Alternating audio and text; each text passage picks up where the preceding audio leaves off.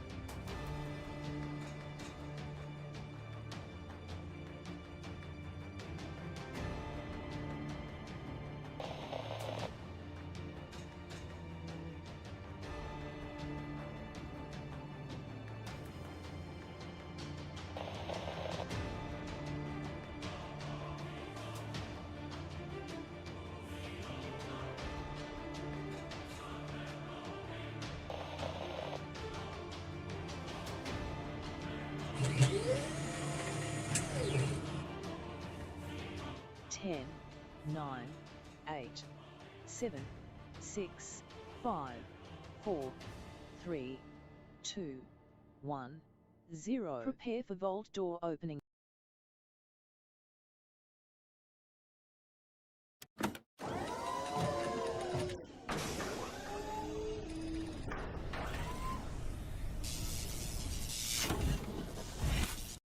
Hello and welcome, everybody.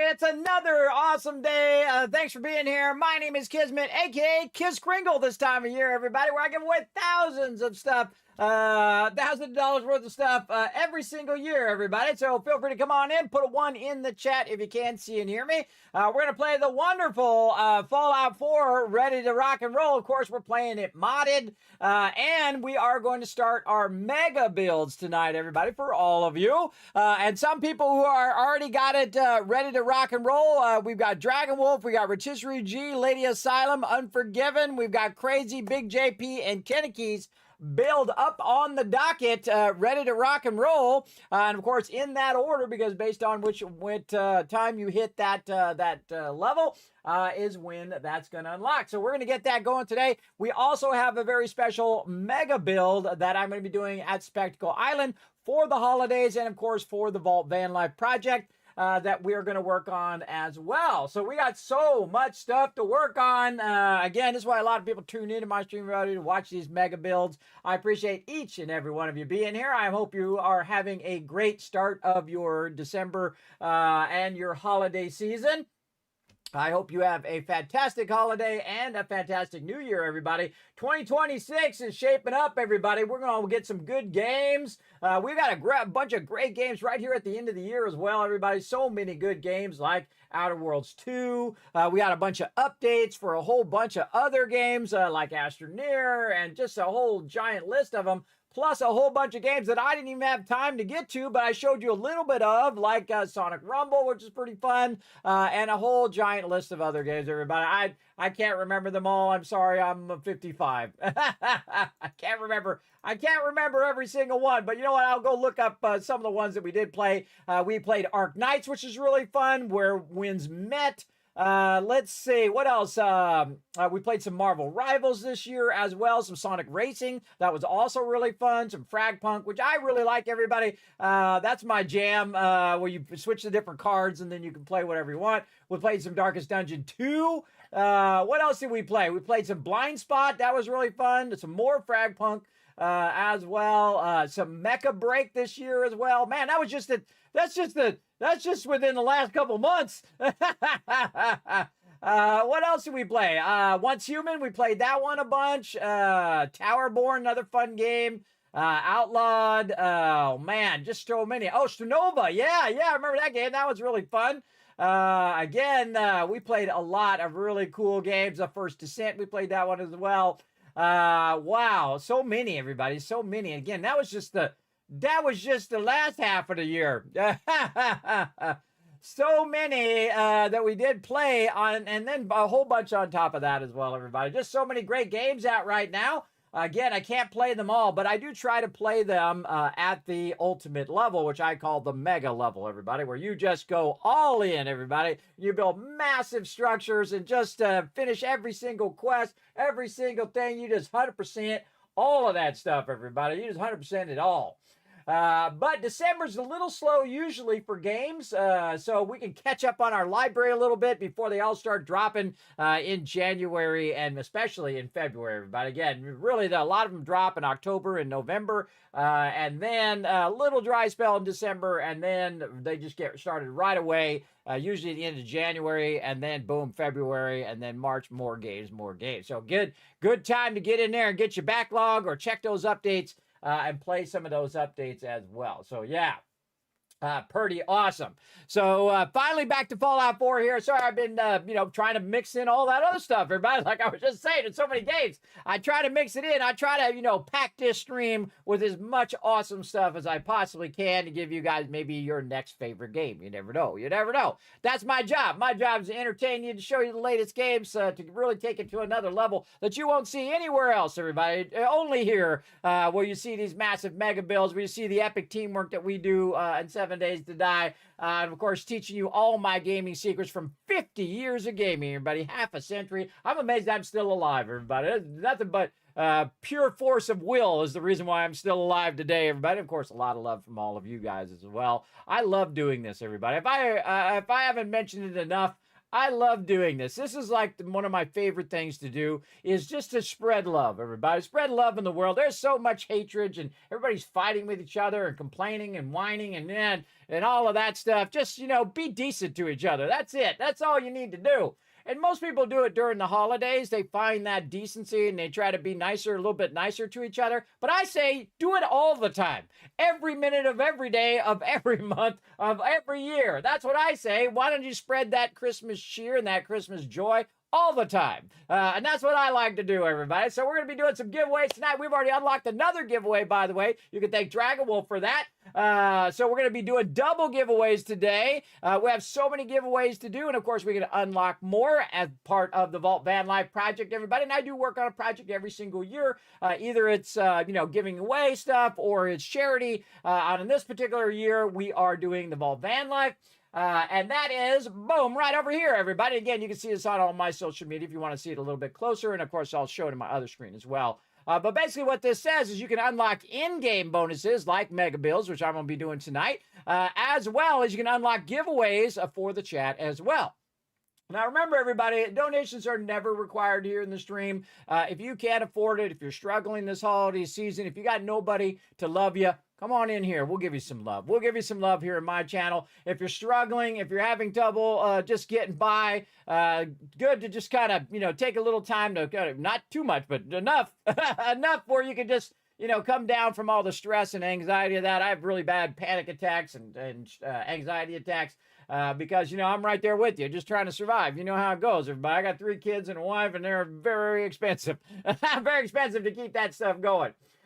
So my wife works 6 days a week, and I work 7 days a week on this stream, everybody. I work on it all the time. And I hope one day it'll become something where I can give away computers and I can give away really cool stuff, or at least pay for itself. And maybe one day I'll actually get paid. That'd be nice. But it's really not for that purpose. That'd be a great side benefit. But the main purpose of it is just so I don't die. So I get up and have something to do every day and can do something that I love to do, which is, of course, bring a little joy. And I have the worst RNG, everybody, random number generator. For those who don't know what RNG is, I have the worst RNG. I never win giveaways. I've won one giveaway in my life. It was from Swifty. I won some headphones, some Razer Kakarises, and my wife took them. I gave them to her because she's like, oh, those are really nice. I love headphones. I'm like, I'm not going to give away my only thing I've ever won to the wife. So I gave it to her because I'm that guy. I'm that nice guy, everybody. So yes, again, I know how awesome it is. Even if you just win a $5 game, everybody, at least you feel like, you got a little luck going on in there. So remember that giveaways are open to everyone. You don't have to donate. You don't have to hit the, subscribe button. If you got Twitch Prime, you might want to drop that. That'd be helpful. But remember, every penny goes right back into these giveaways and into these projects that I do here on the stream, whether I'm taking my mods to TwitchCon or whether I'm doing like giveaways and things like that. And of course, I have a bunch of awesome sponsors like Bethesda Gear, who, by the way, make the most awesome dog meat. And here he is to visit us today. Hello, Dog Meat, my favorite companion of all time. He loves you no matter what. His glasses are a little funky. Hold on, what have you been doing, Dog Meat, that your glasses are falling off? He's got little glasses. And you can put his glasses up like this, too, so you can see him. There he is. So, yes, he is awesome. So you get your own special friend to hang out with the holidays over there at Bethesda Gear. And, of course, we also have some other visitors who want to visit us today as well, which among my favorite stuff over at Bethesda Gear, everybody, are all the plushies. And, of course, my buddies, my pals, and good pals of their own, right here, we got Cappy and Bottle. They're all right here. They're good buddies. Look at him. He loves the Cappy. And if you've never seen Bottle and Cappy, everybody, part of the Nuka World DLC. And I'm the one who asked them for all these plushies, by the way, especially the Death Claw, everybody. That's me. That's me. I said, you should do the Death Claw, everybody. Everybody would love a Death Claw plushie. And I got one of those, and I bought it with my own money, by the way. And my daughter loved it so much, I gave it to her.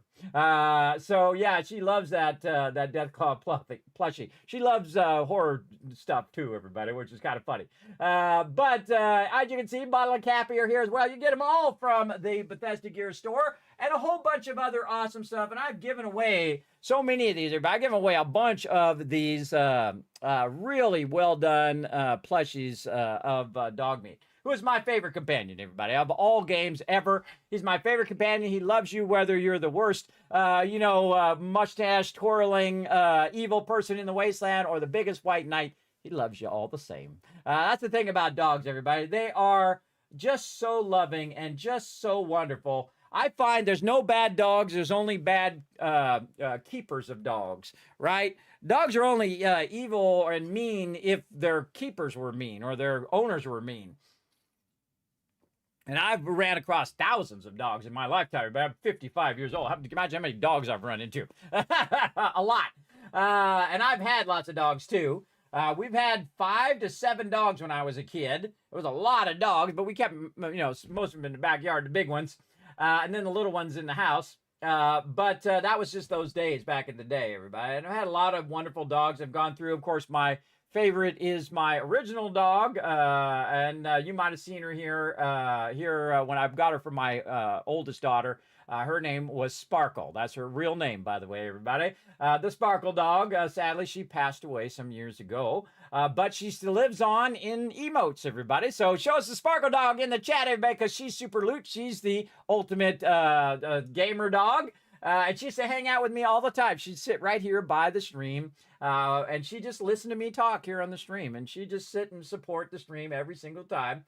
So big love to the Sparkle Dog. So let's see those elite emotes right there in the chat, everybody. Come on, use those holiday emotes as well. The mighty Sparkle Dog rocking the Christmas hat. By the way, my wife was looking through some pictures that I have over here of the family and all that stuff, and we saw a picture of Sparkle Dog with the hat on. I forgot she actually did wear the hat for about 10 seconds, and then she's not a hat person. She's like, yeah, get this hat off. She would knock it off with her paw way back in the day, right? That's the thing about dogs, they just want your love, and that's it. They're just completely loyal. They just love you to death. And all you have to do is feed them and treat them at least somewhat decently, and they'll be your constant companion forever, everybody. They will stay by your side forever. And that's the thing I love about dogs. Now, I like other animals, too. I like cats and whatnot. But cats don't care if you live or die. In fact, they're probably planning your demise while you're sleeping. They're thinking, if this person stops feeding me, I'm going to kill you. They keep feeding me or I will destroy you. I feel like that's kind of the cat mentality. Dog's like, Not thinking anything. He's thinking, feed me, love me, and now I'm going to go take a nap. That's pretty much your dog. That's your dog's thinking most of the time. They don't, they're not as smart as cats, but they are loyal and wonderful. So there you go. And again, now's a good time, everybody, to save a dog from a shelter as well. Maybe have a new friend if you are feeling lonely this year and you can afford it.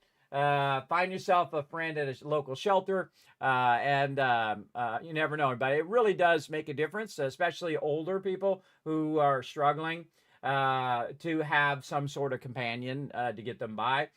So if you know somebody also, that's a great way of showing them some love. Make sure they're not allergic to dogs or cats, everybody. Probably very important to find out that first. Some people are. I'm not. I'm not allergic to dogs or cats. I love them. And I find it very weird, but I find it a red flag when people don't like dogs. It's a red flag when people, are mean and hateful. That's a huge red flag. And then if people don't like pets or animals, what do animals do, everybody? They're just doing their thing. They're just working off their instincts. They don't have our cognitive power, everybody. That's how humans rose to be the top of the food chain. But we live on this one little tiny planet, everybody. If this planet went poof, we would cease to exist. We think we're so smart and we're so superior, and we can't even get off this planet at least far enough to where we could colonize another planet. We haven't even figured that out yet. We're still here goofing off on this planet and treating it badly on top of that. Running the worst experiment ever by running a bunch of greenhouse gases into the atmosphere, and let's see what happens. Hey, we got this one planet that we live on, and let's see if we can cause the ozone layer to go bye-bye. That's why, by the way, if you didn't know that, back in the day, everybody, they actually stopped aerosols, which are like hairspray and stuff like that, because there was getting a big hole in the ozone, and it actually repaired itself over time, which is wild because they outlawed that stuff. So yeah, we have a big effect on the planet. I mean, duh. Why wouldn't we have an effect at the level at which we're doing stuff? And, dogs and cats don't have an effect because they're just not doing stuff at the level that humans are doing. We're billions of humans strong, everybody. And if we just all jumped at the same time, we might cause the planet to run off its axis. I saw that in a movie once, everybody. I think it was in Pay It Forward, where this kid had this brilliant idea that he's going to have everybody in China jump to cause the Earth to knock off its axis. I always thought that was actually kind of smart. That was kind of smart of that kid. Probably not the best thing for the planet, but kind of smart of what he thought he should do. Very funny, I think, or the writers who wrote that, by the way. I'm sure that kid himself didn't come up with that.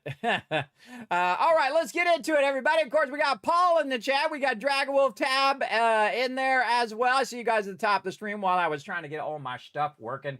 It's always a journey, everybody. Every single stream is uniquely different in all of the things I have to solve before it starts up. It's pretty awesome. But then again, I wouldn't have all the features of my stream, like my office here and all the other cool stuff that I can't do without all that hard work. So thanks for being here, everybody. I see Dragon Wolf right there. There you are. What's up, Dragon Wolf? We got Boss Man in there. We got Foggy saying hello. What's up? What's up? Boss Man saying hello to Foggy. There you go. You've been waiting for some more Fallout 4. Well, awesome. Well, we're going to get back into normal schedule here. We're going to be playing a bunch of Fallout 4 because we got some mega builds to do. We're going to dive right into it here in a moment after we talk to the chat for a bit here. And again, I'm just reading the chat over here, everybody. This is my favorite part. Saying hi to everybody and just chilling out, having a good time. We got Boss Man coming to the ones as well. Dragon Wolf bringing those ones in. We got Unforgiven to letting us know everything's working. We got Paul. We got Toxic Tech showing the love right there. And again, thank you everybody who is rocking Twitch Turbo, just like Toxic there. On behalf of all streamers across all Twitch, everybody, Twitch Turbo is the way to go. If you want to give yourself a present this year, and those are the best kind of presents, the ones you give yourself, everybody, go get that Twitch Turbo, because then you don't have to watch any ads, and you support every single streamer, between 3 to 9 million, something like that. I get different estimates of how many streamers are on these different platforms, but you're helping millions of streamers just by lurking in their channel with that Twitch Turbo. And you don't have to watch any ads. I think it's totally worth it, everybody. Absolutely, 100%. If you can afford it. Absolutely. Mega Bill time. Yes, Paul, we're going to get into it. We're going to have some fun. That is for sure. There we go. Someone's got a birthday on the 16th. Wonder who that person is. Is it your birthday on the 16th? Unforgiven? I don't. If you don't tell me, I'm not gonna know. That's Mr. 9U coming in, rocking that love lurker train with a 1 at the end. Very nice. That's Mr. 9U. Always love to see your love train coming in and getting it going. Speaking of dog meat, did you see the anniversary edition? They have a new Robo Dog companion that you can use in conjunction with regular dog meat. Makes that attack dog perk a little more attractive. Oh, you can double up on your pets. Awesome.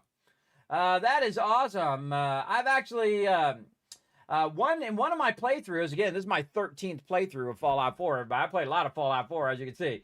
Lucky 13.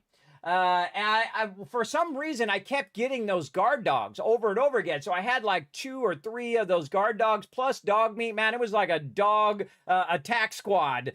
So anybody who attacked like Sanctuary, they'd all go after him big time, which I think is really cool. Really cool. And a secret, by the way, of Fallout 4, I'll give you a gamer secret just to start, even before we get in, is the fact that if you take anything and make it your companion, it becomes a... what do they call that? A necessary or a, man, what do they call that? A critical, there's a word for it. I can't think of the word. But it means that they won't die. That means they'll only get downed and never die. So you can take, like, say, you can build a robot, and if you put the robot there, it might get destroyed. But if you take the robot as a companion, and then dismisses it into the same area and it gets attacked, it'll just get downed and never get destroyed. You're welcome. You're welcome. I just saved you thousands and thousands of resources on robots and other stuff. Essential, that's what it's called. Thank you, Tap. Yeah, it'll be marked as essential. Essential mobs cannot be permanently killed. So yes, it is pretty awesome. Yes, that's what it's called. Thank you very much. I appreciate you being my memory there. Sometimes, you know, not all there, but not all there, but I try. You know what I mean? Yeah, there we go. There's the Sparkle Dog. Oh, look at Sparkle Dog.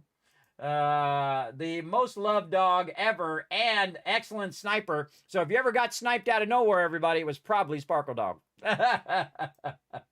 Because sometimes I bring her on stream and she give a little commentary on gameplay, and she's like, "Who are these noobs? Who's running this show over here?" Back and wipe out all these people, and then I'd put her back down.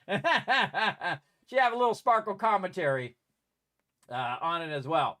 Roommates just got a doggo, and just before you started stream, he started barking like he was trying to learn something. Like it was nothing there. He was saying it's time for the stream. It's time to get going here. It's time to fire up. Let's go. Dragon with a massive Kismet love trade. Now that's how you do a love trade right there. Look at that, everybody. That's how you do it. Remember, everybody, get different tiers, unlock different emotes. You can make all sorts of combinations of the Kismet love train. One of my favorite things about that. Yes, your birthday's on the 16th. Well, happy birthday early, if I don't remember on the 16th. So I hope you have a great birthday. Kind of sucks it's close to Christmas. I'm sure you've gotten screwed over year after year. I know somebody who is actually born on Christmas, everybody. Talk about getting screwed. That's really getting screwed, because you know, as a kid, you're not gonna get double presents. You're gonna get the Christmas presents and then maybe an extra present or birthday cake for your birthday. But still, you get hosed if you have a birthday near Christmas, for sure. Yes, essential. Tags him as essential. Yes, thank you so much for being my memory. Oh, let me give you some kids caps for backing me up in the chat as well. My stupid command just does not want to work. I've tried everything under the sun. I'm probably going to uninstall it after the holiday, because I don't want to uninstall it now, because then everything will get screwed up. So I just manually do it here, and hopefully my button kicks in. It's like I press it and it's like delayed for like 3 minutes before it actually lets me do it. I'm just going to manually paste it in there. There's a bunch of kids cats for being here at the top of the stream. Also a bunch of kids cats for putting those ones in there, and also for being my memory. I appreciate you. You're like, Kismet, what are these kids caps that you're talking about? If you're new to my stream, those are what you use for the giveaways. Now, if you're over on twitch.tv/Kismet, remember I do stream to 6 different platforms at the same time. I'm a Twitch partner and a YouTube partner. I appreciate everybody watching, no matter where you watch me. I don't care where you watch me, everybody. Whatever's convenient to you, it's okay. But remember, the giveaways are done at twitch.tv/Kismet, all right? So if you do want to be part of those giveaways, just pop over there, get in the chat. Remember, it's open to everybody. I will explain how to be part of the giveaways when we get it started, and I'll have Saltbot come up and tell you all about it as well. to help you guys be part of it. So remember, again, open to everyone every single year, everybody. I've done this every single year, and I stream for the whole entire month up to Christmas, usually. But I did get all wrapped up in my lights, which threw me off on day one. But hey, at least I got those Christmas lights in there, and we're good to go. Also, by the way, I forgot to mention the other platforms. I'm also streaming on Facebook, Kick, Twitter, aka X.com now, and Trovo. So I'm streaming to 6 different platforms at the same time in 1080 HD. You're welcome. It's 36,000 upload, everybody. Not download, upload. Now, they didn't even have 36,000 back in the day when I first started streaming, but I didn't even have it where you could do it that fast. Normally, streamers use between 3,000 and 6,000 up. I use 36,000. Yes, it's an insane thing. It's why I have fiber optic to do that. It's worth every penny, everybody. Absolutely. There's few things that are worth it, everybody. Faster internet, I think, is always worth it.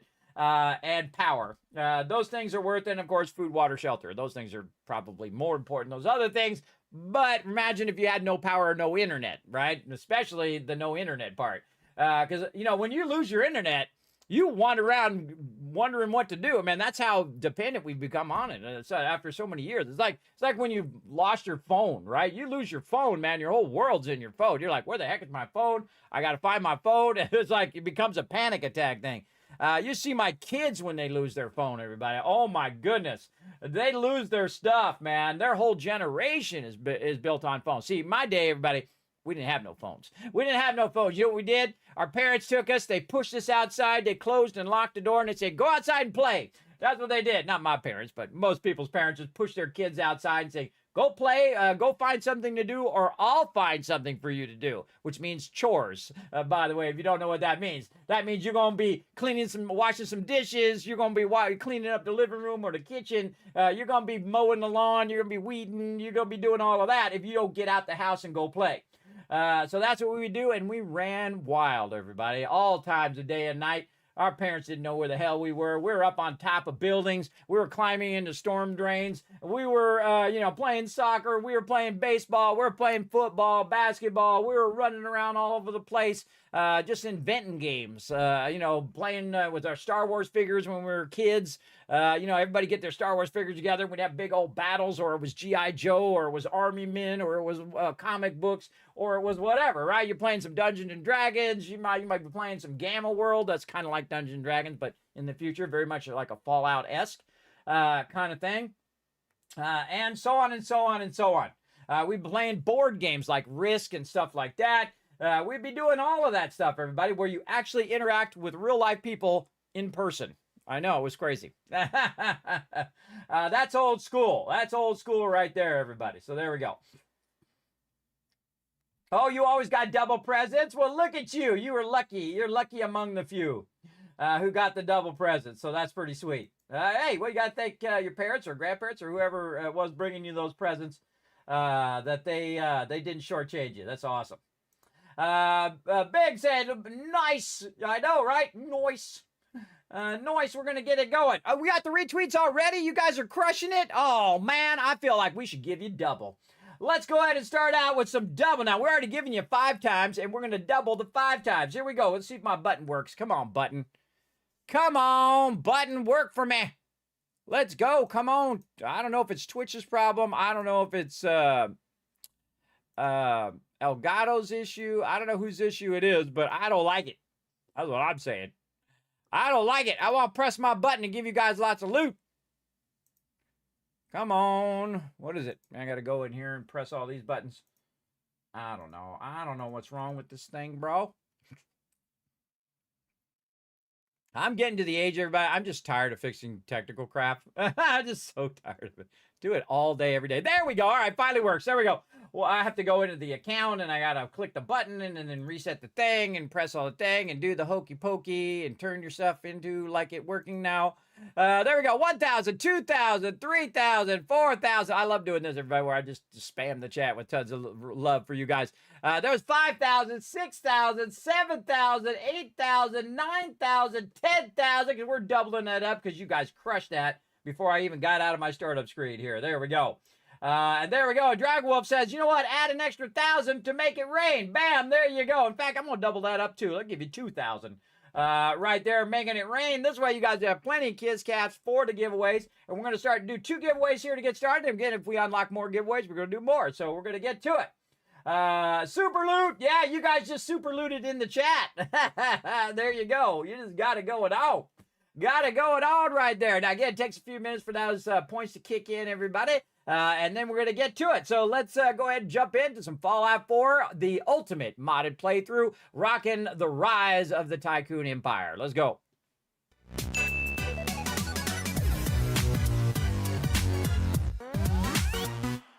Oh, man. Excited to get back to it. Let's go. Fallout 4 time. Let's get into it. Now, right over here, everybody, we are at, of course, Spectacle Island, one of the largest settlements in the entire game. And I love the settlement system, everybody. Of course, it could be better, but you know how it goes. And whatever you got, you always want more kind of thing. And as you can see, we'll give you the quick tour. You can see I'm collecting a bunch of the power armors as well as a ton of various vault suits, different outfits from different NPCs. And of course throwing them down over here, and then even the next level stuff where I get all the various outfits, and you can see some vault suits here, everybody, with no numbers on the back, which is kind of cool. And then of course the different styles of armor. You've got you know, your raider armor, your combat armor, you've got your robot armor and whatnot over here. And of course, using the the armor rack to hold them, you can see some metal ones here, and we're going to be building out the biggest museum you ever saw, everybody. You ever saw. And again, we're going to keep going. Again, this is all part of the Vault Van Life project that we are building out. And during the holidays, we build a holiday build in here as well. And this is where I'm going to be building the holiday build. I'm going to integrate the museum along with our holiday build, where if you have donated $15 or more, you're going to have your name up here. So if you want to be part of it, feel free to go ahead and donate to the stream. Remember, again, it does go toward the Vault Van Life project, which is right over here. There it is. Oh, I got to move over. Over here. There we go. Right here, everybody. So it's me, Kiz Kringle. I'm back. And we're going to be going all the way till the 24th, and then from the 25th to the 6th, or I'll be out to the 5th, and then back on the 6th. Like I do every single year. But you can unlock Steam gift cards, Amazon gift cards, Bethesda gift cards, as well as a ton of various games. Again, these things could be worth $200, could be worth $150, $100, $80, or $5. Everybody, again, they're random code giveaways, and some of them are giant packs, and they are random. So I'm a giant list, and whoever wins first gets the first thing, whoever wins second gets the second thing, and so on and so forth. And again, as we hit certain milestones, we are raising funds for making a van. And it's going to be like a broadcast van where I can drive it to, say, TwitchCon or to the Fallout Celebration. I missed out, everybody. Oh, man. I so wanted to go to that so bad. But once we get the van, we can drive to things like the Fallout Celebration, and I can take you guys virtually along with me for those who can't go. And, of course, stream it live from the event. That's the whole point of the van. And I can also stream games in there as well as I'm traveling around. And basically just go on a great grand adventure. It's my one last wish, everybody. And hopefully I have enough time to get this wish unlocked before I get too old and can't and too feeble to do these crazy journeys that I'm going to try to go on here. And I've been working on my health. I've been working out. I've been eating better. I've been getting stronger over all of the last decade or so. And broke that 180 barrier, by the way. I forgot to mention that at the top of the stream, everybody. I've been stuck at 180 pounds for a while, and I can't just seem to get below that 180 barrier. But now 187, I think I am now, and staying pretty steady there as well. Oh, Kismet love trade coming in. Hold on. Oh, there it goes. Oh, I missed it. Hold on. Let's throw it up again. I should put this under the Kismet love tray. Nope. Hold on. I gotta put this under the Kismet love tray. Yeah, there we go. All right, there we go. Let's show some love to I Am Death coming in. 41 months of sub love, everybody. Holy mackerel, that's a lot of love. Thank you so much for your love and support, I Am Death. Let's show some love in the chat, everybody. Remember, this is an interactive stream. I want to see some love in the chat, or I'll just sit here and stare at these power armors for like an hour. I'm that guy. I'm that guy. I'm old school in that way. When people show some love to the chat, we take that love and we amplify it. We send it right back out there. And it's your job in the chat to show some love to the peeps that keep the stream going. All right? So show some love in the chat to I Am Death for blowing it up there. I appreciate you, man. Yeah, bringing in that hype. Bringing in the hype in the chat as well. Hope you're doing well. I Am Death. Thank you so much for that love. So yes, we're going to go ahead and get into it, everybody. Again, we're going to be doing some mega builds, and we're going to start with Abernathy Farm with Dragon Wolf's thing, who unlocked the ability. And by the way, I got a spreadsheet for this if you guys want to see what's what with what. This is called the Settlement Overseer. I made this, I don't know, 10 years ago or so. And this actually tracks what's going on in each and every settlement, which is awesome. You can go ahead and find it right here in the chat. I'm going to go ahead and link it in there for you. The second I find the button, there we go. I'm going to go ahead and also throw it over to my peeps over at YouTube as well. Let's give you guys some love over there as well, so you guys can check it out. And again, this is the 2.0 version where I went in and revamped it and updated it. You can actually select this whole thing, copy it, and paste it into your own spreadsheet. And, of course, take out the stuff that you don't need and track your own stuff, which is pretty cool. So you can track your whole playthrough. It really does make a difference, everybody, because you can track what the happiness level was. Is the happiness level going up or is it going down? Because this is a lot of settlements to track, everybody. I think there are 36 total locations you can take over. 37 total locations you can take over. Throughout not only the base game, but also through the DLC and all of that. And we're going to be playing all the way through on this playthrough, everybody, all the way through. And we're going to take over every location. We're going to build out every single location eventually as well. And you have an opportunity to go ahead and grab one of those locations, and I'll build a mega build just for you. That's right. Again, the Vault Van Life project right over here. So let's, now I got to find what I did with it. Oh, down here. There we go. So again, if you do donate $15 or more, you become a Vault founder. If you donate $25 or more, remember this does stack. So if you donated $10 before and you donate $15, bam, you can claim a settlement just like that at $25. 35 is found a settlement. 45 is name a settlement, which means you can name it something different as long as it's PG-13, obviously. But you can name it something different, like Abernathy Farm is going to be, we're going to call it Wolf Creek Homestead, because that's what Dragon Wolf was called. And we'll put a big sign and then say welcome to, and all of that. We're going to be doing that tonight. So settle in, everybody. And again, the higher tiers, of course, you can have the NPC named after you. You can choose my next companion. The first person who donates 100 or more in this round can choose my next companion. And then the next person can choose the companion after that and so on. And then that means the companion to go and unlock and get as the first time I'm going to be using that companion in this playthrough.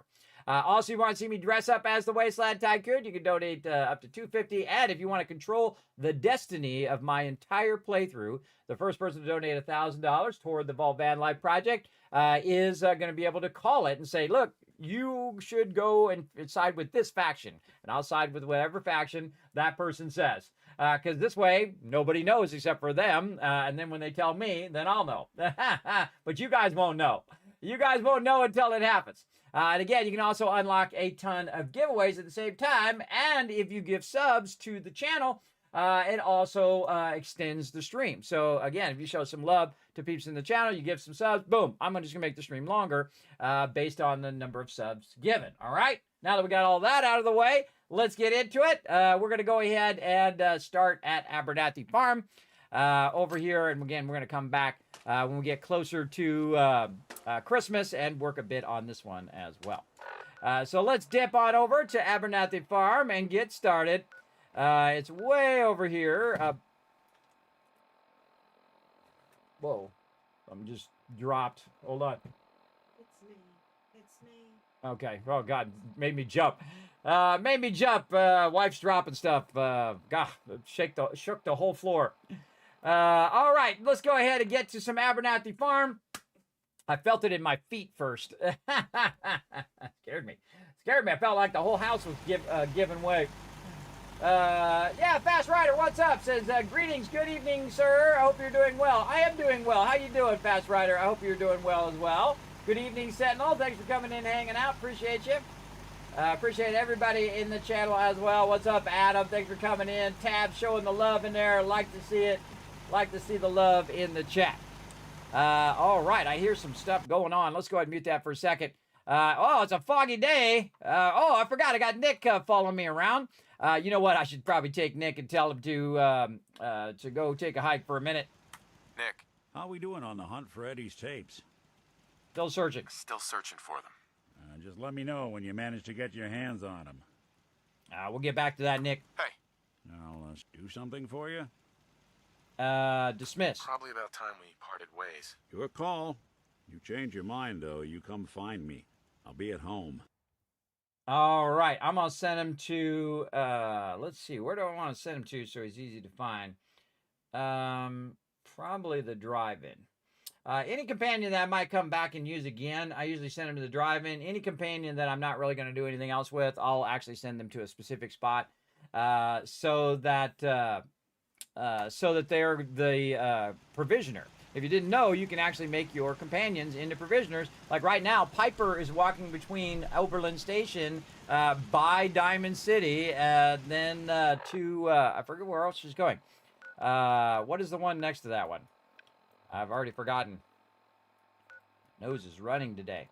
Let's see. Oberlin Station to Jamaica Plains. So, yeah, she's walking clear over there. Or, no, Hangman's Alley. The Hangman's Alley, I think it is. Right, or Jamaica Plains. No, I think it's this one. I think she's walking all the way to Jamaica Plains and then back again.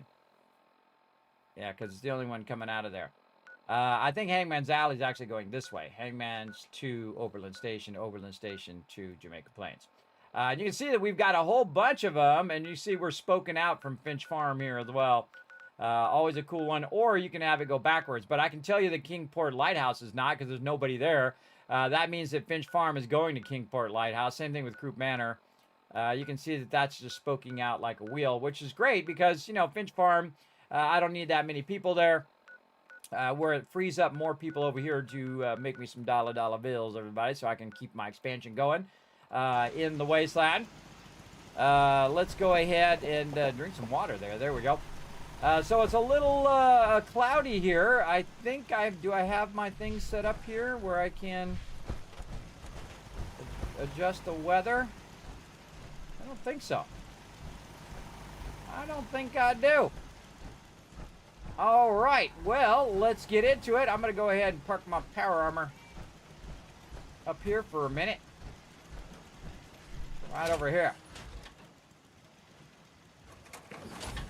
Right over here. Always take your fusion core out, everybody. Every single time, or they will jump in your armor and take off with it. Absolutely. Whoa, look at this kill box up here. Oh, man, I got a lot of turrets there. All right, everybody, we're going to start building a mega build. Now, the first thing we want to do is check the boundaries of where our base is. Now, inside this thing here, everybody, there's a moo-moo in there. Clarabelle. Oh, there's some robots stuck in there. The sound alert didn't go off. Which one? Look. You can't do look. Look is for a mod. You can't do that alert. Busted worked, but look is for my mods, everybody. It means look at mod chat. So you can't do that one. So there you go. Now let's go ahead and see. Oh, we got a sub alert didn't go off. I see. Kismet love trade. Let's replay it. See if we get it to go. Nope. Does not want to work. Oh man, why can't I play? Why can't I just play games? Why do I have to sit here and fix broken crap all day long? Not my fault. Don't blame me. Let's go in and see what the heck is happening here.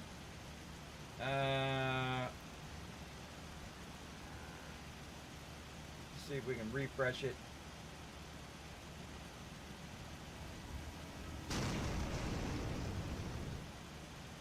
Nope, it's not playing. Replayed it multiple times. It's on a suddenly I'll play like 15 times. You watch.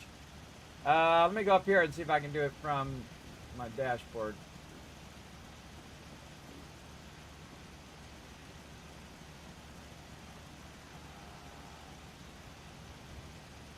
Oh, doesn't work.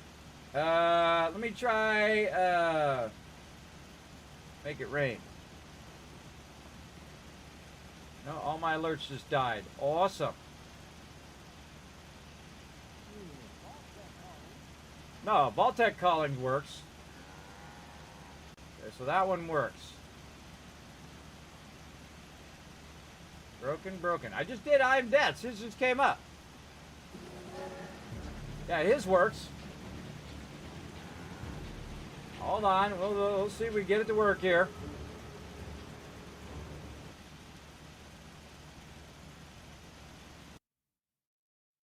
It doesn't want to play yours, Rotisserie G. I don't know. Maybe you broke it with that massive 81 months of sub love, everybody. Right here, everybody. Let me see if I can find it here in the chat. It doesn't actually put the thing in the chat. I noticed that.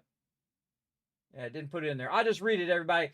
Nearly 7 years of shenanigans and getting randomly sidetracked and still haven't finished the main quest. I know, I'm not even close to finishing the main quest, but I just unlocked the Brotherhood. I'm still 250 hours away from getting that done. Sorry it doesn't work, man. I don't know. All the other alerts are working. It just seems to be yours that doesn't want to work. But don't worry, in about 10 minutes, it's going to play it like 5 times. Because that's usually how it goes. Ironic, the comment I put in, right? I know, right off the rails, right? Right off the rails, easily sidetracked into things getting broken. Fast Rider says he's doing good. There it is. Oh, okay, it did put it in the chat. All right, I just didn't see it. Nearly 7 years of shenanigans and getting randomly sidetracked and still haven't finished the main quest. Exactly. We'll get it done at some point. Boss Man showing some love. Dragon Wolf going. The alerts are not dead. The exclamation look again only works for my thing. Oh, Drubin's coming in. There we go. That's just that Mission on You coming in with a massive sub drop. I guess we're extending the stream. Longer stream coming up. Right here, and again, the peeps are getting some love. Drubin, Polymorph, Too Tall, Old A, Old Al is what it is. Old Al. I thought it was a number 1. Dread Drex getting some love. Nuke getting some love as well. Box Kicker, hey Box Kicker, you got a free sub. But the best time to get free sub is right now, everybody. It's the best time because I do so many giveaways. Gumbus getting some love special. Cajun, you got a free sub as well. Hey, I see him all the time. Torpedo getting some love. Neil, Gank, Joker. Let's see. Who else? Dutch getting some love. Hike, we got Zartan. Big JP getting some love as well. Getting that free sub. I Am the Legend, Alpha, and Demented Corgi. Reminds me of Sparkle Dog. Show some love to your love train conductor, everybody. The Mighty, that's Mission on You, just gave a 20 gifted sub drop. To all of you in the chat. So again, make sure to show some love in there as well. Obviously, my alerts are working. I don't know why that one specific alert decided not to work. But I will try it again later, Rotisserie G. I will try to get that sucker to come up on the stream. Again, I appreciate that 81 months of sub love. That's a lot of love right there, bro. That's a lot of love. So again, show some love in the chat, everybody. I want to see that love scrolling up in the chat right now. Let's show some love to That's Mission on You, showing some love to everybody in the chat. Let's go. Blow it up. Blow it up with that love in the chat. While I try to catch up on the chat. There we go. Isn't fixing broken crap what graphic designers usually do? You are not wrong, Kiwi. You are not wrong. You are 100% right. Not only did I do it as someone who designs stuff, everybody, but as a pre-press person, which is the kind of higher level of graphic design, where you got to know everything. You got to know printing, publishing, about paper. You got to know about presses and all of that stuff. And people would send in their designs, and sure, it looked pretty, but it would not print, everybody. Most of that stuff they sent me would not print the way that it was. So I had to go in and fix it. I was Mr. Fix-It, everybody. If you couldn't get something to run, you brought it to me. I'd make it work, which is pretty awesome. Yes, people in computer science in general, yes, they are solving issues, solving problems. That's what they do. Yeah, fun detected, exactly. Fun detected for sure. Yeah, Tab's showing some love in the chat. There we go. Now we're doing it. Yes, there you go, DreadX. You're getting some love, bro. Get some love from the mighty. That's Mr. Non You showing you guys some love there. Yeah, Tab showing some love. We got Unforgiven showing it. We got Rotisserie G. Man, the love is firing up in here. Boss Man's going. We got Dragon Wolf showing it right there. Boss Man showing that love. And, of course, Nuke showing the love as well. 7 years and no main quest. Honestly, your commitment and hyper focus on building is so adorable. No, I have finished the main quest, Senno Kiwi. He's just kidding. He's just kidding. I have finished the main quest multiple times. In the hardest mode, playing it the hardest way you can play it, in the survival mode, and then, of course, the new survival mode. I played through 13 times. I have finished with the Railroad, with the Brotherhood, with the Minutemen, with the Institute, even though it was against my better instincts. And I have also done the happy ending many times. If you've never done the happy ending, is my favorite ending, where 3 out of the 4 factions still love and trade with you, but the other faction really doesn't like you. They really, really don't like you. But again, I don't want to spoil it for you, but you can look it up online on what you need to do that happy ending. Again, one of my favorite endings in the game, which is actually not a legitimate ending. It's not like built into the game, but if you happen to do your quests in a certain order, some peeps figured out that you could have 3 out of the 4 factions still interact with you after you finish the main game. So very, very fun. Very, very fun. But I have finished it many times. And again, I'm at, how many hours now? Oh, get out of there. I am at, let's see. I am at 3,533 hours just in Fallout 4. That's not counting all the other Fallouts, everybody, especially Fallout 1, which is 10,000 easy. Could be 20. 20,000 hours. Not kidding. Not kidding. That's not an exaggeration. I played Fallout 1 a lot. And of course, I also had, job and, I was young then. And I made lots of money, so I could, play on the weekends. And just get absolutely obsessed with, okay, man, I got to get in here and I got to get my weapon loaded. I need some ammo and I need to do the thing. I just played Fallout 1 over and over again. It was awesome. It was awesome. But then, you get older, you get, significant other, you get a wife, you get children. You can't usually play at that level anymore just because you're older too. But also because, you got IRL responsibilities, you got things to do. And then if you're like me, you got medical conditions now, it's even harder, even more difficult. But all right, let's go ahead and start with some basics, everybody. We're going to go ahead and start our mega building tonight for our awesome peeps who have donated toward the Vault Van Life Project. Again, any donation of $15 or more makes you a Vault founder, and you get your name inscribed on the van forever. This is a real-life van, everybody, not in the game. I'm talking about real life. Yeah, real life making a Vault van. Sanctuary's under attack. Uh-oh, we might have to, sidetrack here for a minute. Let's try to get this thing to move over. There we go. I got to align this a little better. Now, what I'm going to do first is I'm going to set up a perimeter defense around the area. And so we're going to try to figure it out. Now, we probably should inset it a little bit. I really feel you should always kind of inset it because if you put it too close to the edge, you can't put turrets up there. You can't do anything up on the top. I'm going to be building a bunch of ramparts and all sorts of we're really going to get into it, everybody. It's going to be a very involved mega playthrough. But we've got to help out Sanctuary. So I say we get the power armor back. Well, let's go help them out. Now, Sanctuary, of all of the settlements, is the one that's going to get attacked the most. And why is that? Well, normally you can negate a lot of the attacks, or at least reduce the chance of getting attacked by, of course, taking your food and water, add those together, and then that's how much defense that you need. But that doesn't quite work for my Sanctuary, and I'll go show you why. There we go. They should invite me to the development team for the next Fallout. I just like to be a little character in there. I don't need to be a main protagonist. Just have a little wasteland tycoon in there with my yellow fedora and my blue suit that I typically wear. And go from there. All right, here, look, this we can fix the weather. There we go. Let's fix the weather. Yeah, there we go. Yeehaw! Jumping off the top. Here we go. Let's get into it. Oh, who we got coming in? Oh, man, more robots. We got to really take care of this mechanist person.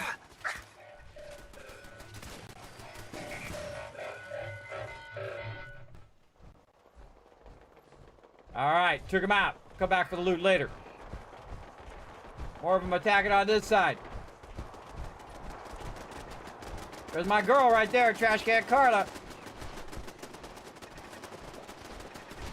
Let's go. Oh, yeah, more attacking over here. Look at the Kismet kill box up on high, everybody.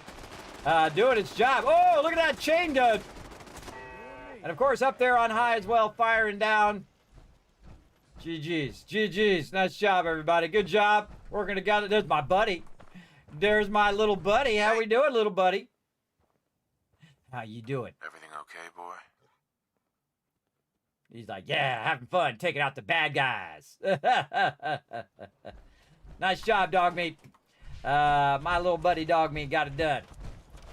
Dog meat's living like a king right now, everybody. I'm gonna give you a little tour of my sanctuary build right here, everybody. Again, there's certain locations that I have reserved for mega building. Uh-oh, more action. Look, it's the vault rep right there. There he goes. Go get him, vault rep.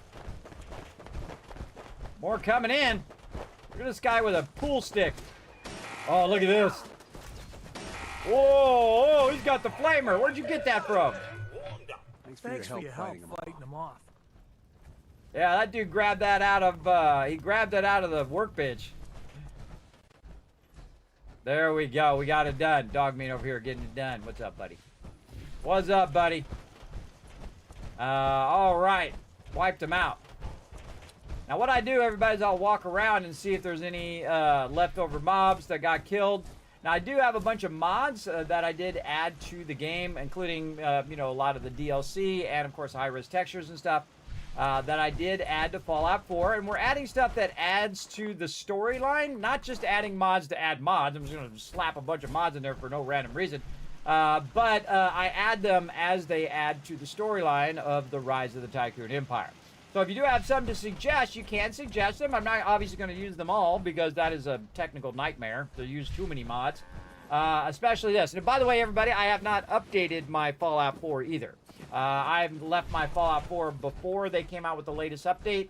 We will eventually look at that latest update, which is updates the store and all of that. You can get more of the DLC and stuff. Lately, everybody, I feel like it's much better to kind of wait until they come out with something, and then it's going to be broken for like the first week or two, and then wait for that week or two to go by, and then play. Great example, Fallout 76, everybody. I was going to be playing it, and I thought, I'm not going to play it on day one, because it'll probably have issues, and sadly, I called it. It started having a bunch of issues. But I give them huge credit, though. They did go in, let everybody know, hold on, everybody, people are having trouble logging in and having issues and stuff. We're working on it, and so they worked on it on that day, and then got it working for many people. But they are still working on it. So keep that in mind if you are playing some 76, everybody. Fallout 76, by the way, for people who don't know. We call it 76 for short in the Fallout community, representing the vault number, Vault 76. For those who are not that into Fallout, but who don't know what that's all about. Sometimes I like to clarify stuff, everybody, for those who don't know. But yeah, having a bit of issues there, but they are working on it diligently over there, and I did see a bunch of updates and patches across all platforms as well. And we will eventually check it out, but I thought, nah, I think what I'm going to do is just let it drop and then let them fix it. Because sadly, what they've been doing is they've been dropping a bunch of content, and they're just missing their potential, I think, everybody. If they had just taken longer to troubleshoot it, try to figure out some of the issues, have a bigger kind of semi-play test first, and say, you know what, we're going to play test this on the PTS a little longer just to make sure it's solid, and then release it to the community. Because every time they release broken stuff to the community, they're just losing mind market share, everybody. That's where people think, well, it's always broken, it's always not working. And it's true, because a lot of times when you log into a game, when the patch first comes out, and it's not just their games, personally, practically every single game by now, is their mentality is, we'll bring it out broken, and then we'll fix it later. How about fix it now and don't release it until it's ready to be released, instead of just pushing it out too early. And usually that's not the fault of the devs themselves. It's usually the higher up saying, no, you got to push it out now. You got to push it out now. Well, it's not ready. It's not ready. Push it out now. Push it out now, right? So again, most of the time you can blame that on the corporate jerks that don't understand game. Don't understand that that has a huge negative effect. I think I looked at all of these. It has a huge negative effect on the community and has a huge negative effect on the franchise itself. Every time you release something that's broken. I really feel like they should stop doing that. They've got to get some home runs. I mean, a lot of great content in that update of Fallout 76. A lot of cool stuff, and that'll be distracted from all that hard work that all those excellent devs did to make all that cool content in the game. Will be distracted by all of those issues, right? So again, you just kill all that momentum in that moment when your stuff doesn't work. So best to make it work first and then release it. I mean, a big shout out to Bethesda for trying, but you gotta get some home runs, bro. You gotta get some home runs. And home runs, it comes out, it runs well. There's no issues or minimal minor issues. Not like you can't log in the game. If you have an issue like you can't log in the game, you failed at your Q&A. That's for sure. You absolutely failed. That should not happen ever. You should not go full World of Warcraft 20 years later, everybody, because I was there when WoW dropped, everybody. It was a dumpster fire. And then, which is really funny, everybody, it makes me laugh every time I think about it, 20 years later, or 15 years later, how many ever years later it was, they came out with Classic again. And when they came out with Classic, it happened all over again. I can't believe it. 15 years later, and they still didn't learn their lesson. I could have told them. And I did tell them. I said, look, don't have it where it's going to be a dumpster fire on launch again. And then, bam, Classic comes out, dumpster fire. Can't log in. The queues are massive. Just, all the things they should have learned from their mistakes in the past. And this is also the problem with new MMOs, everybody. They're not learning the mistakes of others. See, if you learn the mistakes of others, you get that mistake for free. That's right, in life or in gaming development or in any type of thing that you do. That if you look at over here and you say, oh, wow, these people were shady about launching their game and their game was massively broken on release, and some people paid $60, $70, $80, $100, $200, $300 for the collector's editions and whatnot, and it's broken on day one. I'm looking at you, Cyberpunk. You know what you did.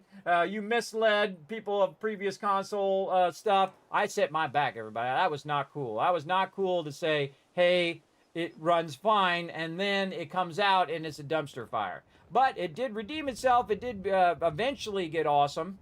But it was a huge mistake to do that because now it's forever flawed on launch. Same thing with 76 when it dropped. I didn't have any issues. I played it just fine. A lot of the storyline was not written very well, but it did get better over time, and they did fix a lot of issues, and it did get better. But you got to stop doing that because it is eroding your community. It absolutely is. Every time you bring out something broken, and then we have to wait for you to fix it, it is not a way to do development. It is not a way to garner people to want to play your game.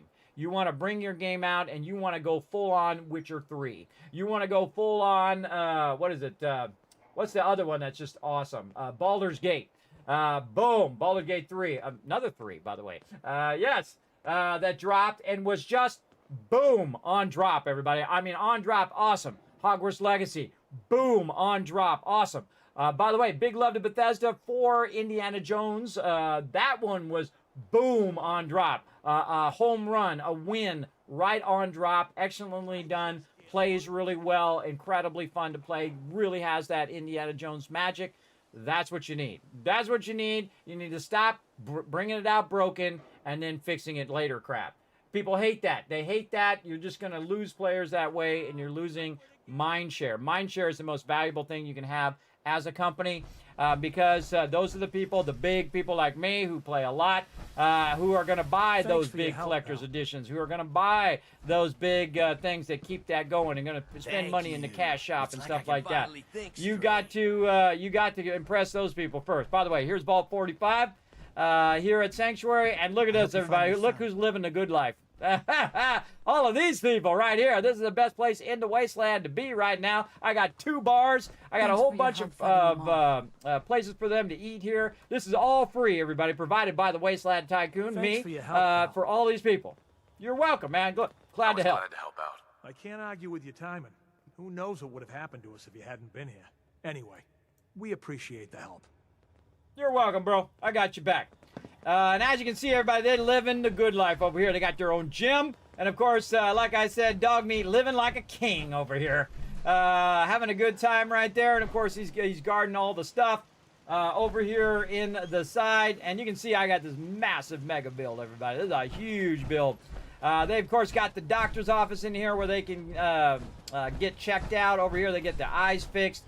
Over here, we got a clinic here. And, by the way, I rigged these things so they pay out more. So people making some serious cash. Because I don't make just millions. I don't just make billions. I make trillions of dollars in games like this. I've made trillions of caps, everybody. Easy, easy. You know, I kid, nobody has made trillions in a game. That's ridiculous. Oh, really? Hold on a second. Hold on a second. Let me dazzle all you new peeps right over here. Check it out right here. This is, boom. This is January 15th of 1986. This is a game called Taipan. Look how much I got in the bank. I had never even heard of the word trillion before. Right here. This is in 1986, everybody. This is me. You can actually see a really young 15-year-old Kismet in the reflection there, by the way. Playing on an old Apple II. Right over here, I made 2.5 trillion. Right there, before most of you were born. That's right there, bro. This was also taken on a Polaroid camera, everybody, for all you old school. And then you shook it, dry it. By the way, that shaking of the thing didn't do a damn thing. It's been proven that doesn't do anything. It just gives you something to do while you're waiting for it to develop. I always found that hilariously funny. And by the way, did you know that Polaroid, who made the instant camera, they got bought and they lost the formula for the instant thing. And so their actual Polaroid thing is worse than another company which discovered their original formula, and now they have the rights to it, and Polaroid no longer does. Which is really funny. Some guy at Disneyland was talking about that. And I was talking about the old Polaroids, and he was like, yeah, did you know this? And then I just told you the story of that. I was like, oh, wow, I didn't know that. That's cool. So there you go. Yes, it's pretty sweet, everybody. Of course, over here, we've got everybody, of course, collecting resources, as well as having every different type of food you can have in the wasteland. Right over here. And, of course, we got, look at this. Look at Sheffield. He's having some lunch. Oh, he's eating a steak. Look, he's living good life now, everybody. From just needing a Nuka-Cola now in a nice suit. He's got a job. He's one of my vendors, as well as eating a nice steak. Man, must be nice. Must be nice to be part of the Wasteland Tycoons crew. Excuse me, coming through. And of course, every single person in the vault, by the way, has their very own location. That's right, their very own place to stay. Their own house up here in the top part, nice and secure. So if they do want to go in there and just, be safe from the wasteland, from all the dangers of the wasteland, and go in there, take a nice nap, not have to worry about anything way up here. Ain't nothing getting up here, everybody. Ain't nothing getting up here through the Kismet kill box. And you can see I've got a massive amount of rooms up here, everybody, for every single person here in the vault. So pretty awesome. Everybody's got their own space, so they don't have to be right up on top of each other.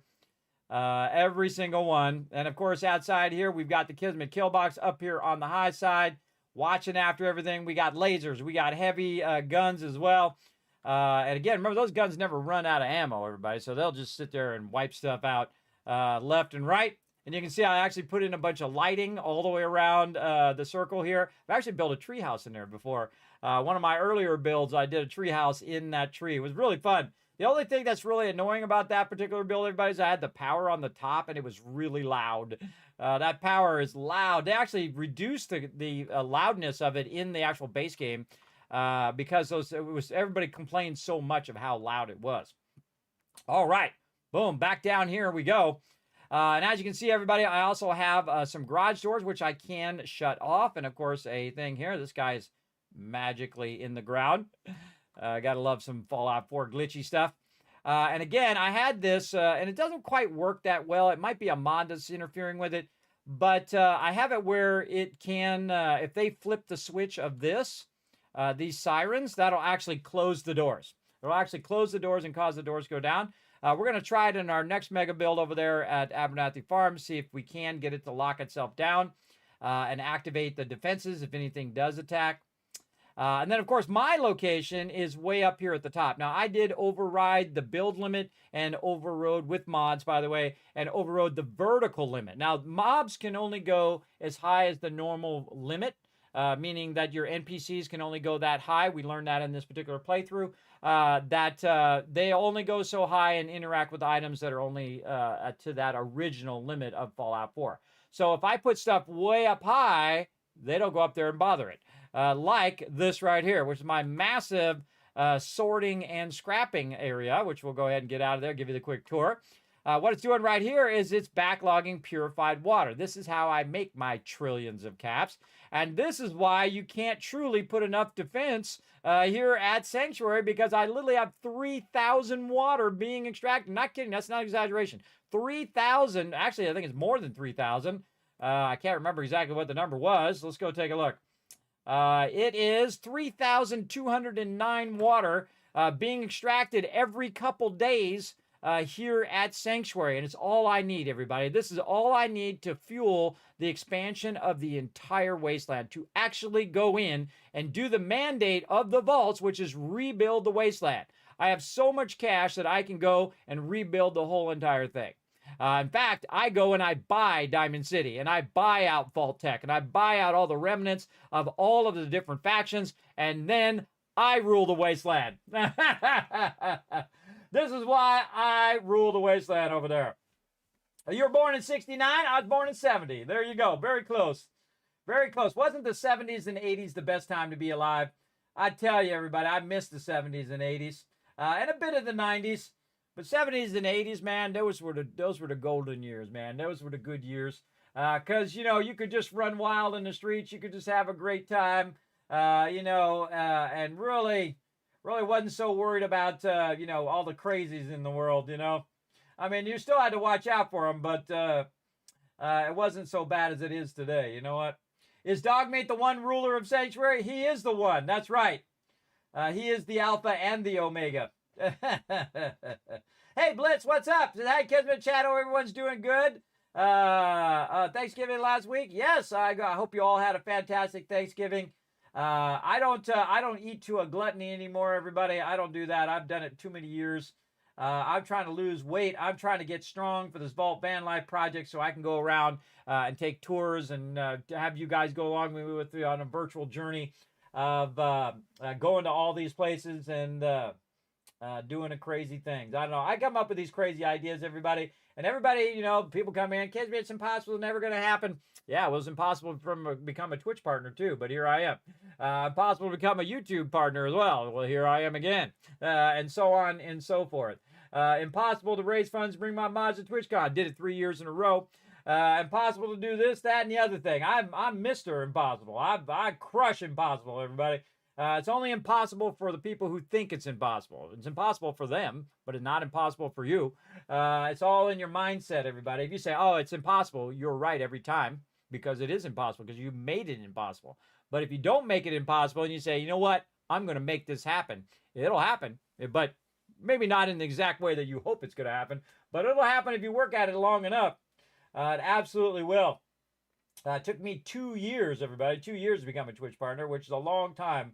A lot of hard work in there too. And again, I just like to have a character. And if I die, everybody, I expect all of you to go and petition Fallout Bethesda to put the Wasteland Tycoon in the next Fallout. And I just be some random NPC just standing on the side of the road, maybe at Vault Tech headquarters or wherever the Vault Tech thing is. And I'm just chilling outside and I say, hey, you want some purified water? I think that's it. I only need one line, one voice line. Would you like some purified water? That's it. That's all I need. That's my small achievement in the world of Fallout. It would be awesome. It would be awesome. There we go. What's your opinion on games that come out so full of bugs and glitches? Do you think it's inevitable with some extra? Wow, I just answered that question, Kiwi. See, this is why they call me Kismet. I didn't see it in the chat first. I just got to it in my chat. I swear, I swear. It says, what do you think about games that are full of bugs and glitches? And I already went over that, and I already talked about it before I saw it in the chat. Again, I already answered that question before I even looked. And that's how I got the nickname Kismet, because I would do that all the time, especially around my friends. I'd be talking to my friends, and I was like, da-da-da-da-da, we should go do this, this, and this. And my other friend, almost word for word, would come over, he'd walk over, he didn't hear what we said. He'd walk over and say, hey, we should do da-da-da-da. And they all look at me and say, whoa, that's weird, that's like Kismet. You just said the exact same thing that he just said before he said it. How'd you do that? And I'm like, I don't know, it just happens to me all the time. It's just random things that happen. So there you go. I'm the Kismet, everybody. By the way, all the other people using the name Kismet, they're just copies of me. I'm the original. I'm the number one. The one that started it all. So there you go. Do you think it's inevitable to some extent, or the devs just incompetent sometimes? They do not do enough Q&A. Because you know what? Back in the day, everybody, when we played games, and they can give excuses all day long. When you got a game, you didn't have no online to go update it. So if your game didn't work, it was a failure. I mean, it was a failure like you go take it back to the store and return it. Because how are you going to get an update? Right? Because you could contact the company and their customer service, and they'll be like, oh, well, we don't have an update. Sorry if it doesn't work. That's it.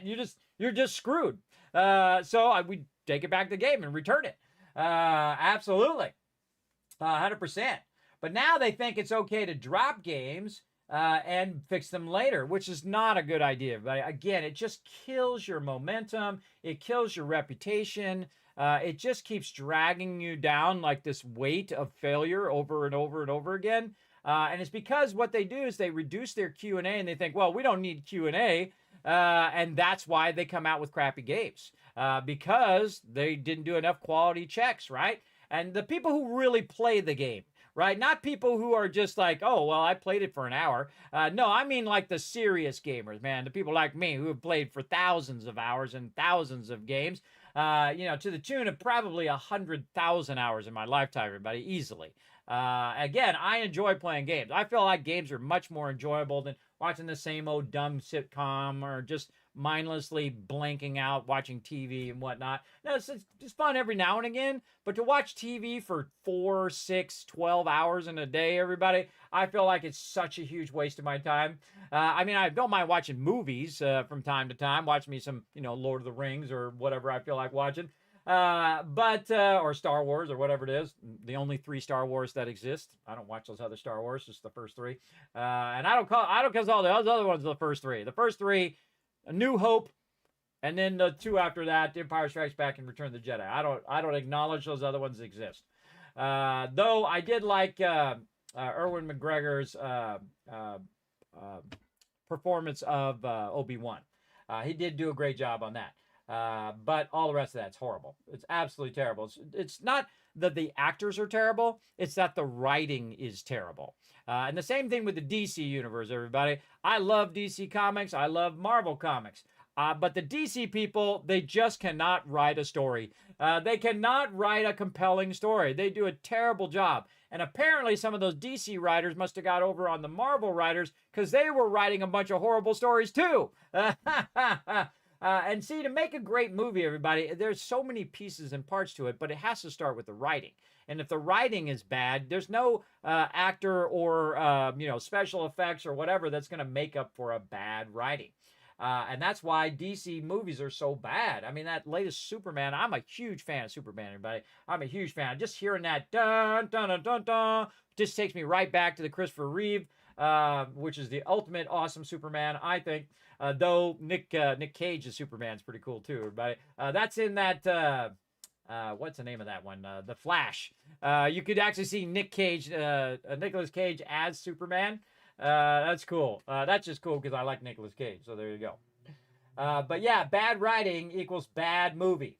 Putting your spin on a classic movie, taking away the heart of the movie and putting in your crap. It'd be like taking New Vegas, everybody, and then changing everything about it. Why would you do that? It's already amazing. It was already a great story. It doesn't need your take on it. It doesn't need you to update it or to modify it. The reason why it was great is because it had a great story and still has a great story and doesn't need you to change it. If you want to make something different, go make it under a different name. Don't put it under the name of something that's already great, right? And that's what they've been doing. That's why they've been failing so bad at a lot of those things, especially Disney right now, bro. Oh, my God. Just a string of bad movies because they've just been changing it in a way that no one wants. They don't know what people want, everybody. They just want to put what they want on there, to put a big spin on it. And it's just terrible. It's just bad writing. I mean, it doesn't matter who the protagonist is. It doesn't matter what the who's playing it, what ethnicity they are. They're black or white or whatever. That crap doesn't matter if you have a bad story. You have to get the story right first. And then whoever's the best actor that goes and does that thing, awesome. Put them in there. I don't care. I don't care where the color they are. I don't care what background they are. I don't care about all that crap, everybody. That stuff, no one chooses that stuff in their life. The universe chose that for you. Whoever is the best fit for that role, that should be doing it. Of anyone in the world. I don't care who it is, as long as they fit that role. Like, great example, Cavill as Superman was great. The writing of Superman, not good. But him as Superman, excellent. Incredibly good. He's a really good Superman. The only one who's even close to Christopher Reeve, though he's not that close, but he's somewhat close. And, of course, on The Witcher. He was absolutely born to play that one. If you've never seen the first season, forget those other seasons, everybody, just the first season with him in it. Just watch that. It's so incredibly good. He was born to play that role. It's kind of like Deadpool. Oh man, I forgot his name. Mr. Mint Mobile guy. What's his name, everybody? Ryan Reynolds. There it is. I didn't even need you to tell me. I knew it's in there somewhere. Just absolutely crushed as Deadpool. He was born to play Deadpool, and he played it his way and not that crappy way they did it with Wolverine and all of that, and they had all that. Oh, that was terrible. But he played it the way he wanted to play it, and the actual Deadpool series are great, everybody. Really great. Really great, because that's what he's known as, the Merc with the mouths. Old school. Old school. And he also did a really great job on that other one that is video game based. Oh, man, I've watched that like 10 times, by the way. Every time it comes on, I'm like, putting the remote down. I watched it like 10 times, at least portions of it. It's so incredibly good. His name is Guy. I remember that. Oh, man, it so sucks to have bad memory, everybody. It really sucks. I used to have an incredibly great memory. I can remember crazy tons of detail. Guy, Ryan Reynolds. What the heck is the name of that film? Free Guy. There we go. I can remember the free part. Yeah, Free Guy. Yeah, there you go. Thanks for being my memory in the chat. I appreciate it. Do some cats for you guys. Yeah, Free Guy. That is so good, everybody. Especially when he, at certain points, he gets to use all of the Disney franchises because they're part of Disney. And so he gets to use all the franchises. He got Captain America's shield. That was so awesome, that moment. They're like, oh! That was pretty cool. Blocking that death blow that was coming in. All right, my darn caps thing is not working again over here. Hold on. I got to work around it and copy paste it in the chat because my buttons aren't working. So there you go. Yes, totally true. And yes, I had a good holiday. I hope you guys did too as well. So yes, so I think that they should stop doing it. I think they are basically undercut. Yeah, oh, you just answered my question. Yeah, see, isn't that weird? You're going to see that happen a lot here in my stream. It does happen a lot for sure. What's your favorite developer studio of all time? Well, I mean, duh. It's got to be Interplay, right? But now it is actually Obsidian. And the reason why Obsidian is one of my favorite devs of all time is they crush story every single time, everybody. They absolutely nailed it on Outer Worlds and then also nailed it again on Outer Worlds 2. I highly recommend both of those, by the way. And I see you got the Starfield thing going there. Very nice. But yes, right now it's Obsidian. Obsidian is awesome because the people at Obsidian, guess what? They were from Interplay, the makers of Fallout, the original series, Fallout 1, Fallout 2, who went to Obsidian. And Obsidian, of course, made one of the greatest Fallouts with the greatest protagonist and the greatest story of all time, Fallout New Vegas. So, yeah, duh. That's a no-brainer right there, bro. Again, Fallout New Vegas is awesome, everybody. If you've never played Fallout New Vegas, it is great. But the reason why I like Fallout 4, just the minimum amount, the most minimum amount over New Vegas, is the fact that it does have settlements. And I love doing the settlements. That's my jam. I'm a builder, everybody. I love to build. As you can see by my massive sum of purified water going down here, again, that's 3,000 strong right there, everybody. 3,000 strong. So yeah, right now it's Obsidian. Obsidian knows how to tell a story. They know how to do a great job. I feel like they don't get enough credit for all the stuff that they've come out with. If you haven't looked at Obsidian's library, everybody, let me go pull it up over here. Obsidian library of games. And they've sponsored the channel before, everybody, but this is a non-sponsored shout out to them because they are awesome. Let's see, right here. Star Wars Knights of the Old Republic 2, which I actually still have in a box somewhere, which I never got around to playing yet, everybody. But I hear it is awesome. Neverwinter Nights, Fallout New Vegas, Pillars of Eternity, Grounded, Avowed, and of course Outer Worlds 2 and the original Outer Worlds as well. And those are just some of the, just some of them that they've done. And see, the thing is that they know how to tell a story, right? That's their thing. Again, Pillars of Eternity is another one I haven't gotten to yet, but I hear a lot of people love that game. And of course, Neverwinter Nights is a classic. Absolutely, absolutely. So yeah, you could say they are on a roll for sure. And again, we'll be playing some Outer Worlds 2 on Thursday, tomorrow as well. So yeah, just absolutely crushing it right now. And when their games come out, everybody, you can play the game. I know, crazy, right? You just load the game up and you play it. And if there is an issue, which are usually very minor, they come out with an update that day or the day after. They're right on it, everybody. They don't mess around. Like, Fallout is 10 years old, everybody, and it's still, Fallout 4 is over 10 years, and they still haven't fixed the bugs from release. Yeah, it still hasn't been fixed. Great example is the targeting HUD bug, because I use the targeting HUD all the time. And what happens is, instead of getting dialogue, like say you're taking on, an NPC or whatever, and you're supposed to have dialogue with them first, well, guess what? It just triggers them attack you straight away. So it screws you over. So you got to use the unofficial patch so that you don't just get screwed over out of the dialogue and you don't miss a bunch of it. Because I didn't even know. And I was playing through, and then I realized in my next playthrough that there was a whole bunch of stuff because I used that unofficial patch, and there was a whole bunch of stuff that I missed because of that bug. And then there's 100 other ones just like that, everybody. And the load speed. The load speed should be the number one thing they should have fixed in that HD update, everybody. The number one thing. The load speed is so slow in Fallout 4. And I never noticed it in my first playthroughs because, you're just used to it. But, because I also had a lesser machine then, everybody. I got a pretty decently nice machine now. And this should not be taking a minute, 2 minutes, 4 minutes, 5 minutes to be loading, everybody, between, your things. Actually, it takes less time if you're in survival mode where you're not teleporting because you have less load screens than you do in the normal mode because you're jumping around, fast traveling.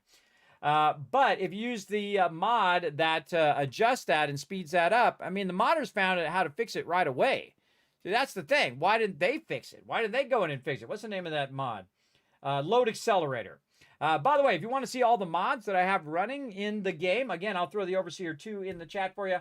You can go ahead and, or maybe not. Maybe it won't throw it in there. Hold on. And my commands are iffy right now, everybody. I'm gonna fix it over the break.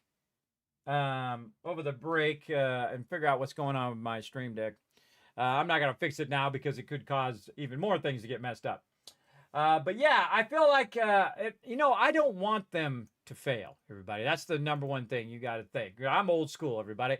More great games equals more fun for us gamers, right? I don't want them to fail. I'm not sitting here with my pitchfork saying, oh my God, you suck at what your job, blah, blah, blah, blah. I'm just saying, come to reason. Come to reason. You're sabotaging yourself, everybody. They're sabotaging their own good name by constantly coming out with stuff that's broken. And it doesn't matter which the dev is or what it is, or if you're coming out with a crappy product and expecting people to pay $80 for it. That's 2 days, 2 full days of work of someone making minimum wage, everybody. Because you have to also pay your insurance. You got to pay into the, Social Security, which is probably not going to be there by the time you're old. It's not going to be there when I got like 8 years left, everybody. Or how many years? 5, 6, 7 years. 7 years left. Now going to be 6 years until I could take retirement, and it won't be there. It won't be there. And I have 0 retirement in the bank, everybody. I got $10 in the bank total out of all the money. $10 right now. I think it's $13 actually right now in the bank. So I'm screwed. And by the time most of you who are way younger get to that age, you're screwed too. Because that's your money. That's your money. Because you paid that money in. That's your money they're stealing. That's your money. Your money they're taking from. You put that money in there. That money's supposed to be there for you. And that sucks. And that sucks big, man, because I know I paid my money. I know I did. I paid big money, everybody. When I used to make a lot of money, everybody, it's like 50% tax in California, everybody. It is nuts. So when you're making that higher tax bracket, you are just dumping half of a year of your money to give to the government. Yeah, it sucks. And now I'm not going to get any of that money back. And that sucks. The wasteland looks cozy. It sure does, at least in my place. Hey, Tyser, what's up? You're an old timer as well? Yeah, the living large. You know it. You know it. Back in the day, 70s and 80s, man. That's when the good times were good. That's when the music was great. All the good music you guys hear today, that was from the 70s, 80s, and 90s. That's when there was like a renaissance of amazing music. Santa rhetorically explains the worlds of fictional narrative while playing ridiculously modded post-alerted AP game. Exactly. Something like that. Exactly. Yeah, free guy. You're right, Caffeinated. Thanks for letting me know. Dreadnext, thanks again for being my memory. I have really bad sleep apnea, everybody, and a constant insomnia and vertigo all the time. Though it is much better than it was 10 years ago. I couldn't even get out of the bed. I had to crawl to the bathroom, everybody. I'm not kidding. That's not an exaggeration. I did it for many months until I could finally get to the point where I could walk. And then I would walk, but I would be super unsteady and I'd be afraid of falling. That's why I have lots of anxiety, everybody, because I'm always afraid of falling all the time. Falling and it being, that's the one permanent that can't be undone, right?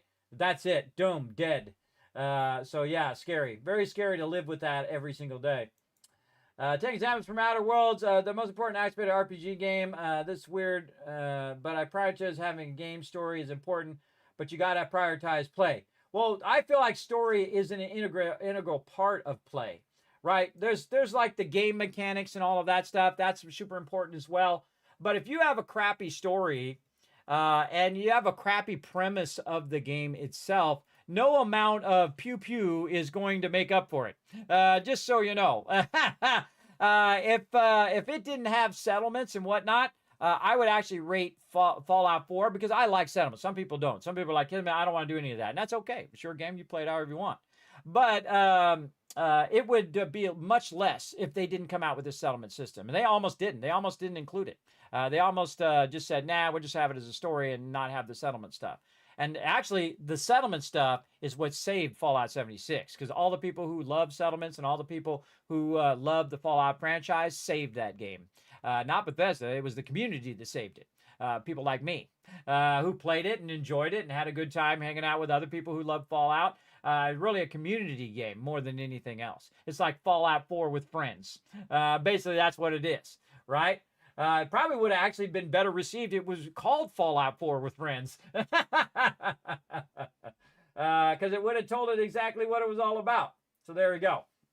How many caps does 3,000 purifiers make you on average? Easy, right here. We can just do the math. Hey, Suri. What's 3,000 times 16? 48,000 caps every 2 days in game. Every couple days. Usually it's between 2 and 3. Depends on how many times you come in and out of the location. But just so you know, just backlogged here, I have 74,331. And the maximum value of purified water in any vendor, if you have high charisma like I do, I have 11 charisma, and I'm going to show you how to do that, as well as caps collector and all that other stuff, which boosts your buying and selling power. That is 74,000 times 16. Hey, Suri, what's 74,331 times 16? 1,189,000 caps right there. There's over 1.2 million caps if you round up right there. Right there. It's not a theoretical thing. It's right there. I'm showing you. And I've already spent that much, probably times 5. So 5, 10, 20 million I've earned just so far in the game. And we're not even close to being done. Again, these are mega runs, everybody. Mega runs are so much longer than if you're just running and doing the storyline. We're going to do some mega building. And again, this is my part up here, but I'm going to show you give you the tour. Let's try to catch up on chat because you guys are my most important thing. I appreciate you guys hanging out in the chat. I love talking to the chat. It's like, if there was no chat, everybody, if there's no you guys hanging out in the chat, I wouldn't have done this at all. It's my favorite thing.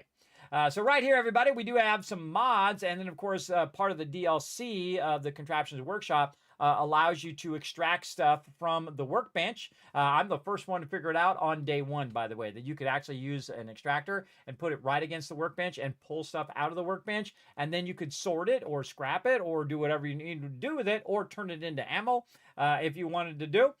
And so right over here, you can see we've got scrap, and this is going to grab all the scrap out of the workbench of this A through L, because, you know, I had to split it up because if you get beyond 250 objects, everybody starts getting wonky. It's already wonky to start with, but then it gets even more wonky. So what it does, it pulls a 10-pound weight out of here, and then it will break it down into this, the recycler. And again, this is a mod. And you go in and check these mods out. Again, I put them in that spreadsheet for you. This is called Manufacturing Extended. We also have the Just Josh's Equipment Recycler, which I think is this one, and so on. There's a whole bunch of different mods that are all about contraptions and reworking your loot. So I just put the junk in here. It automatically pulls it, converts it back into its raw resources, because the only one that has that is Fallout 76. When you're in Fallout 76 and you have a bunch of junk, you just hit one button by going to a tool bench, hit one button, and it just breaks it all down into its basic component, which it should have had in this game, everybody. I think they figured that out afterwards, and they thought, we should have let them break it down in their base components. Because in Fallout 4, by default, what you have to do is drop each individual item. And I've done it before, and believe me, it takes forever. Back in the day, when it first came out, where you take something like, say, a biometric scanner, you have to drop it with R, go right here, go into the workbench mode, then you have to hit R for scrap, and then it will scrap it to its base components. And that sucks. That's a lot, because you got to think on par with thousands, maybe tens of thousands of resources that you gather, that you'd have to do that. Oh, look, this is working over here. Extra weapons, it'll go ahead and grab the weapons and put them in here. Right now, it's breaking down a revolutionary sword and a table lamp and turned it into some screws. Another thing that bothers me, everybody, is when it drops underneath the sorter. Oh, it drives me crazy when it does that, but c'est la vie. Now, it looks like it's having trouble with this sword, so I'm going to go ahead and take that out of there. And then take it over this one. And the one at the end here is like a universal object extractor, and also will break it down. So we're going to go ahead and find our revolutionary sword over here and a mine. Oh, wait. Oh, wait. I'm going to take it out of there. Oh, I think I took it out of all of that. The whole thing is empty. And so basically I'm going to put it in here and then see if it breaks it down. Yeah, there we go. So it did the mine, but the sword it can't figure out. Now there are some things in the mods that it doesn't know what it is and it can't break it down. So I always tried in different ones. Now again, this one's the equipment recycler. Another equipment recycler, another one here, and there. This is just a regular recycler. Let's try this just in the regular recycler. Let's see if it can break it down. Oh yeah, so it works in the regular recycler. Oh no, it just put it through as a sword. Yeah, just put it through as a sword. Ooh, look at this. This is pulling all the raw resources out of there so I can take them and take them elsewhere. So as you can see, everybody, again, those are scrapping. And then over on this side, I use it as a gigantic sorter. So this is all the stuff that it's saving. So if I want to gear out my NPCs, which I do, and so it'll keep all the combat armor, it'll keep all of the helmets and things like that that I do give to the NPCs. Over here are different outfits like the dog collars and things like that. Fashionable glasses, which my glasses are actually fashioned after the fashionable glasses. That's why they have the white around there. Normally, by the way, my glasses, I just have no frames. I have very light glasses typically. And then let me really blow your mind, everybody. See the fashionable glasses there? Watch this. I got the real deal in real life. I got the real fashionable glasses. These are actually called Princess Grace glasses if you're ever looking for them. And I bought these for $5. And they cost $55 to ship to me from Australia. Not kidding. So that was a $60 pair of glasses right there. Also, I could show you on stream and blow your mind right there. I know. And it took me, I don't know, a good part of 6 months to try to find them because there are none in the United States. There's none. I looked everywhere. I looked on Amazon. I looked on eBay. I looked everywhere. I could not find those. And what I thought later, everybody, I was thinking, duh, because they were like $5. I could have bought a bunch of them, and then I would have a bunch to give out to all of you. I could have, but I totally forgot, and I forget where I bought them from now. It's been so long, so many years ago that I bought them that I totally forget who I bought them from. It was like a costume place, right? Yeah, if I wanted to do that again, that'd be a fun thing to give out at TwitchCon. To have people win fashionable glasses or at a Fallout event, I think would be pretty cool. That would be cool. Actually, I'm going to write that down. Giveaway fashionable glasses at Fallout event. There we go. There we go. Right up there. Awesome. Okay, so again, we've got all that stuff going, clothing there, and then, of course, ammo being sorted over there. And then our food stuff being sorted here, including bottles, and then all of what I call the keep stuff, which are like our artillery smoke grenades, cryocell stuff that I use pretty frequently, fusion cores. Now, see these fusion cores here that are at a percentage? Those are really smart when you get really low, especially in Fallout 76 or in Fallout 4. When your fusion core gets low to, say, 1%, you sell it to the vendor, and then you buy another one, right? Instead of letting it run out in the very beginning of the game. Now, later on, I'm so wealthy that I don't have to worry about it in the game, at least. So what I do is I go ahead and take these extra fusion cores that are at a lower percentage, and I just put them in the recycler. And then what I'll do is put them in like that, and then they will get chomped up and be turned back into nuclear material, which I can use to make massive power like those over there, which are worth 500 power. So I'll break the actual fusion cores down, which is pretty cool. And then when I need more fusion cores, I'll just go over here and just grab the 100% ones, right? So I don't have to carry around a bunch of low-level crappy fusion cores. And you can see I got 56 100% fusion cores there. And I usually keep about 5 of them on me like that. There we go. And we can go in and see how many I've got on me. Yeah, 5. Now, again, I can just take this ammo, put it in the workbench. Right over here. That I don't need. Don't need that. Don't need this. I'm only rocking the 308 and the fusion core because I have the Overseer's Guardian. And that's the only ammo I need. In the survival mode, which is the mode that I'm playing in, the hardest mode that you can play in, I love the Overseer's Guardian. Overseer's Guardian is awesome. But your ammo actually has a weight, so it's coming out of your weight of your character. So you got to get that extra weight out of there. Otherwise, you're just going to be nothing but overburdened all the time, which you normally are anyway. But there you go. And then again, my character has a bunch of junk on him right now. So I'm going to hit T to drop all that junk in there. It'll automatically break that junk down.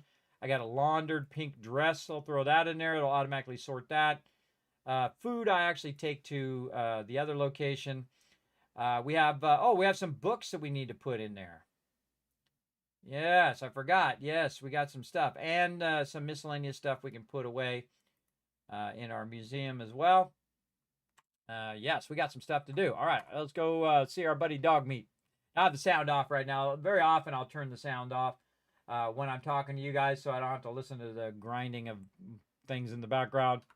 But once we get back into it, turn the sound back on. Here we go. Obviously, I use my power armor to jump down so I don't have to take the elevator, though I do have an elevator in case I need it. It is in the back there, and it does go all the way up. But let's go down here, and let's go see my buddy Dog Meat. Again, welcome to Vault 45. I love the vault door, but I never get tired of watching the vault door open and close. That's old school Fallout 1 door, by the way. Never noticed that. So cool. This is also the true brilliance of Fallout 76, everybody, is that they're making all these cool little things that you can add to your camp and stuff. It's a big love to all the people who are making all the cool stuff, because it does add a lot to that game. And we'll get back to it. Don't worry, we'll check out some 76. I'm going to let them fix the update first for a bit, and I'll try to work it in this month where we go ahead and check it out. Good lately. I know, right? All right, let's get out the power armor for a second here. We'll just leave it over here. My fusion core out of it so nobody jumps in it. And then go over here by my buddy Dog Meat and go ahead and see if we can transfer some more magazines in here. Now, our goal is to get as many of these magazines as we can and put them over here. That's a tape, holotape, Robco Fun. There we go. Another one of those. And there we go. You can see they actually show up on the rack. Again, this is one of the coolest things they've done, everybody. You can collect all the different magazines, as you can see here. You can collect all the bobbleheads. And then over here in this trunk, you could have, you know, other things you want to keep and whatnot, which is pretty cool. Now, I keep some of the stuff here, and then a lot of the miscellaneous stuff. Get away from my power armor. Get out of there. Then a lot of the miscellaneous stuff I keep in what I call the Tycoon Museum, which is way over at Spectacle Island. Now, we'll get back to that mega build here in a moment, everybody. Again, I do get distracted thanks to them attacking Sanctuary there. I got totally distracted. Totally distracted from my mega building, but don't worry, we'll get into it. Oh, now Vault 88's under attack. Ah, okay. You can see over here I've got armor in this one. I've got a vault trunk full of miscellaneous, and I got guns in that one. As you can see, there's guns on it. But this is where I put all the little miscellaneous stuff that I grab, including burnt books and tech books and stuff like that. We'll keep the Eddie Winter stuff because we were working on that. And again, Gronach and the Ruby Ruins. All of those kind of things that we don't have to carry around. Overdue books. Textbooks, welcome home, all of that kind of stuff. There we go. Anything else? Nope, we're all good. Okay, and then good time to save. A little quick save. Drink some water. I need some food.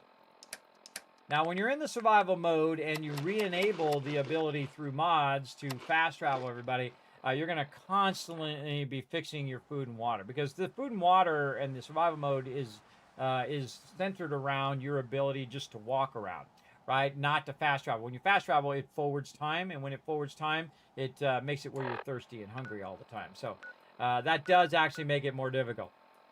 All right, so we got to help Vault 88. And away we go. All right, let's get into some action. Watch these suckers come walking up on my Kismet kill box here.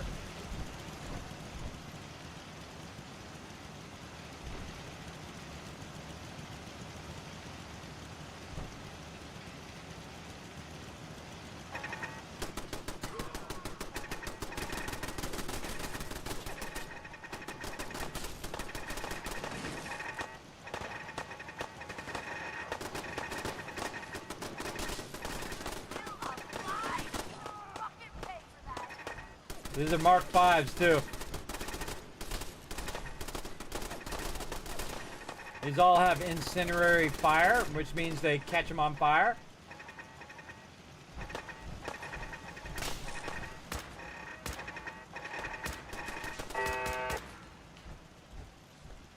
thought he was going to run away. And that's why you put turrets right in the middle, right in the front of Vault 88. And this is what I would do if I was really there. But I like to play games like, if I was really there, what would I do? Yeah, the pew pew. Good timing, Unforgiven. I'll give you some cash for that. If I was really there, what I would do is either on the front or even smarter to put it in the back. What the heck was that? In the back, hidden back here. The second they came walking up like this, or behind here, over there, over here, the second they come walking up in here and they start clicking the door, I would say, hello, who is it? And they're like, hey, open the thing up or we're going to knock our way in. I say, oh, really? And I press a button and a bunch of turrets would come out from behind them and wipe them out because they won't be able to see it. As long as you keep it stealthy and silent, that it silently opens or a little thing pops up and then boom, it does a 50 cal back there or a Gatling laser or whatever. This just eliminates everybody who's trying to get into the vault. Duh. And again, not turrets that are easy to spot or to wipe out, but hidden stuff. Hidden stuff. So if they take out the turret that's in this one, there's another one in that one that opens up and then shoots at them. And another one in this one that opens up, shoots, and so on. To actually defend the front of the vault. That's vitally important as well. Now I do have an area loot, everybody, but sadly it's broken and it crashes my game. So, and yeah, we brought a guy with power armor now coming after you. Again, they scale up the NPCs based on how long you've been playing and what level you are. They'll just keep scaling it up. Oh, there's a legendary raider back here got owned. Yeah, they were trying to run back out. Trying to run back out after they realized that that was a bad idea. Now you might see the screen getting kind of fuzzy. And that's because my character has a lot of fatigue because I've been jumping around. But we can fix that by running into Vault 88 here. Or slowly walking in there, whichever. And in the survival mode, you need to sleep because you get exhausted. But if you are really exhausted, you actually get higher damage. Machine, it's the best. Let's see my buddy Clem in here. And look who's here, everybody. Overseer so Barstow. Strange having people about. It's great of the overseer to give us breaks like this, huh? I win again. I know, right? I've rigged those things so they pay out a lot. You gotta try this. Slot machine, it's the best. I know, right? Because I rigged it. All right. Let's go ahead and sleep. Now, in the normal mode, you go 6 hours, but in the survival mode, you need 7 hours of sleep. And that will help with your fatigue as well as to heal your character. I strongly suggest that you remove all your radiation first before you sleep, and then you're good. But now I have a condition. You see that little red box down there? And usually I'm carrying some antibiotics. There we go. To fix that. But then when you drink the antibiotics, then now you're thirsty. So now you want to drink your water, and then probably hungry as well. So you want to eat some food. And then now my conditions are good. Oh, Crazy Aussie coming in. Showing some love, everybody. 88 months. Just like Vault 88. Perfect timing. That was great timing, Crazy Aussie. Show him some love in the chat, everybody. Thanks for coming in and hanging out. Appreciate you. Hey, Kismet and Chad. 5 in a row. Look at you go, Seafish. Thanks for coming in and hanging out. Again, show some love, Crazy Aussie, with the massive 88 months in a row while I'm in Vault 88. That's good timing right there. That's good timing. I like it. But now I've fixed all my conditions over there as well. And again, I have a mod that allows me to teleport from within locations, so you don't have to run all the way out, especially the other vault right here, Vault 81, which is like you got to run all the way in and then run all the way out and all the way in. It's really annoying. So I can teleport there, run in there, and then teleport out, right? I can't teleport directly into 81. I can teleport into the entrance and then go down the elevator and go through. But on the way out, I don't have to run all the way back up, take the elevator up, run all the way back out the door. And that's something they also fixed in Fallout 76, where you can actually teleport from internal locations wherever you want to go, which is great. It's great because there's no point in having that after a while because it really does slow down the gameplay. And keeping that gameplay going is vitally important, everybody. If you have a lull in your gameplay, that's when people start playing. They'll be like, nah, I'm out. I could go play another game that doesn't have a lull in the gameplay. All right, back to Sanctuary again to drop off some more loot that we just got from all those people attacking. And we might actually get to this mega build today. Again, thou shalt get distracted by BS in the wasteland every single time. Yes, break time. That's coming up here in just a moment. Just a moment. I'll get it going here, Tab. Let's first get this stuff scrapping over here as well. Oh, there's a legendary there. Okay, so I just got a bunch of stuff from all those raiders, and what I'm going to do is feed it into the workbench. And then I've got it automated where it does all the work, and I don't have to. I don't have to sit here and manually do all of that and sort it and all that stuff even anymore. I can just go ahead and put it in there. And then what it's going to do over here... Weirdly got totally out of control. There we go. You can see it start to grab the armor and break the armor down. Now, any armor I want to keep, it'll grab it over here and put it into that armor. On this side, once it figures it out, it will grab it and it will put it in here to be saved for later, like combat armor and stuff like that. And then you can see it's also extracting a ton of resources as well. So that's all I have to do. Put it in the workbench. It'll take care of the rest, including putting the raw resources over here. And then what I do with the raw resources, I pull them out of there from time to time. And I put it in the main area where I keep my raw resource. Now, a really great place is Boston Airport. But we haven't really gone to the Boston Airport yet. We haven't even really barely talked to Brotherhood. I just unlocked the Brotherhood last playthrough, or last time we played. But right now, I'm just keeping it all at Spectacle Island, which is automatically connected, or not automatically, but is already connected through provisioners to all of the other locations. Now, Abernathy Farm is under attack. Oh, man, it's always something every 5 seconds. But let's go over here and drop that in there. It's good that it's getting attacked, though, because I'm going to go ahead and build there next. So let's go back to Abernathy Farm and defend that one. So we've defended Sanctuary so far, Vault 88, and now Abernathy Farm. Here we go. Kismet Killbox doing his job.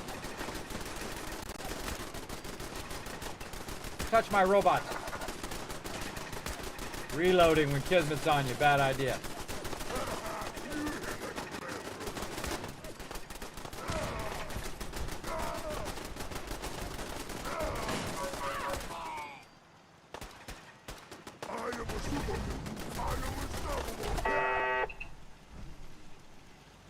Yeah, I'd say you're pretty stoppable.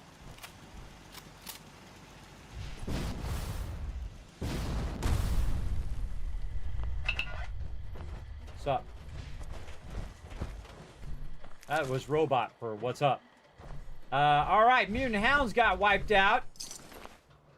More super mutants over here, getting more loot. See, I can't even get rid of this loot fast enough before I get more. Now look at all these robots I have here, everybody. All these robots are here doing the farming. Now again, if you want to keep these farming so they don't get destroyed, if I let that go longer, they probably would have destroyed some of my robots. That's why I wiped them out. But if you take the robot as a companion and then just send them back to the same location, they will be marked as essential and then won't die. So a great way to keep your investment forever instead of losing your robots like I've been doing in this playthrough. And I did it just to show that that particular trick. So definitely take them as companions and then resend them back to either the same location or wherever you want them to be. And we'll get into some serious big companions as well over here. The hound there. Now you might notice I built this bunker here, and this is to protect Clarabelle, who is inside here. There she is. The Clarabelle is a Brahmin, or AKA a Brahmin with 2 heads. Now notice how I took the thing out? Yeah, see we got defense 1 and 2 hiding underneath there. You need to get out of there. And then I take the wall, I pick it up, I move forward, I hit tab to cancel, and boom, it puts the wall right back again. So a really easy way to kind of move through stuff that you don't want to have doors, so that Clarabelle doesn't get killed. Because normally that's what happens. Super mutants show up and they kill the cow. It sucks. It sucks big time. So what I really want to do is move that cow way up high like that, and really have all my NPCs above, so that they're not on the ground level where they get attacked. So that's what we're going to build. We're going to build some defenses, and then we're going to build it up high, and build a really cool mega build, mega tower here in just a bit. But before we do that, we want to save. Would be a good idea. Let's do a brand new save. There we go. We're going to come back and we're going to continue that mega build here in just a bit. But first, we're going to go ahead and let you guys go ahead and play some words on stream. Now, when I come back, everybody, we're going to start up a giveaway. We have multiple giveaways to do today. And depending on people donate toward the Vault Van Life project, we might unlock some more. All right? Now would be a great time to be part of it, everybody. Again, you can donate to the stream for that Vault Van Life project. Remember, any donation of $15 or more will get you as a Vault founder. If you want to know more about it, everybody, you can go in and check it out over here. Let's see. I think I gotta take words on stream out. There we go. You can check it out right here, which is in all of my social media as well. You can just type exclamation Twitter or Discord or whatever. In the chat, you can see it there in more detail. But basically, as we unlock more stuff, we will get it going. Over here. There we go. And then words on stream. There we go. So you guys can earn more Kiss Caps toward giveaways. Oh, what? My camera's got a roboting. Full on roboting over here. Hold on, everybody. I got to fix that.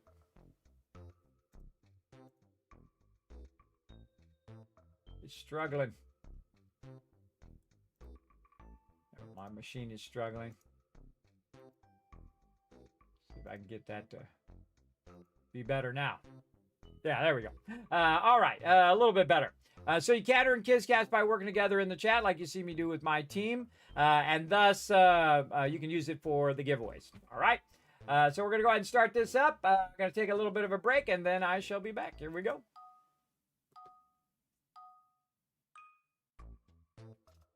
Vault-Tec calling.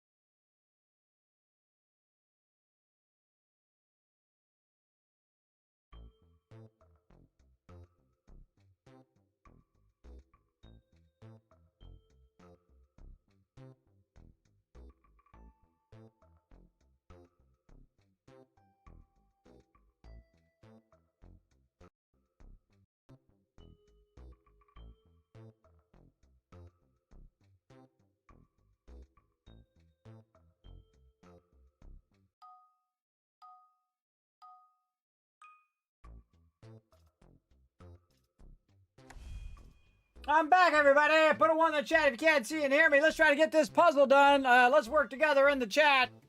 Let's go. Let's get it going on. What do we got?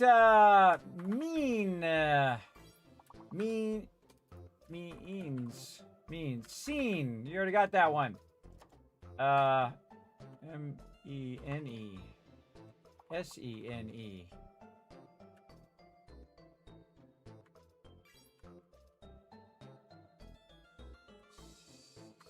Time. Wow, none of these are words. None of these things I'm putting in there are words. Sign is a thing. S-I-N-E. Sign. There we go. All right. Now we got some words. Let's go, everybody. We're going to need everybody to join in, help us out. Because I cannot see any words in here. I got the sign, like a sine wave. Messy. Mine, M-I-N-E, because got mines up there. So yeah, plurals of words. Mines. Oh, there's no other words to make plural because they already got mines and mines. What? What else? N-words. N-I-E-S. N-E-I-S. Puzzle words are hard, everybody. Descrambling some words here. Same. Same's not a word? S-A-M-E? Apparently not. Wow, we didn't even get that one done. Wow, that was a level 1. I can't believe it. I can't believe that was a level 1. I mean, none of those words I can find. Again, I'd love it if you could be able to see the actual words themselves afterwards. But that's okay, everybody. You guys tried, and that's the important part. Working together in the chat. Love to see it. Let's go ahead and throw some love in here for all of you guys. There's some caps right here for this giveaway we're about to start up right now. Thanks for letting me know about that giveaway, or about the break time their tab as well. Thanks for giving me that heads up, though I did remember, but thank you for reminding me. Speaking of, I'm going to set myself a timer over here because I do get all wrapped up in what I'm doing, and taking my breaks actually is helping with my health, everybody. So I'm trying to take my breaks at the normal time, which is every few hours or so. And it has been helping my legs and feet get stronger. So very awesome. Very cool. When you're an old man like me, you got to watch out for that kind of stuff. Oh, Twitch recap 2025 just landed and you crushed it. Hey, I sure did. I sure did. Let's go over here and see what it actually says for my recap over here. What do we got? Let's see. What do we got? Oh my gosh. Holy mackerel. Did I stream a lot? Everybody check this out. All right, here's my recap of Twitch 2025. I streamed for 2,340 hours this year. 282 streams, 305 distinct days streamed. So 305 out of 365, everybody. Not bad, not bad. Total hours watch, 122,000. 122. Yeah, 122. 122,000. Yeah, 122,000 watch time. Of course, we played some Throne and Liberty until it got too annoying, annoyingly hard. Some Satisfactory, some 7 Days, some Fallout 4, some Astroneer, and there's a goat. Let's see, your top stream reached 916 viewers, and top tags are English, PC, and Playing with Viewers. Chats received 116,000. And of course, the number one emote is the number one emote. Look at that, everybody. Awesome. Look at my emotes. They're so awesome and high quality, everybody. High quality. Of course, there's my biggest fans right there. Thank you, everybody, to my biggest fans. Showing some love. Let me shower you guys with a bunch of love here on stream. Show you guys off. Thank you so much. Raids received 239. Who raided me? That's Mr. On You, Crazy, and Dr. Gluon. Thank you so much for all those raids. Who else we got? Who did I raid? I raided some peeps. And 72 clips were made, 16 unique clippers. What else? 800 new followers this there. Oh, did we hit our follower goal? I haven't looked in a while. We are almost there, almost 30,000. We're about 180 or so away from 30,000. 498 subs, 58 hype trains, and 783,000 points spent. Wow, you guys spent some points this year. And there we go, everybody. There's the full recap there. I'll probably share that later if you missed it here on stream. So, yeah, cool recap. Very cool. Man, that was a lot of work I put in this year, didn't I? I put in some work, everybody. I put it in as well. Oh, your birthday as well, Res Juno? Well, happy early birthday then. Awesome. Do you have a list of the mods you are using? I'm curious what you all have. Yes, I do, a guy named Jaden. I do have it on my Settlement Overseer spreadsheet. I'll go ahead and throw it in the chat for you here. Let me grab it and throw it over there on the YouTubes for you. Over there. There you go. You can follow that link. You're going to see this one right here. This right here, it's got a bunch of stuff in it, but you can go right down here at the bottom. There's a bunch of tabs, and then you can just go here to the Ultimate Modded Playthrough, which I mentioned earlier. And you can see Fallout 4, it's F4 Ultimate Modded Playthrough, and then these are all the mods that I'm currently using. Now, I'm not just using mods to use mods, everybody. I'm using them for the storyline of the Rise of the Tycoon Empire, so I add them as I go along. All the ones at the top here that are colored in, those are the ones I'm currently using. Below this line here, these are all the ones I could potentially use. We got a bunch in this playthrough. As well. So again, I add them as part of adding my own story to the game as well. So there you go. You can check it out right over there. So again, a happy early birthday, Res Juno. You and Unforgiven were born in December. So congratulations on your birthday and leveling up another year in real life. Now, Dragon Wolf thinks I missed it, but I heard it just as I was going AFK. Vault-Tec calling. Dragon Wolf, of course, drop another $20 tip there, bringing us to the next level. Let's see. Did we unlock our next thing here? Let's see. Yes, we're at $50. Did we unlock another giveaway? Let's go see. Let me get the thing up here.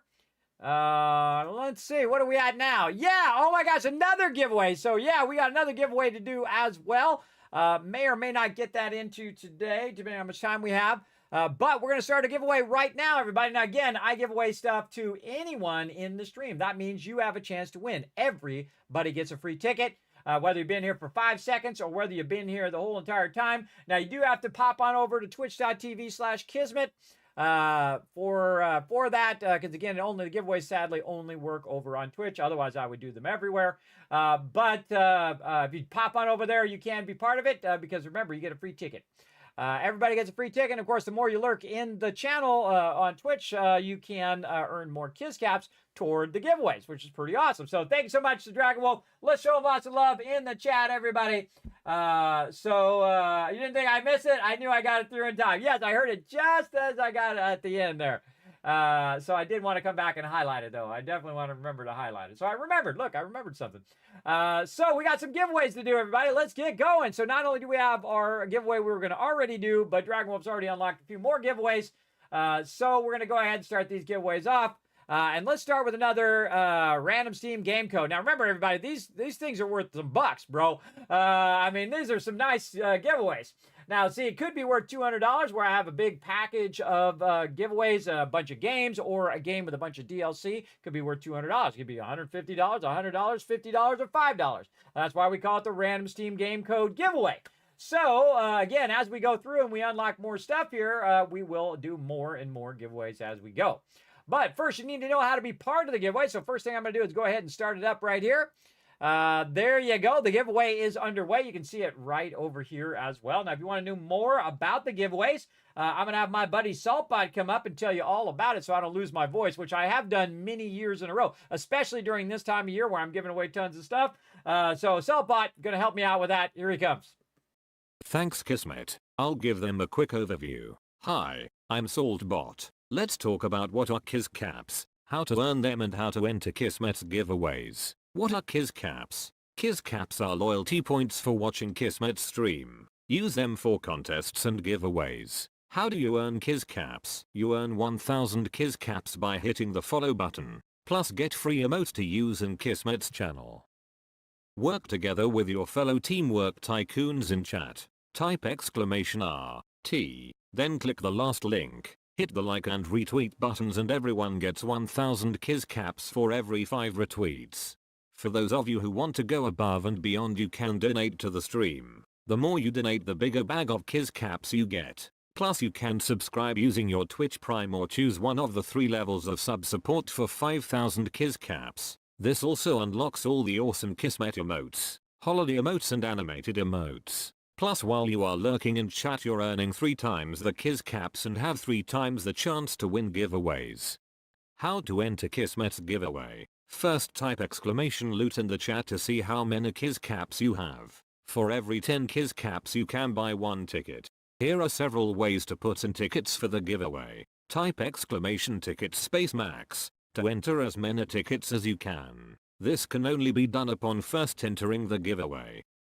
Or type !ticket 1. Everyone gets a free ticket and a chance to win. To increase your chance to win, you can buy more tickets like 10, 1000, up to 10,000 tickets. This is a promotion from Kismet and his supporters. Twitch does not sponsor or endorse broadcaster promotions and is not responsible for them. Thank you for being an amazing part of the stream and good luck. Back to you, Kismet. Happy streaming.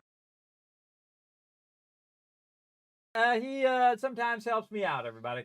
Now again, you can go ahead and be part of it. Remember, everybody gets a free ticket. The more you lurk in the channel, the more Kiz Caps you can get. And as a sub, you're earning 3 times the Kiz Caps plus getting 3 times the chance to win. But I've seen people come in the stream, everybody, never been in the stream before, come in the stream, win, boom, $200 worth of awesome stuff. I've seen people win like cool Bethesda gear that I give out, like this, who have never been in the stream before. Just come in, win sweet loot, like my little buddy Dog Meat right here. And of course, we also got Bottle and Cappy over here, and of course, brought to you by the awesome people over at Bethesda Gear, who do send me all this kind of cool stuff to give out to all of you. So yeah, Bottle and Cappy hanging out as well. So definitely shows Bethesda Gear some love over there as well. They have sent me some gift cards for me to give out to you guys as well. So we do unlock those. We are going to be giving those out as well. Again, this is like double purpose, everybody. It does help support the current project we have going, which is a Vault Van Life project, where we're trying to build out a little vault van like you see over there in the corner. In real life, we're trying to build it out. We're going to make it look like a vault inside. We're going to call it Vault 45. And we're going to travel to different Fallout events, different gaming events, and so on, and just travel around and go on big adventures, everybody. That's what I feel like I want to do for the remainder of my time on Earth, is just go on adventures. That's my big thing I hope I get to do. I hope I get to do that stuff. But we'll see. We'll see how it all works out. You know, life is never a straight path. Life is always a crooked path like this, everybody. It sure is. So we're going to let that run for a bit, let everybody get in and be part of those giveaways. If you have any questions and whatnot, you can just go ahead and let me know in the chat as well. And you know what? I'll give you guys some Kiz Caps. I see Jaden's got only 1 Kiz Cap in there. Let me give you some Kiz Caps to get you started there, Jaden. There you go, couple thousand. Couple thousand to get you fired up. There you go. There you go. And it takes a minute for it to kick in, but you can wait a minute or so, and then bam, you have some more. And again, I give it to everybody in the chat, so everybody just got a couple thousand caps. And you can thank Jaden for that. You can thank him. But remember, everybody gets a free ticket, so you can just go !ticket to enter the giveaways every single time. Every single time you can be part of it. Remember, open to everyone. Now, you can either save them up or you can use them up. Now, remember, every single year, so everybody has a chance of being the KizCap leader, they do reset on December 31st at 11:59 p.m. So they'll reset for the new year, and then we'll have a new KizCaps leader. Let's see who the current leader is down below the chat right now. Let's see who is rocking the leaderboards down here. Now, this is all based on Stream Elements leaderboard down here. KizCaps leaderboard. Right now, it is Dragon Wolf. Dragon Wolf's number 1, I believe. Yes, because all the rest of these are... Oh, I shouldn't be in there. I shouldn't be in there. It's listing me and Stream Elements and whatnot. I shouldn't be in there. It's Dragon Wolf. All the rest of these are bots, I believe. Mark Landis. Is Mark Landis a bot? I can't remember. But right now it's between Mark Landis, I think, Dragon Wolf, Baroque Reaper, and Whist, and TM, and Blaring Fire, and Paul. They're in the top 10, roughly. Whatnot. I shouldn't be in that list. I got to go in there and take myself out of that list again. Let me go ahead and do that right now. Or actually, I'll just make a note and I'll do it off stream. Remove me from, and bots from top of KizCaps list. This way you guys can see if you're close. Now again, if you're close, you want to save them up, and then you auto win. So if you're in the number 1 KizCap leader, and usually I give it to the top 3, I give you something, I give you part of the giveaways just straight out. Boom, boom. You don't even have to enter a giveaway or nothing. You just instantly win. But if you aren't close, I suggest use up your KizCaps on every single giveaway you possibly can, because they will reset. So there you go. I remember when I spent all my caps on Starfield when it first came out, trying to win the game key from you. Haven't been back in a while. Oh, yes.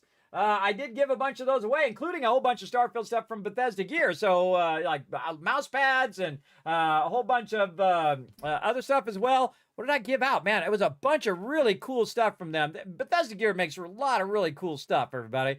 Let me go look for it here in my announcements. Starfield.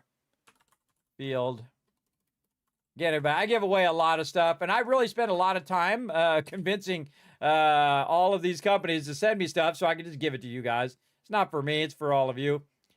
Let's see. Oh, it's not coming up. I know I did a giveaway for Starfield. Yeah, not a lot of stuff coming up considering I did a bunch of stuff for Starfield. Maybe it's not in announcements. Let's see. When does Starfield come out? Oh, I think I saw it.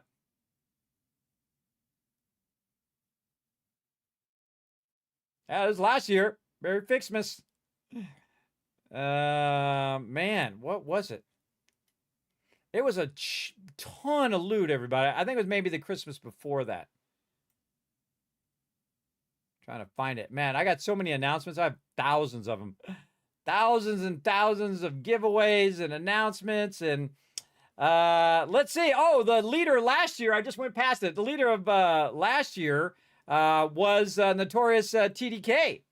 Was the KizCap leader last year. Very cool.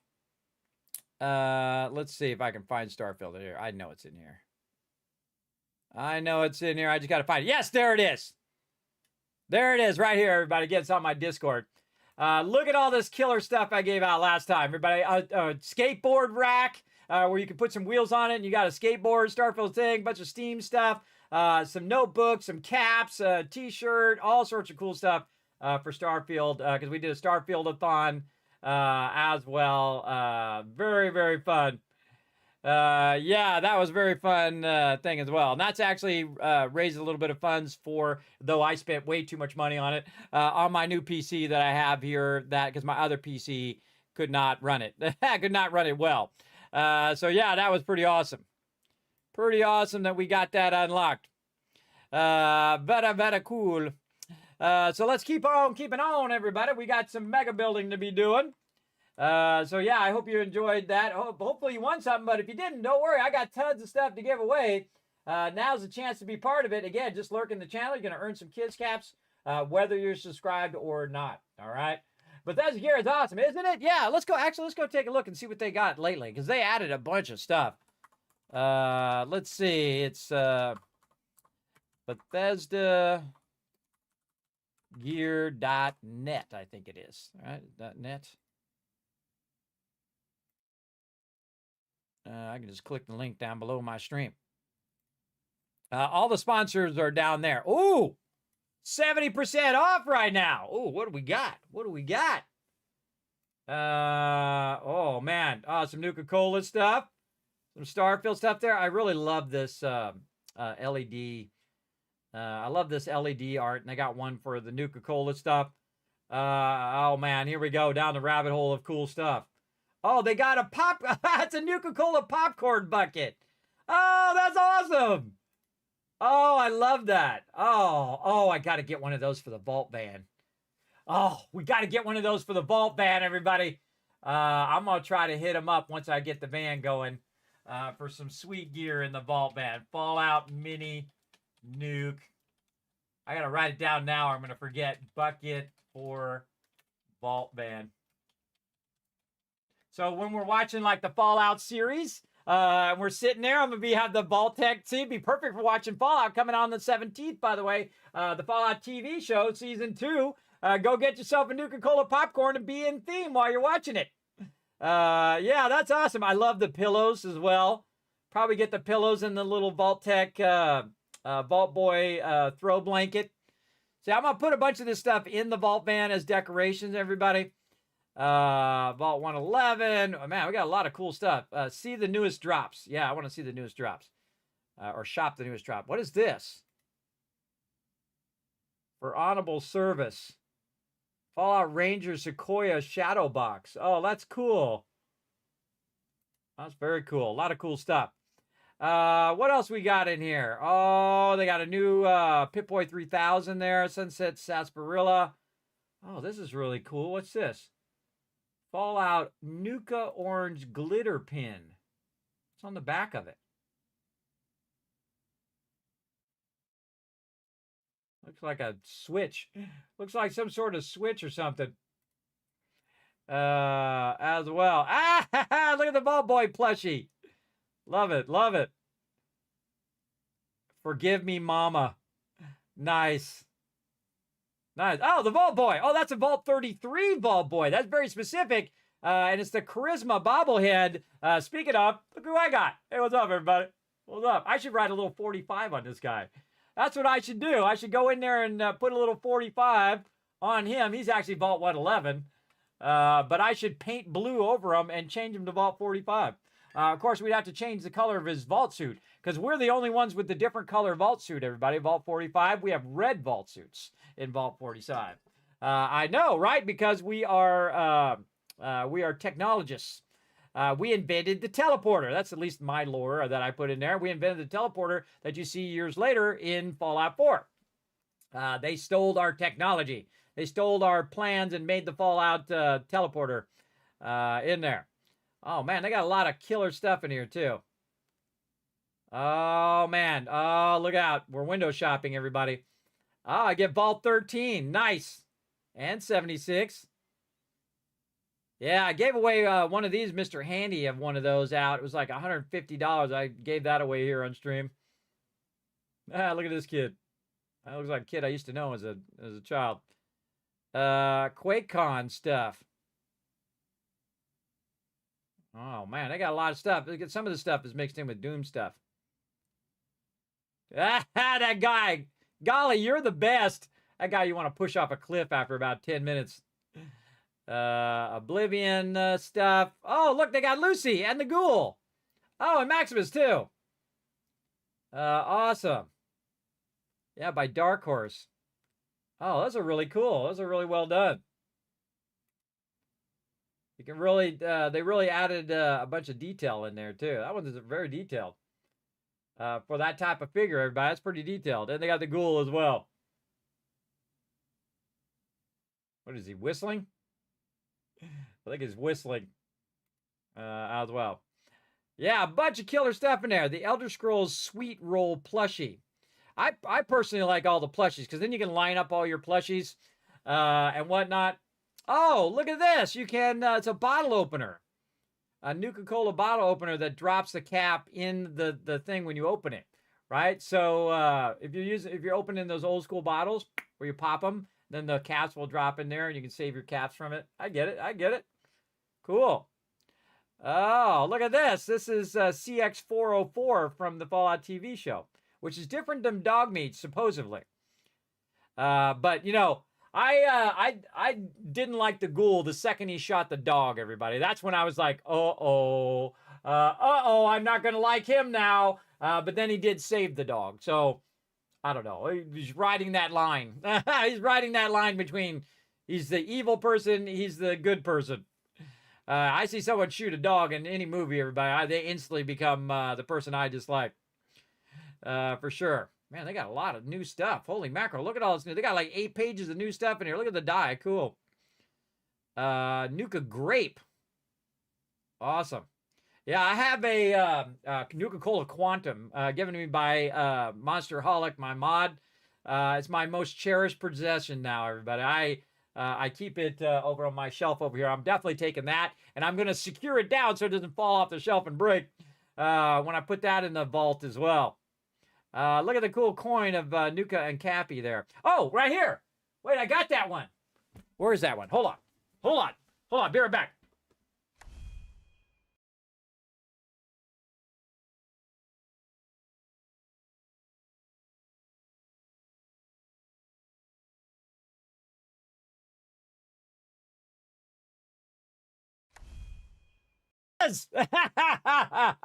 Here he is, everybody. The Mothman. Come to give you praise and love. We must join with the Mothman. Yeah, so very cool. Really well done, everybody. These plushes are really super soft and awesome. So yeah, the Mothman. Right there from Bethesda Gear.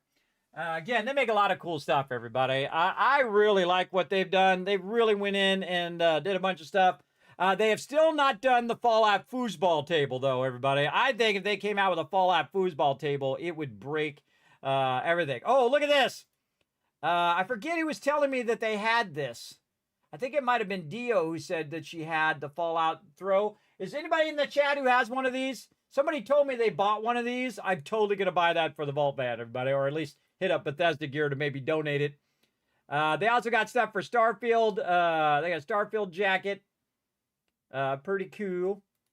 Pretty cool stuff. Oh, there's the Fallout. Oh, that's on sale. Oh, that's a steal right there, bro. That's this plushie is really well done. It's probably my favorite plushie of Dog Meat. I have the other plushie too, the smaller one. That's just the newest stuff, everybody. That's not all the stuff that they have. And again, some of this stuff is up to 70% off right now.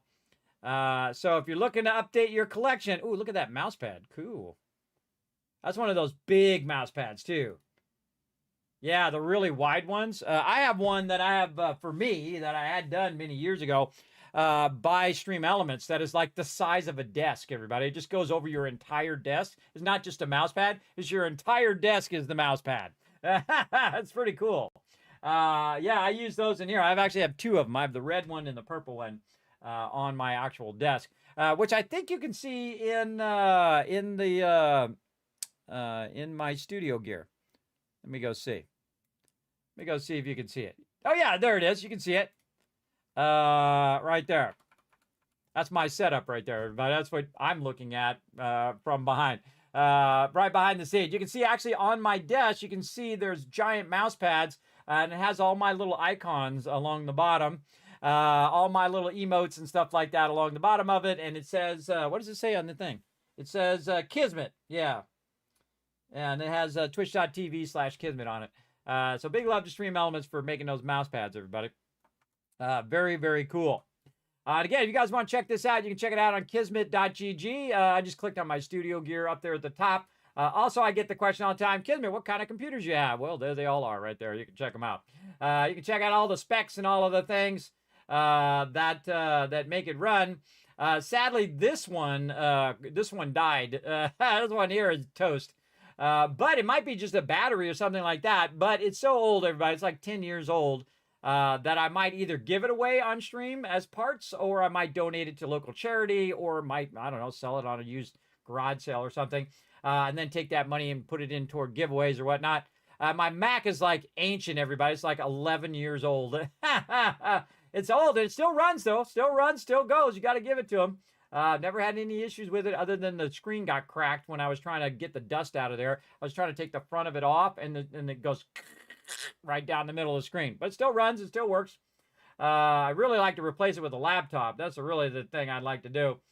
Because any computer that came out now is 1,000 times more powerful than that computer from 2014. That's for sure.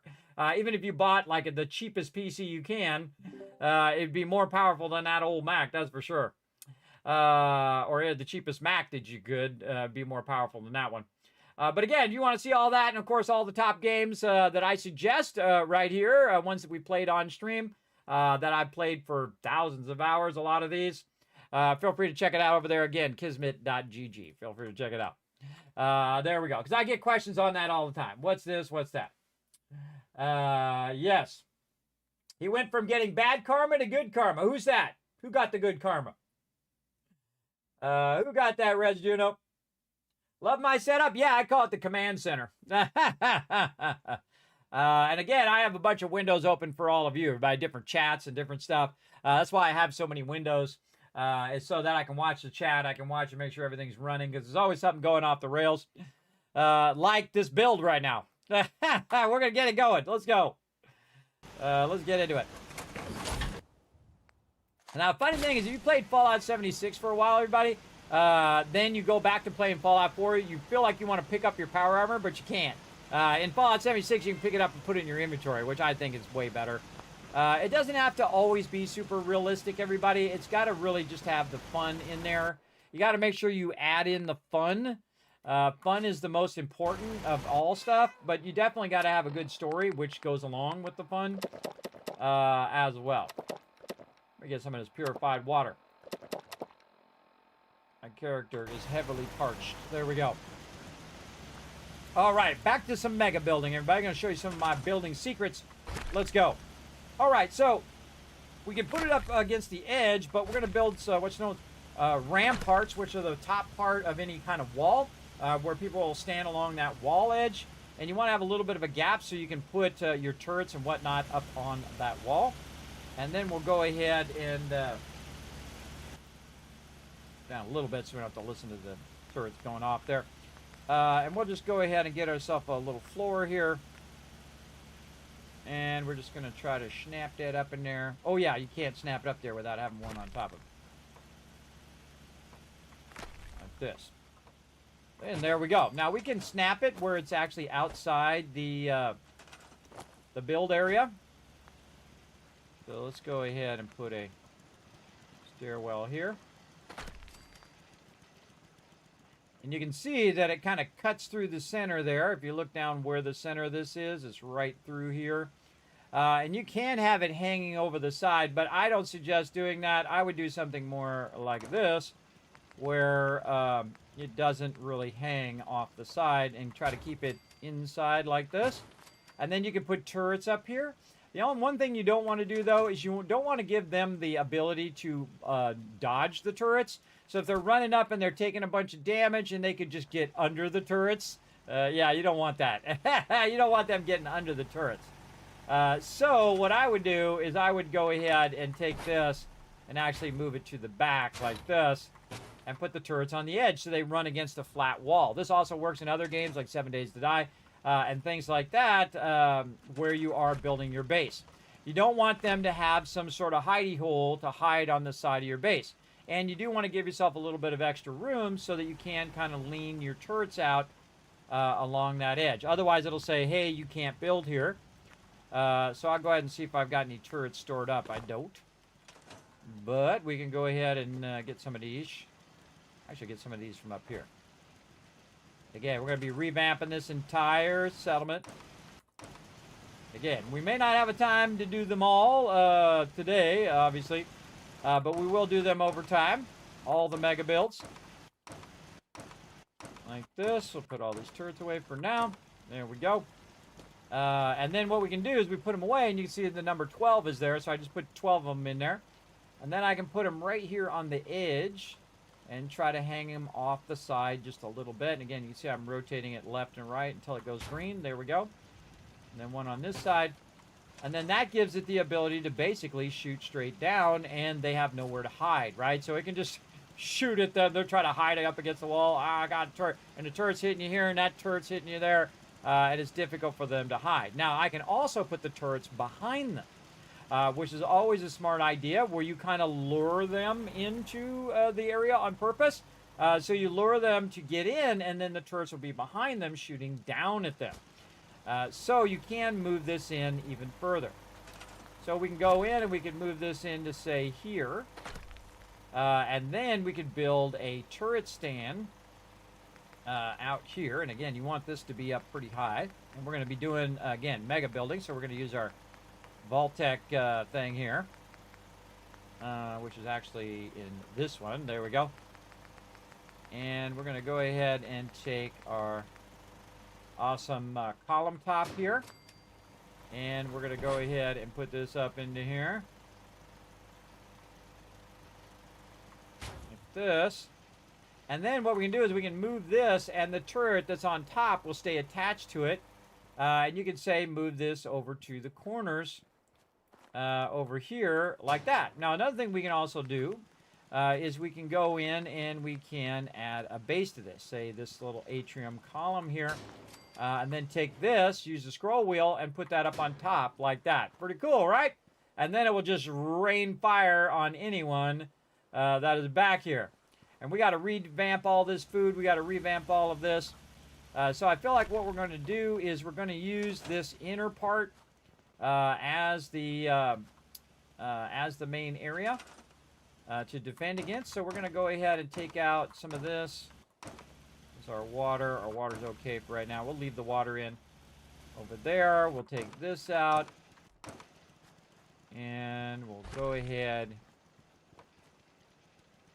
again, utilize this area here as our main area. And we're going to revamp our water and all that stuff here as our main kind of defense wall for the actual settlement itself. And we're going to basically take everything up off of the ground, right? Now, I build a lot of temporary stuff, meaning that, you know, I just put it in there for a bit while I'm trying to figure stuff out, and then I'll go from there. Don't think it's going to let me clip through that. Yeah, it won't let me clip through that thing. Notice that, by the way, the building's not here. And the reason why the building's not here is because I'm using a mod called Spring Cleaning, which allows me to take care of that whole entire building, take it out, and I can rebuild it into whatever I want. But we're really not going to build there. I kind of feel like we want to bring this out a little bit further. Store this purified water and move it elsewhere. Now, I actually don't need this water because most of these, or all these peeps are robots. But we'll put it over here anyway. And you want to have your water exceed the number of people. But again, these are all various farming bots and stuff. And we'll want to build out a little bit further in this. And you're like, hey, Kismet, make me a mega build. If you want to get a mega build, everybody, here's what you do. You go in and you can donate to the stream.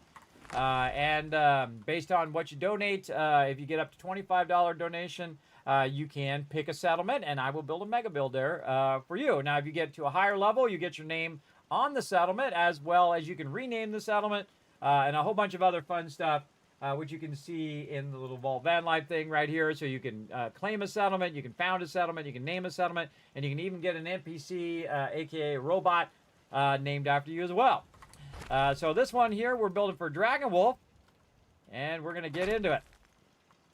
We are going to get into it. I kind of feel like we want to go maybe something more like that, so that we're kind of exceeding the outside edge of this. And then we can use the inner part for building ramparts and stuff. We're going to be pretty close to that. And I have a massive sum of resources, everybody, because I am a super looter. I loot everything, and then I convert it into whatever I need it to be. So I can either sell it to the vendor, or I can convert it into raw resources to be used on big builds like this. I never play like creative modes. I don't add mods that just give me everything. I feel like I haven't earned it if I do that. I'm pretty much a earned it kind of old school kind of guy. And I earn the right to mega build. All right, and again, we want to block the internal part of the settlement. Keep those other mobs out if we can. I feel like we want to turn right here. That would be a good elevation to turn there as well. Okay, we got to get Clarabelle somewhere else.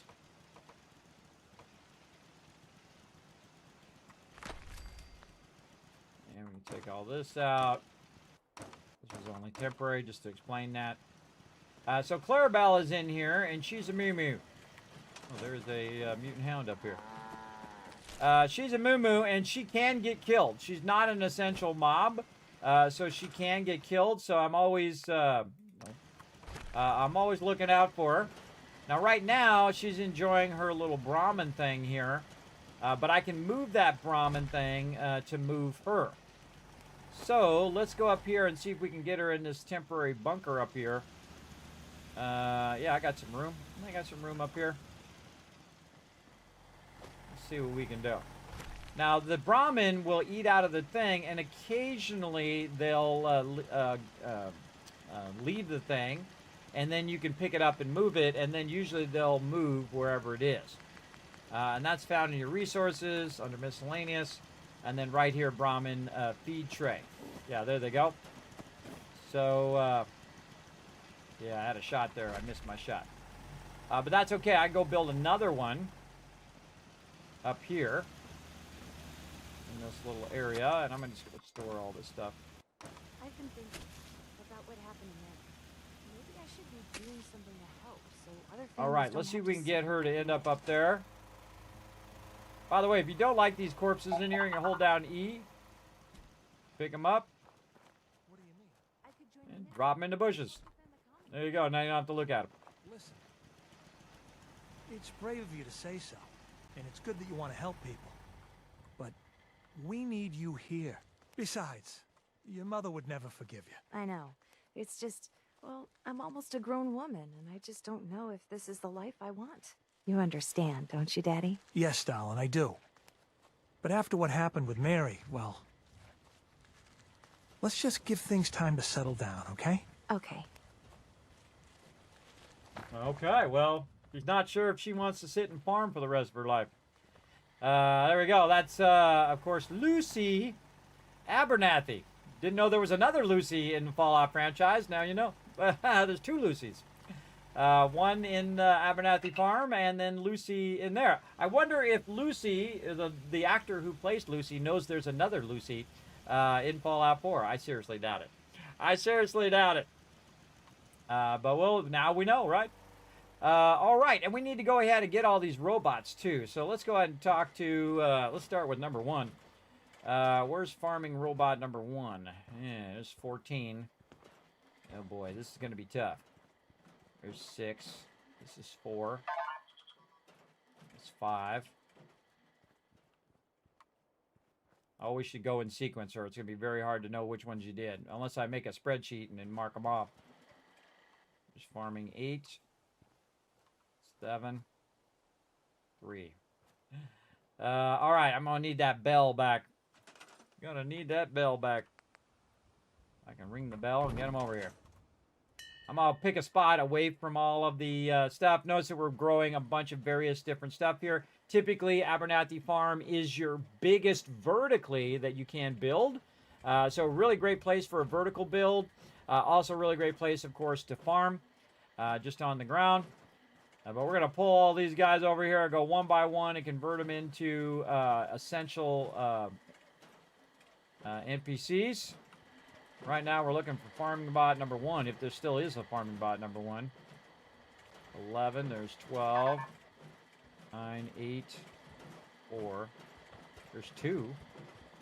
15. There he is. All right, talk to him.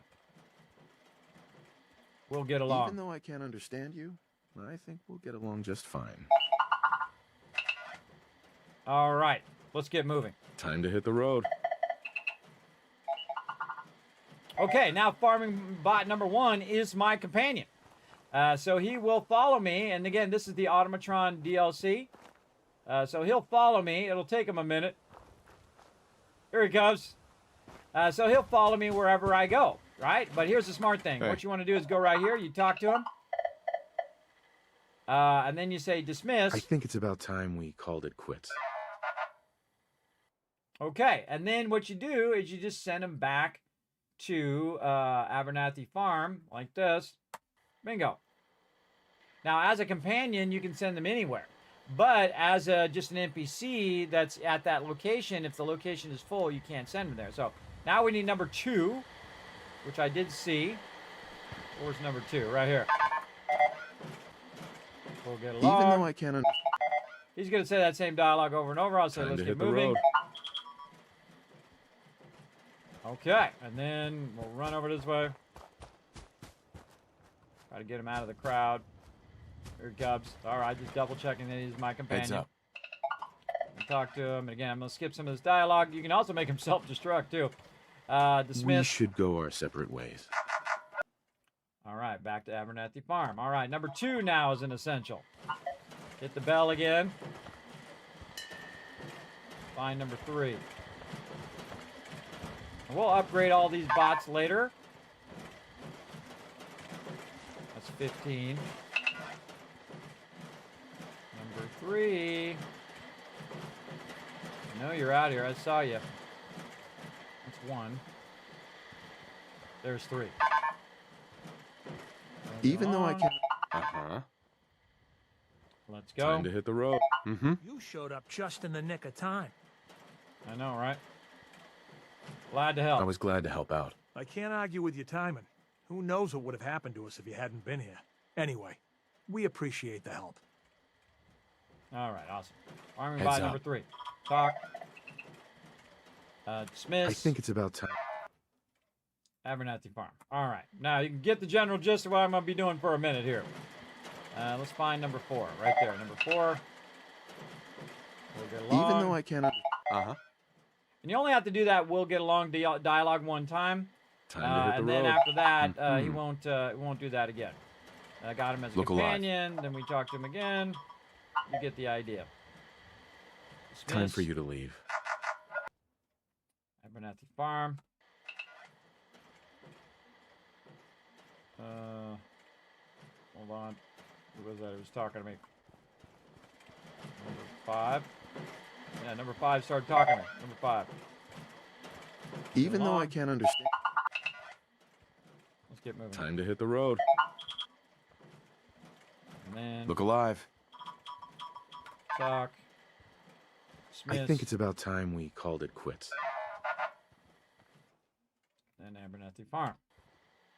And now number 6.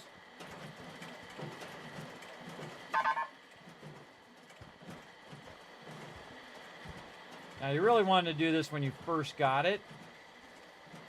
When you first make them, you really want to go through and do their dialogue just to get that dialogue cleared. There's number 6 right there. Even though I can't. And you have to do this on every single robot. Time to hit the road. Make them essential. Ooh, almost shot him.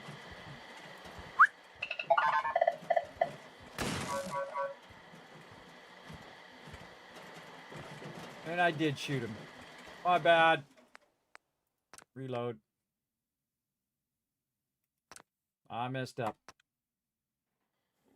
I don't think I saved either. Might be doing all that again. Yep, we're doing all that again. But that's okay. We know what we need to do. I should have saved. I don't know what I was thinking. I don't know what I was thinking, but I know what I'm going to be doing now. And really, what you want to do is kind of fool around first to get an idea of what you're doing, and then it'll be much easier to do it once you have you try some things out and see how it goes. Like right here, I feel like I got to put this here and remove all of this food now to get it out of the way when we go building here. Again, these builds take a while, especially if you're shooting your own NPCs. So he'll go aggro on me there, as you saw. If you do shoot the NPCs.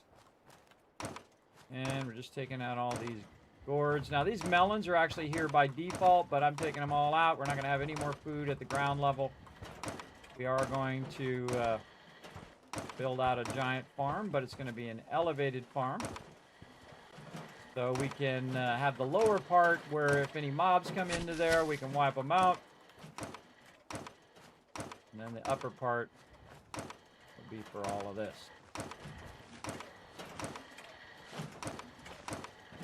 I find the best way to do something is to clean off your canvas, as they say.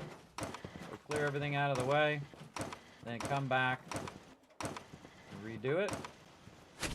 And I put a lot of this down. Holy moly. There's a lot of resources being generated here. Most razor grain.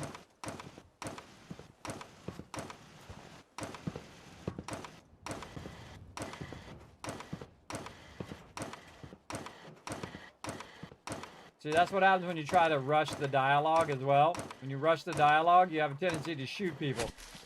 Just trying to go a little faster there, and I blasted them. So I was clicking to skip the dialogue. Man, there's a lot of this back here.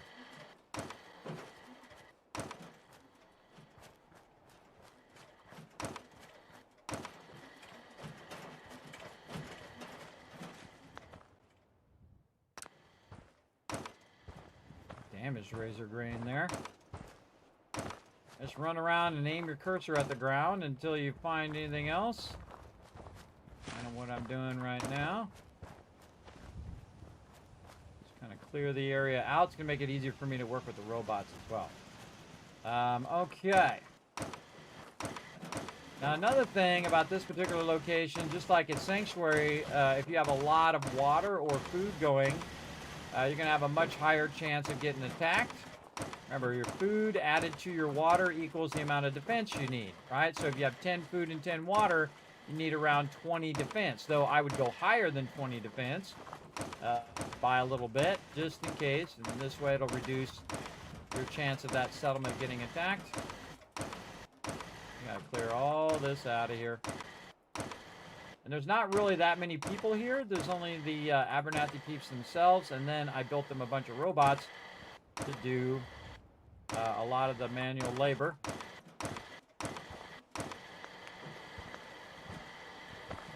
my horn got messed up. Here.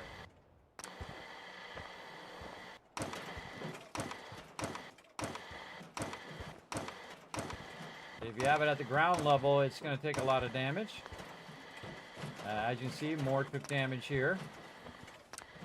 Those super muties.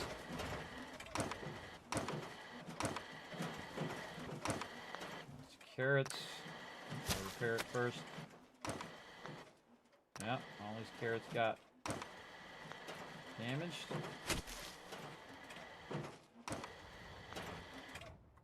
Tab to store it.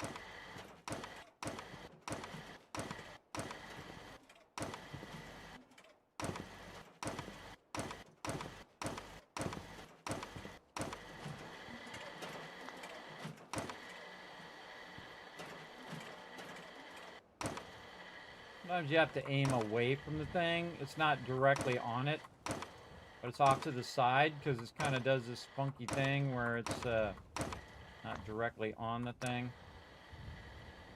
Sometimes you have to go off and then back, which is what I did right there. Man, we did put down a lot of carrots. Got that little wood thing, which apparently I missed.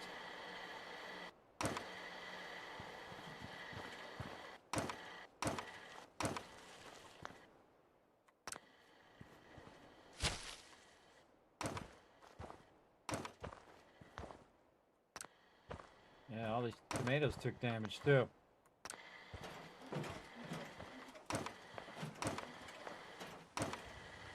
The best way to balance your food is to take up all the food and then re-put it down. At this particular location, the NPCs are automatically tied to the food that's already there by default. So if you do pick it up, it does kind of throw them off a little bit.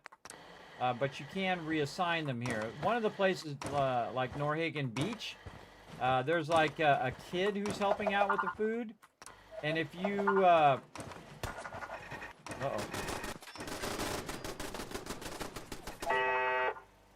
Wiped him out. There's like a kid helping with the food, and if you mess with the food, the kid stops helping, and you can't reassign him to helping with the food. So keep that in mind. Food's down to like 9. The guy just flipped that on. Turn that off for you. A little late. Oh, look out, Brahmin coming through. Okay. We did a lot of work there. Let's go ahead and save this time without having to do all that again. There we go. I was going to do that next anyway, but we'll just do it now so that when we're calling all the peeps over, we don't have all that stuff in our way, because that's what I was having trouble get to the thing, because it was showing me the razor grain instead of showing me the actual robots. But we'll get him to walk all the way back here, and we'll get it going on. Yes, there is no limit to how many robots you could have at any one location. And the reason why is what I'm showing you right now. If I just built them here or tried to send them here, they would reach a limit. But if you grab them as a companion, there is an infinite limit, everybody. You can just put as many as you want until your machine just basically begs for mercy. That's what you can do. Number 1.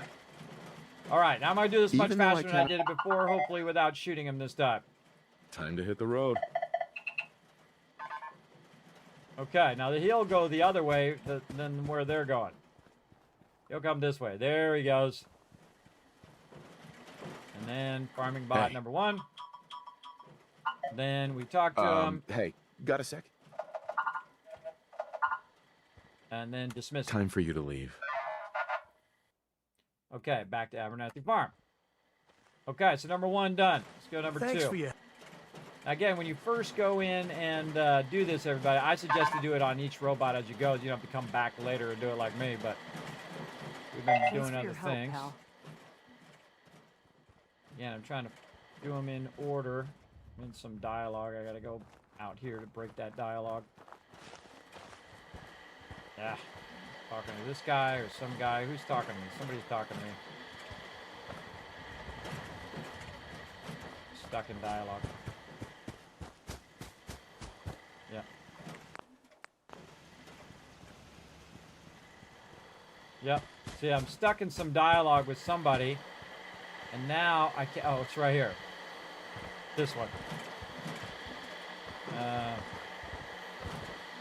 Even though I can't understand you? Farming box number 6. My mistake. Actually, I'll be back later.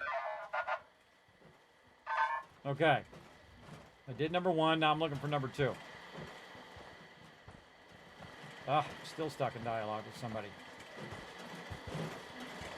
All the robots are trying to talk to me. We'll get along. Even though I can't understand you? My mistake. Actually, It worked better last time. See, they're all trying to talk to me at the same time. There we go. I got to be able to see the numbers on there. So if they got me in dialogue, I can't see the numbers of who they are. All right. We'll even though I can't understand. Number 2. Let's get Time moving. to hit the road. And then talk to him again. Then dismiss. I no longer. Click, click, click. Abernathy Farm. And number 3. And again, you can make infinite robots and just keep sending them to that location. I've done it before, but I built 50 of them and put them in there. There's 2. We're looking for 3. Go number 3. Did it walk back? I don't know. Let's hit the bell again.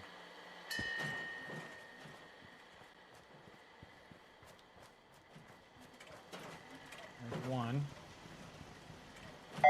There's 3. Even though I can't understand. Again, there'll be the same repetitive thing, by the way. Get Time moving. to hit the road. What do you need? And see, the other one's trying to talk to me, so I got to move away from him. Hey. And then dismiss. I no longer. Abernathy Farm. Right. Number 3. All right, where's number 4? 13. Good time to save. I'm just going to hit F5 to save this time. Are you number 4? I don't know. You're 5. You're 12. And about 1, 14, 9, 8, 6, 2. You showed up. Who's I on? Number 4? Yeah, number 4 here. Even though I can't understand. And let's get Time moving. to hit the road. Okay, and again, you only get that Heads up. dialogue the first time you talk to him, because I haven't talked to any of these. I just made them but didn't talk to him. Hold up a sec. So you do have to do this kind of repetitive, but it is definitely worth the time. Dismiss. We should go our separate. Okay, we're on 4. Save that, and now we're on number 5. Thanks for your help, pal. Uh-huh. I do talk to the NPCs because I find it fun. Right, number 5. You were trying to talk to me the whole time. I gotta find you. Number 5 is alive. A short circuit reference for you. Number 5, right here. All right. Let's get moving. Time to hit the road. And Heads 5. Talk. Dismiss. We should go our separate. Again, just left clicking to make that go faster. Number 6. Where are you? Are you number 6? No, you're number 12. Number 6. Where are you?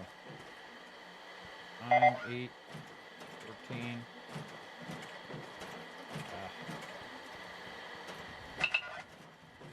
One of these ones over here.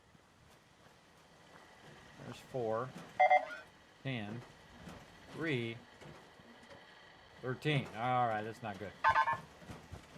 Try it again. All right. One of these ones over here. The thing is, we might not have a number 6, but I could have sworn I had already seen him. 7, 2, 15, 6. There he is. Let's get Time moving. to hit the road. Yeah, see, it says his name down there, Farming 6. Then I can move away from these guys, and he'll run after me. Over here. Well, we'll run the opposite way, apparently. Here he comes, number 6. Come here. I need to ask you something. And again, you want to double check at the bottom that you have the right one. Dismiss. I think it's about time. Yep. Look alive. Dismiss. Time for you to leave. Huh. Doesn't let me assign him. That was weird. Look alive. Huh. System Just status. checking how you're doing. Yeah, okay, now something's screwed up. All right. Standard Fallout. All right, we better save a new game. Here. Then what we do is we just reload that same game. And see if that fixes my ability to dismiss him. Anytime you have that kind of problem, everybody, the best thing to do is just to log out, log back in. Or reload. Talk. I need to ask you something. Dismiss. We should go our separate ways. And it should come up with the dialogue to just, oh, I can't dismiss him. Okay. So if it gets to the point where you can't dismiss him, just go to number 7 in this case. And try to get number 7, which should allow you to get rid of number 6. I can find 7. Everybody just keeps talking to me. There's 7. Okay, so talking to 7. We'll get along. Even though I blah, cannot. blah, blah, blah. Let's get Time moving. to hit the road. Okay, see, now it's going to tell me to send number 6 somewhere else. See, so that's a way to work around it. So you just go get another companion, which will tell that companion to go. Okay, so number 6 gone. Hey. And then got number 7. We'll dismiss It's time him. for you to go. There we go. And then see, it popped up with the dialogue that time. Number 7. All right, now number 8. Number 14, number 8 right here. Even though I can't... Time to hit the road. Okay, and then I'll just run over here and get number 8 off to the side. I really should be moving them away from the group, because then it would eliminate them from the group. I just thought of that. Come on, number 8. There we go. Hey. Time for you to leave.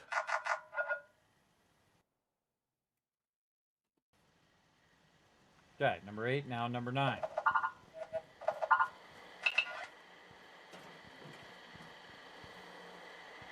Mine here.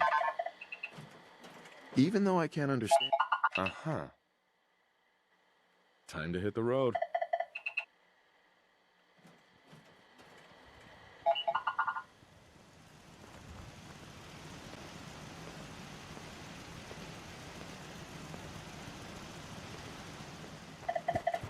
Heads up. I no longer require your services. That's funny. Talks like a robot. All right. Abernathy Farm. Number 9. Now number 10.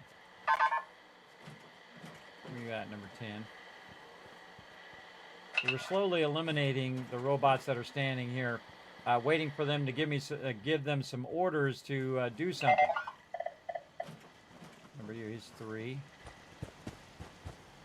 3.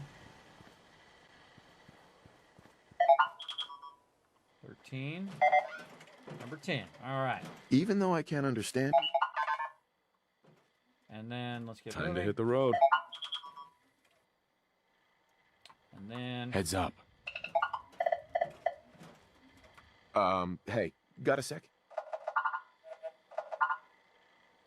I no longer require your... And Abernathy Farm. Number 11. This is 13.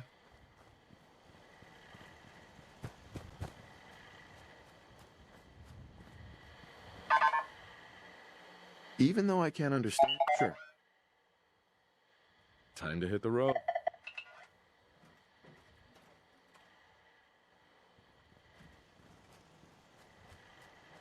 Drag him over here. Pick from those ones. Look alive. We should go ourselves. Oh, see, it won't let me dismiss him because I'm in dialogue with the other one. That's what caused that problem, because of the dialogue. Let's go find number 12. 12 here. Even though I can't understand... Time to hit the road. Yeah, see, it put me in dialogue with another robot, which messes up my ability to dismiss the previous robot. Abernathy Farm. Okay, now I got this one as a robot. I'm going to pull him over here. Out of that group. That's number 12. Look alive.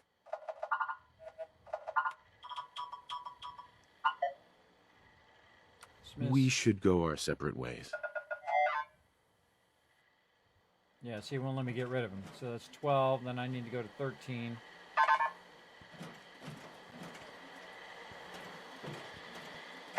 Oh, 13 was the one that was way over here.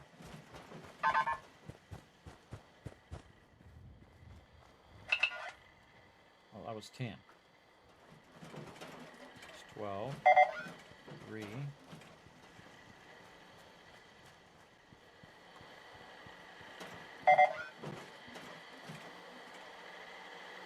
No lucky 13. 9, 8. I'm just going blind. Number 1, 14.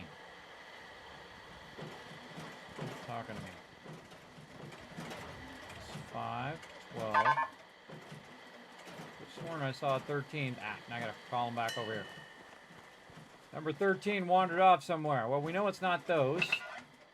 This is 9. This is 8. 4. 3. 10. There's 13. Even though I cannot... Almost done. Time to hit the road.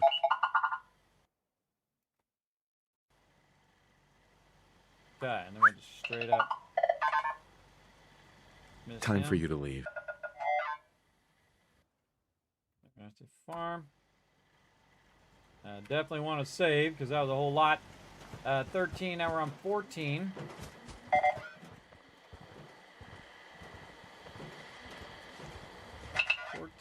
Where are you at? There's 15. Thanks 14. for your help, pal. Even though I can't under... Uh-huh. Time to hit the road.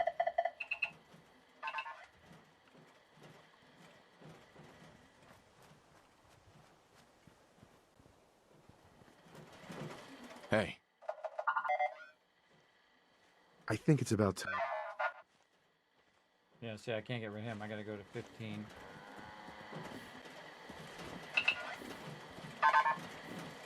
Even though I can't understand you. Time to hit the road.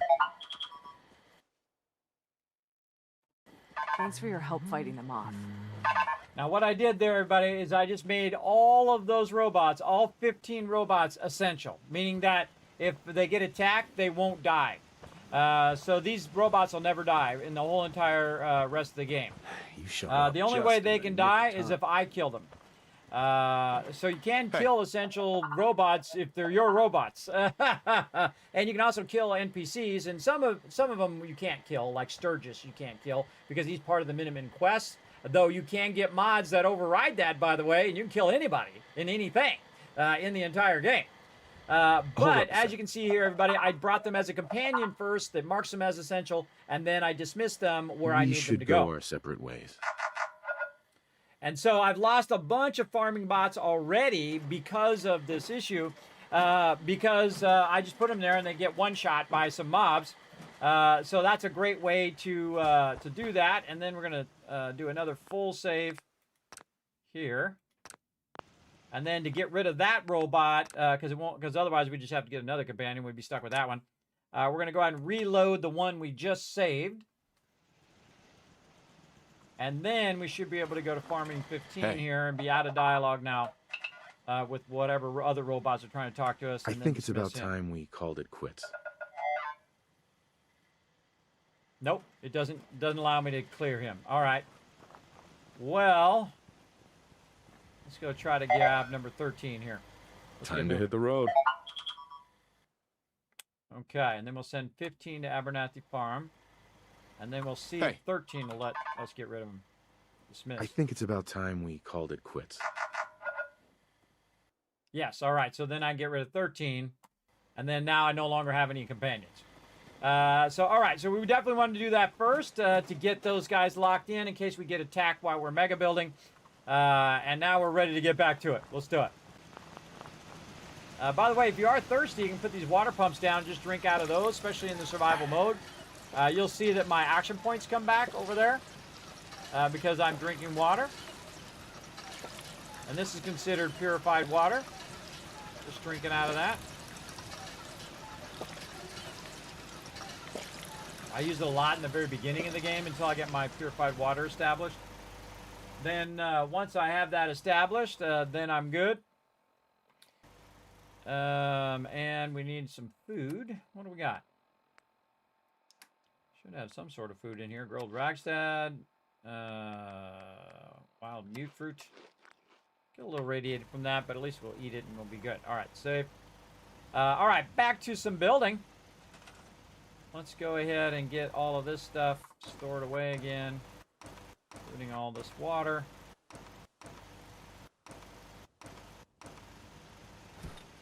With a little bit of water, kind of back over here somewhere, just out of the way. And we're leaving a little bit of food and a little bit of water, which is going to reduce the overall need for that. And again, we'll just take some of this kind of out of here. So it's going to rework some of this. And we need a bed back because I can see it turn red up there. Bed out there. Okay, look at her go. Connie's got some skills. She's got some skills. Okay, back to what we were doing here. We were taking this center part and using it as our kind of center of the base. And then I'm going to go ahead and tee off of that. Like that. And then reestablish our outer wall here. That is not straight. That is very not straight. Now, if you didn't know, everybody, you can hold down E and you can rotate stuff like this to rotate that in. Now, why that was at an angle like that is kind of weird because this is already pretty square.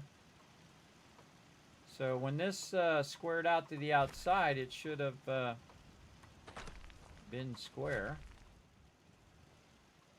Not sure why it was like that, so let's do that again and see if we can get it to be straight with the other thing. There we go. Now it's more straight. It's kind of weird how it did that. Hey, remember, I don't make the games, everybody. I just show you how to work around them and how to crush games. I don't just play games, everybody. I destroy them. I wipe them out. They beg for mercy by the time I'm done. But you can hold down E, and anything that's connected or nearby the thing that you're holding down E, it will connect everything and connect it to that. So if I do hold down E, I can hold and move the entire wall at the same time. Incredibly useful, everybody. And if I don't want to do this, I just hit Tab, and then boom, it goes right back to where it was. And again, we're going to inset this a little bit just to give us some room. And as you can see that when the terrain goes up, this particular piece will allow us to go into the terrain. A lot of the other pieces will not. The wood pieces and the steel pieces typically are not good for this because they will just they'll just sit on the surface level. Though I have gone in and made it work anyway before they added the concrete. The concrete is among my favorite things. See, it's starting to elevate there. We also want to get these guys out of our way now. And so while we're working on this side, this is a great another gamer secret for you for Fallout 4. Take your bell and put it way over where you're not working. Like way over here, hit the bell.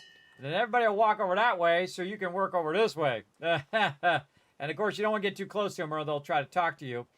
So you can see my army of farming robots are off and running. Now, I haven't even done the Automatron DLC in this playthrough yet, so I can't really upgrade them. But what I would do is I'd give them the track. The track allows them to move really, really fast from here to there and everywhere. Or I would turn them into like a Mr. Handy, where I could just have them flying around, and then they could get around much quicker. But at this point, again, they are marked as essential. So we'll go ahead and just let that rock and roll, and we'll keep kind of figuring out what we want as our perimeter. I'm going to go ahead and establish that first. How wide we want this to be. That's probably pretty good right there. Let's see how it works out. And you always have like the one central piece that aligns everything else. And don't worry, we'll sink this into the ground and put it at different elevations and all that fun stuff. Right now, all we're doing is looking at the sides. It's kind of like when you're doing a puzzle and you do the outside edge of the puzzle first because that's the easiest because one side of the puzzle piece is flat and straight. So you do the outside of a puzzle. If you didn't know that, now you know.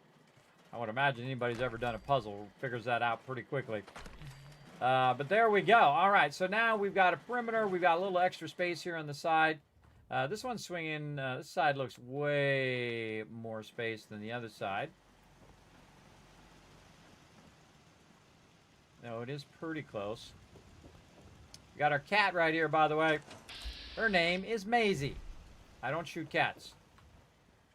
Unless they're murder kitties. Unless they're murder kitties and 7 Days to Die, then, you know, you got to do what you got to do to survive. Kind of feel like we could go one more out on this side. So let's do it.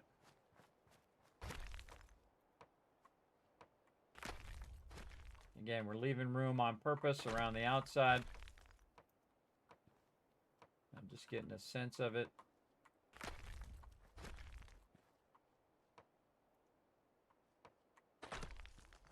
building in 76 is very much like this. Very feisty. Very feisty. It's like you're trying to put the thing in there, but then it flips the other way, the way you don't want it to go. Then you got to kind of finagle it. Or I call fuddle with it. You got to fuddle with it.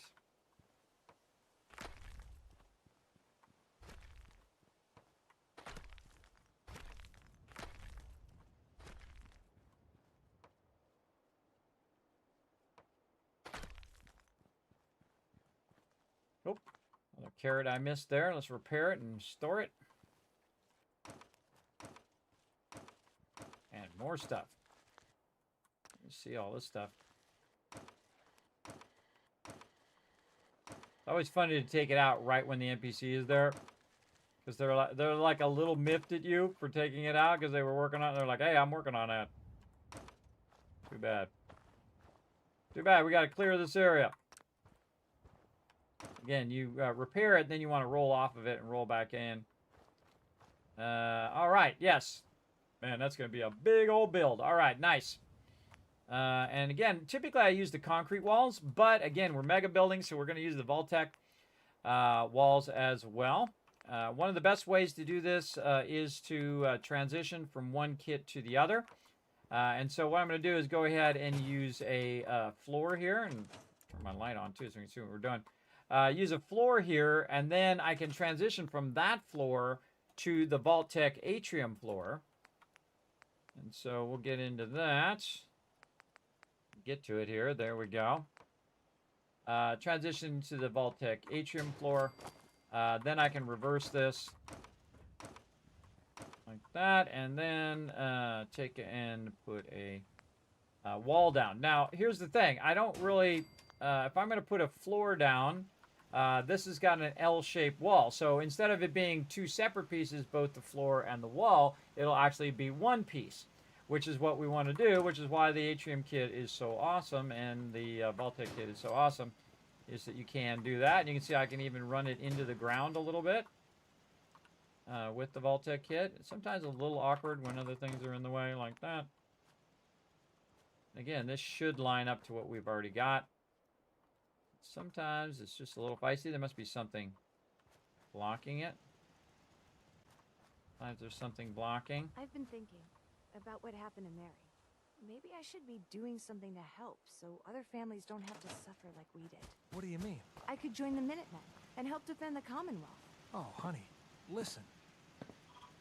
It's brave of you to say so, and it's good that you want to help people. But we need you here. Besides, your mother would never forgive you. I know. It's just, well, I'm almost a grown woman, and I just don't know if this is the life I want. You understand, don't you, Daddy? Yes, darling, I do. But after what happened with Mary, well, let's just give things time to settle down, okay? Okay. Oh, she wanted to join the Minutemen. I missed that earlier. I never even remember that dialogue, everybody. Notice how they're leaning against that pole, everybody? Since I removed... I was glad to help out. I can't argue with your timing. Anyway. All right. We heard it before. So what I did is I took this building out, and what they do have a tendency to lean against this wall that used to be there. So I put that there specifically so they look like they're leaning against it. Why are you scowling at me, Lucy? She's giving me that scowling look. All right, I got to get back to work. Back to work over here. Oh, they don't have enough food either. Got to put some more food down. Let's go ahead and put down... That's probably why she's scowling at me. Let's put down some euchre.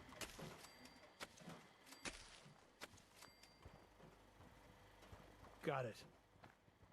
All right, now they got some food. Keep them busy while I'm doing my thing over here.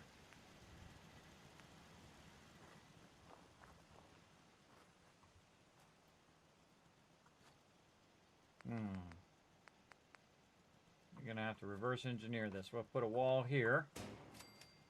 Then we'll go back to this. Then we'll take this out and we'll try to snap this one to that one. No, it does not want to go right there. It does not want to do that one. So this particular one, we might have to do, again, if it's glitched out or you can't put it in, you might have to do wall first. And because the atrium floor is a bit more forgiving, you could just do wall, atrium floor, instead of doing that as one piece. That's okay. Now this is where it starts to get tricky because it is starting to elevate, right? It's starting to get up off the thing here. So what we're going to do is just hit E, and then I can bring this down. I can try to bring it down anyway. And try to bring it down so it's below there. You can also use your scroll wheel to move stuff further away. But if you hit E, and then you hold down E, what it will allow you to do is actually go vertical. See how I was able to move it down just a little bit? And it will move it down into that lower area. Like this, but the second I let go of E, it'll just pop up with the Vault-Tec kit, which is kind of a bummer because I just want it to be down just a little bit. The other way to do that is to use something that you can align it to, like going back to the concrete kit. And I go back to the concrete kit all the time because it's a great way of just using it temporarily and then adjusting whatever you need to do with it. We need one of these walls first. I don't think we can just snap it to that. No, it won't snap it to that. So we got to work around it. So we got to snap this into here. Oh. And no, we got to put an actual atrium floor down first. Show atrium floor. And then we're going to do this. Then we're going to take this out. And we'll get to the concrete kit. We'll do the floor. Now we're able to do the floor. Now we can take the bar. This is like 15 steps to work around this. And there are mods you can add that'll help you with this. And then we need a half wall. This side. And then this here. That there. Again, I'm just walking it in position. And then we hold down E. Oops, no, we hit E. Then hold it down. And then we can move it up and down. See how it slides up and down in there? I got to take out the floor because it's blocking.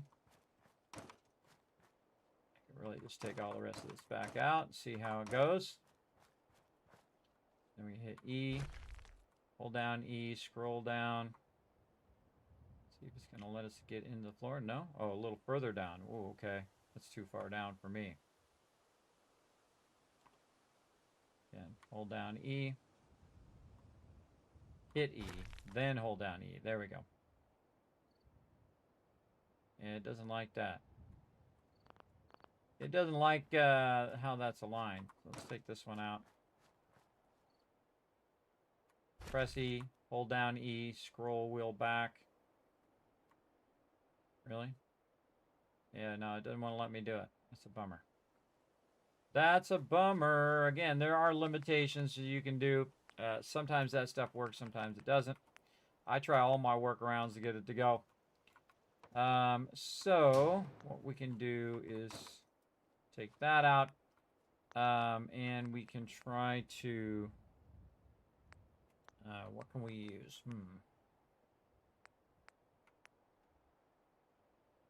We could just use... Go back to our concrete walls, what we'll do.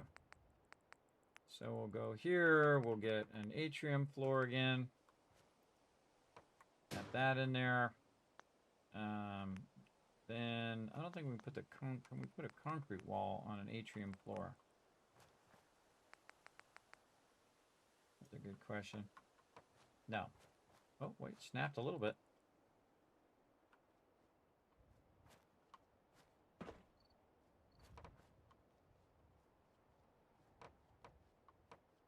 Oh, it did snap. Oh, no, it didn't. Yeah, it actually does. Okay. I don't think I've done that in a while. You can see that it's set back, though. But we can take another concrete wall and try to snap it to this one. To bring that in just a bit. Yeah, there we go. And then we can try to use the wall. E. No, I was trying to rotate it. You see how it just rotates it just a little bit? That kind of stuff drives me crazy. And then bring it down, but then it's not going to be straight, so that's not going to work. Or we can just add some supports under there later. We can do that as well.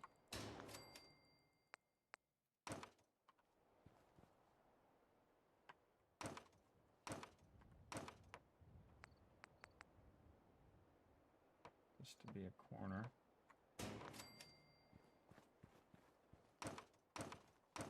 And these are only for just checking the deal here.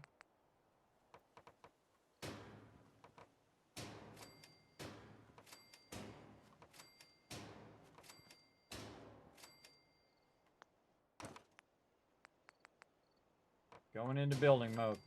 Now, if you have any comments or questions, feel free to throw it in the chat.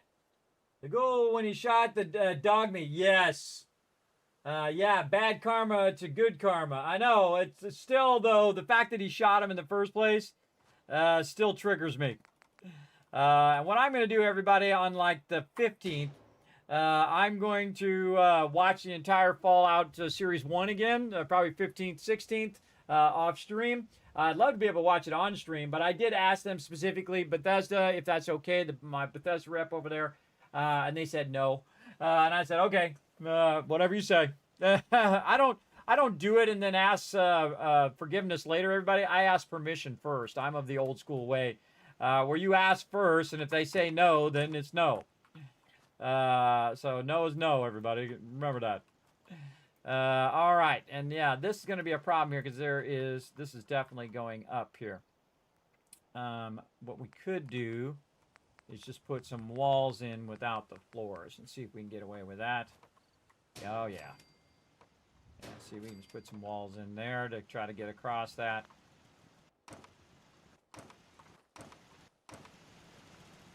And then let's see if we can go back to our floors here.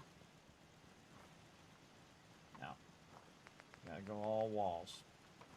Again, some of them have the ability to override that function.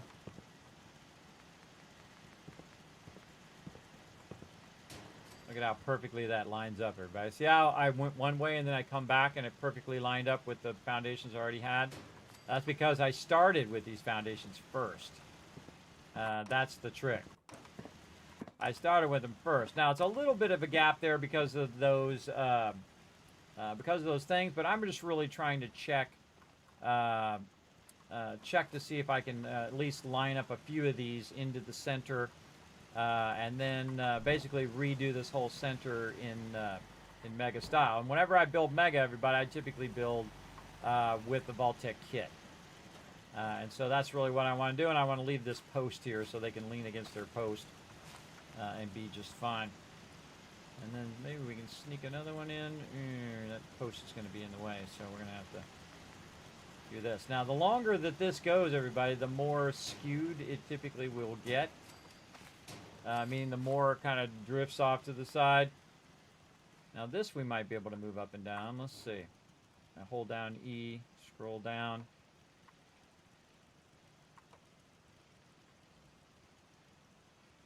Hit E, hold down E, scroll down, left and right. Now, how do I?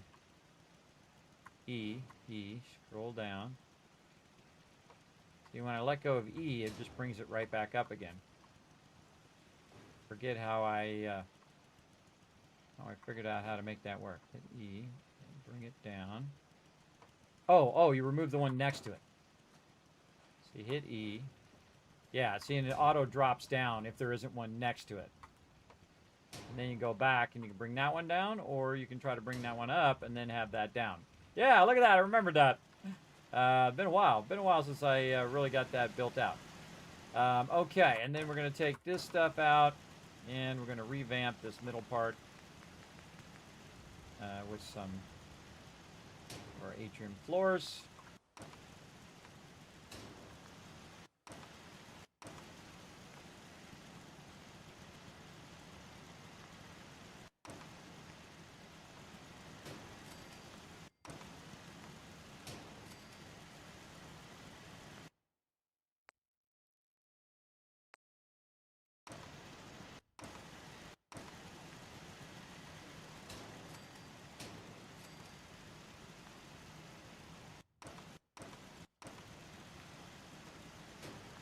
perfect. Look how it goes right by that edge. Nice. Gonna leave that. Gonna take this out. And revamping a lot of this.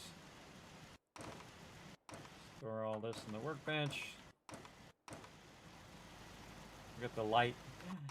Light from no light. The light's no longer there. Oh, look at the stars. Great place to look at the stars. Okay, and we got that going there. And let's see what we can do over here. On this side. Rid of these steps. You notice that my size does not change, and that's because... oh, I got my power armor. Right there. The size doesn't change because I have it on unlimited building. So that's why you'll see it not go up or down, because I got it going. Yeah. And again, thanks for being here, Brommel. Appreciate you being in the channel, man. All right, let's get going. Let's get this up out of the way. We got to revamp all this eventually. I think I picked that guy up the second time. And then save. Okay, we got something going on now. We got something going on. And we're going to go in and get this here.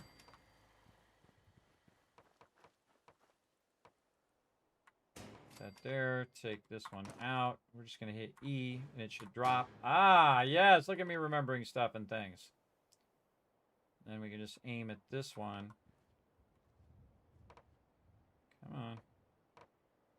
Or take this one out and then put this in. Then put that one back in. Yeah, all about that build order, everybody. All about the order in which you're building stuff. My stuff's right in the way again. Put this over here.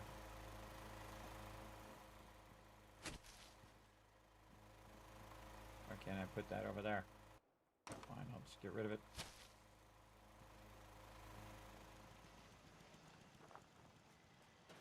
Oh, it does not want to let me put mute fruit anywhere. Okay. Store it. And then go.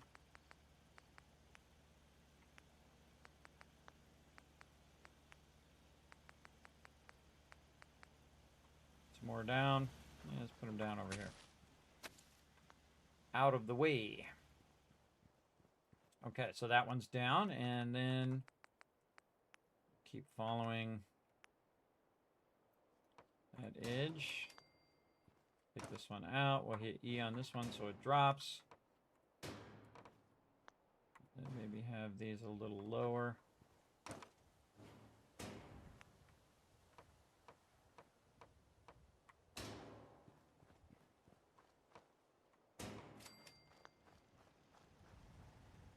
All right. And this one's beyond the little things there, so we're going to store that. We're going to hit E to drop that one. And this one will be up there, and that one will be down there. This one. So let me bring it down. Nope.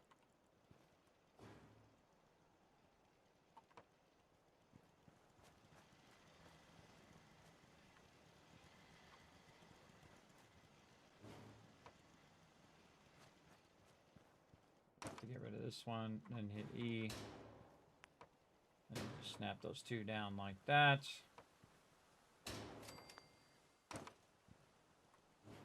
Yeah, I'm just pressing E so I can drop it down into that lower level. That's really good there.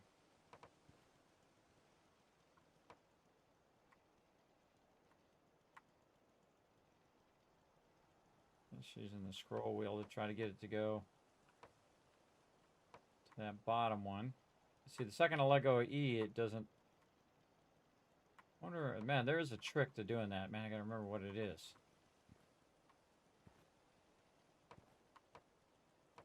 E, down, hit return or enter or something. I think it was you press enter while holding E. Yeah, it doesn't want to do that. Here's another workaround too, is that so we don't have to realign the other one that's already pretty good. This one here, we'll go ahead and add a floor. Then I'll take this out. Then it will take this one and it should snap down. I think this atrium floor is a little too close. So basically you're using this to hold the level that that one's going to be at, and then you take this and it should allow you to bring that down. Yeah, I can't remember if we got that to work. I can go on this side, see if I can get it to work. You threw it my way.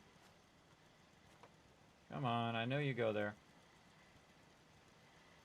I know it works. Just getting it to work is the hard part.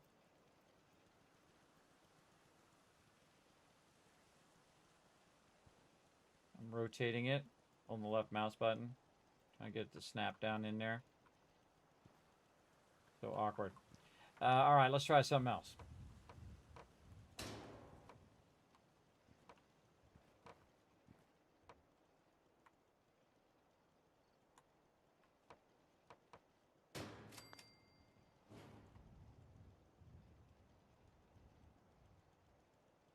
Yeah, it's so weird. It's not snapping down in there. Okay. What are we doing here? This is this one.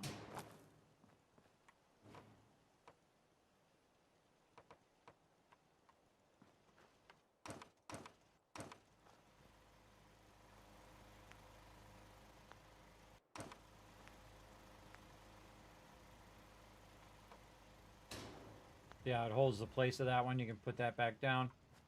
I can't get it to do another. There it goes. Went that way.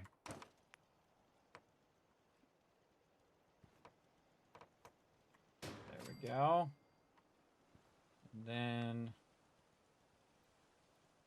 this.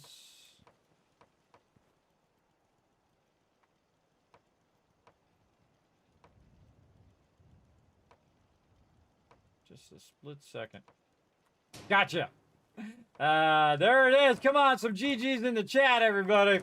I know there's a way of doing it. See, once you know that something is possible, everybody, that's when you're unstoppable. You really are. You know that you can make that happen. All right, and I think I'm going to put this on the inside this way. And then we'll take this out, and then we'll hit E to drop that down. And again, you see I'm just kind of working this side. This definitely takes a lot of patience and effort, as you can see, to keep that stuff aligned, and then to align this here. I feel like we actually want to go right about there. Actually, maybe back up here. And then turn the corner here. Like that. Again, you see we have multiple levels here. Again, we're going to be building some ramparts out there around that outside edge. Just to put some defenses in for our peeps. And we'll work on the entrance later, usually. Peeps just standing in the way. And now we got to get our wall in there. Again, we could just do it as a wall, but you'll see there's a reason why I'm trying to fill this in as much as I can with the foundations. But this we can just do a wall. And then, remember how many in that it did. So right here. Right there. So this one. Go the other way. Doesn't look like it's going to give us that. Let's see if we can put this in. Yeah, there we go. All right, we got to get Clarabelle out of here. All right, Clarabelle, give me that trop. Don't walk in front of me, robot.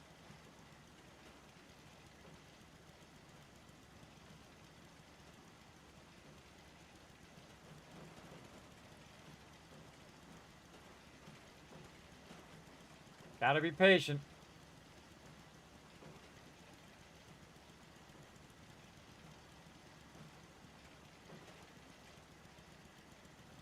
And a lot of times it only happens for a split second.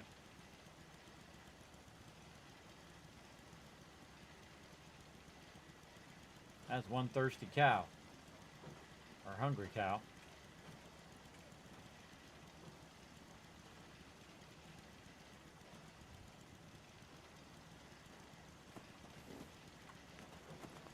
Ah! Tried to press it, but it didn't work. If I can push the cow out of the way. Push the cow. Push the cow.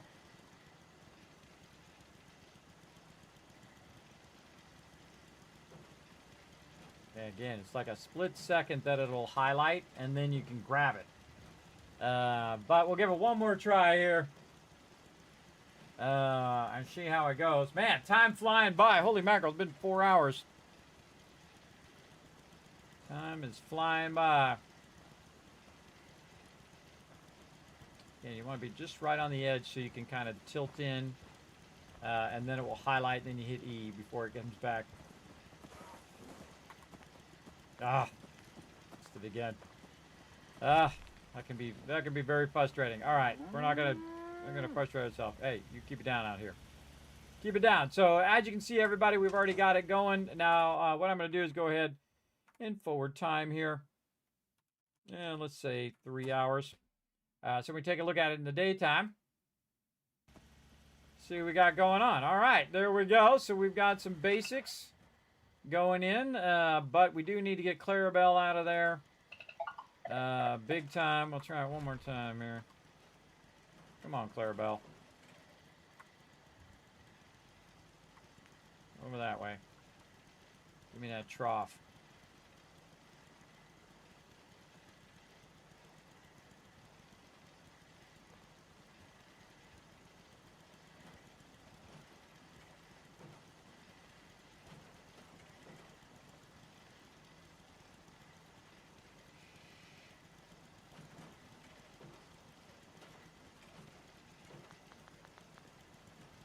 Go out into structures just in case.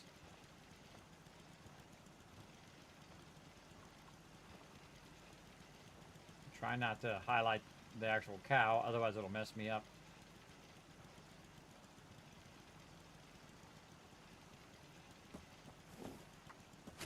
Gotcha!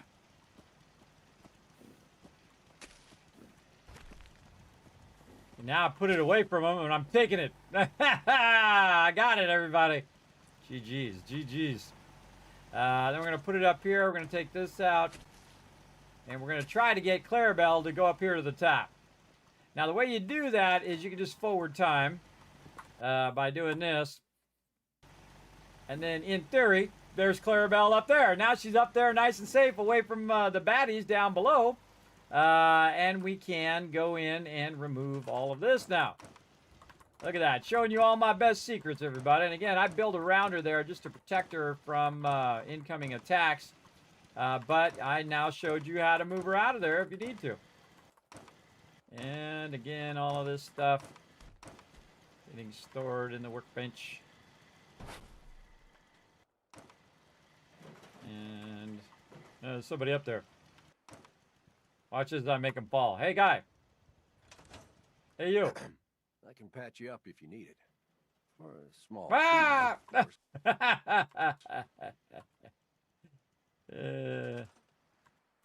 Store that. I think it's pretty funny.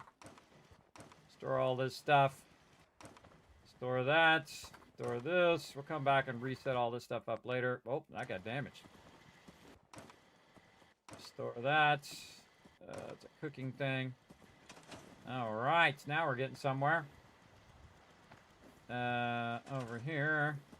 Yeah, we didn't scrap these rocks. Huh. Or in bushes. You notice, everybody, I can scrap the bushes, which normally you can't do. That's that spring cleaning again.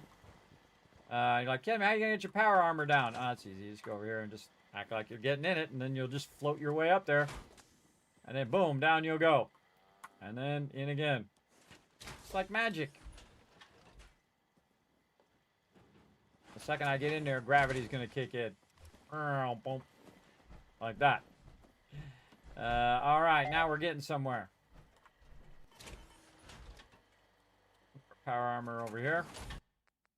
If you didn't know, everybody, again, my character right here, you can see he's got a red vault suit on, or maybe you can see. He's actually got a red vault suit on, and if I take my armor off over here, right here, you can see he's got a Vault 45 vault suit. You can get that from the Creation Club for free, and you can change the color of your vault suits and also change the number of your vault suits. So very cool. Very cool. All right, we get our fusion core out of there. We did. And now we want to line this up. I can see that actually is not going to line up. I got to fix that when I get over there. So we'll take a break here in a moment, but first I want to finish this up across here. So I feel like we got this on lock here.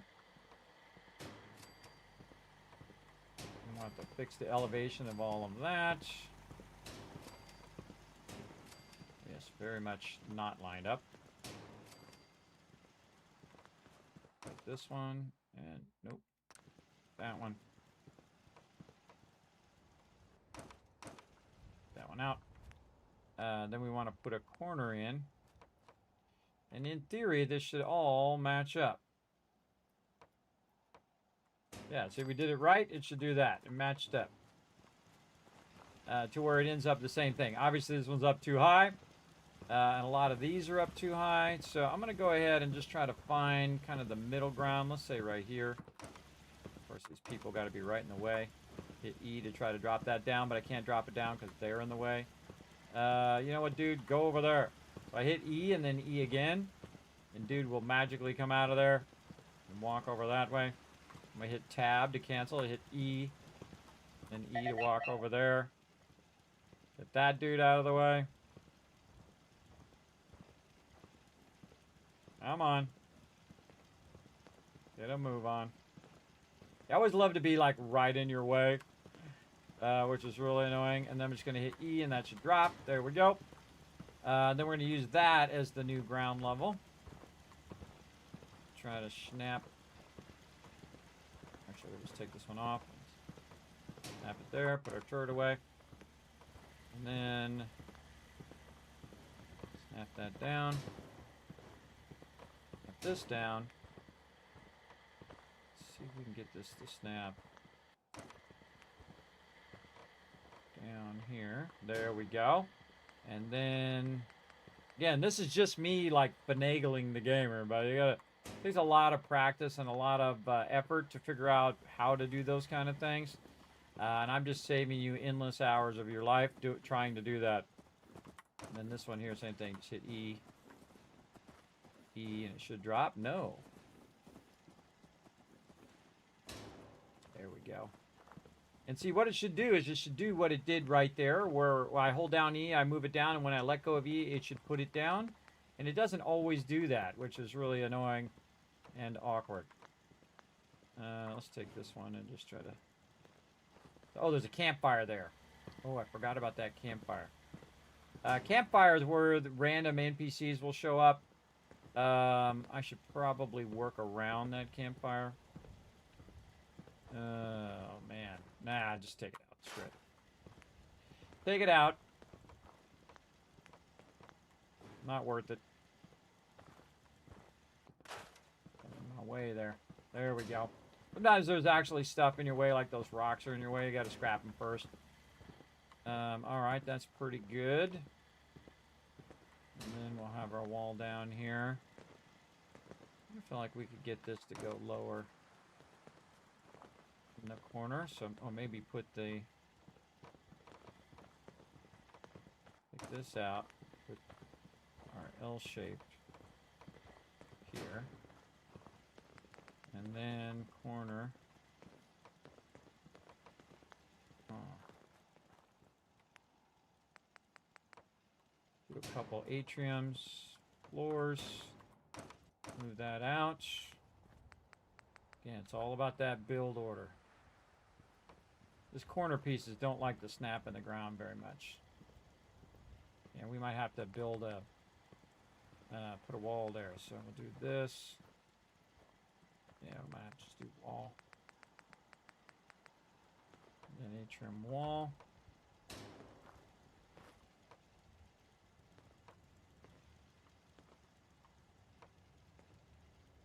It does not want to rotate. Nope, you don't want to do that. Okay, and then we're going to walk this one back.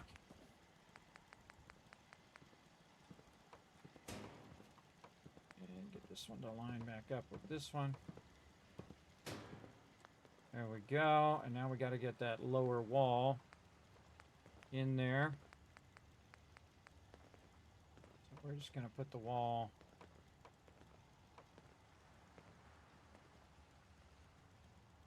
No, no wall. Oh, L-shaped wall. Like this. Ah! There it is. All right, and again, let's see, we're actually flowing with the elevations of the ground.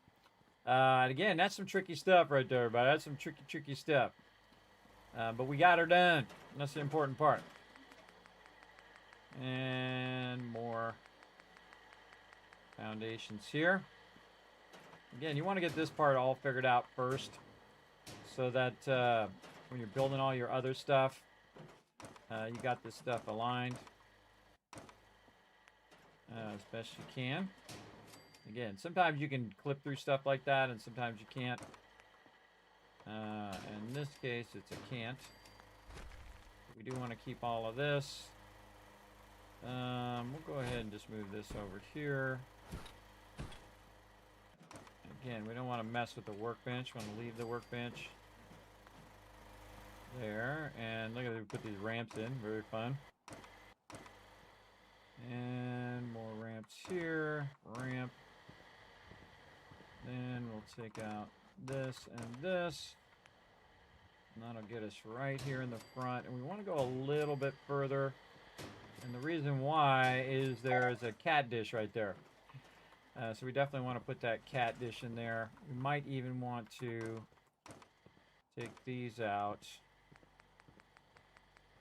Have this transition to a nice solid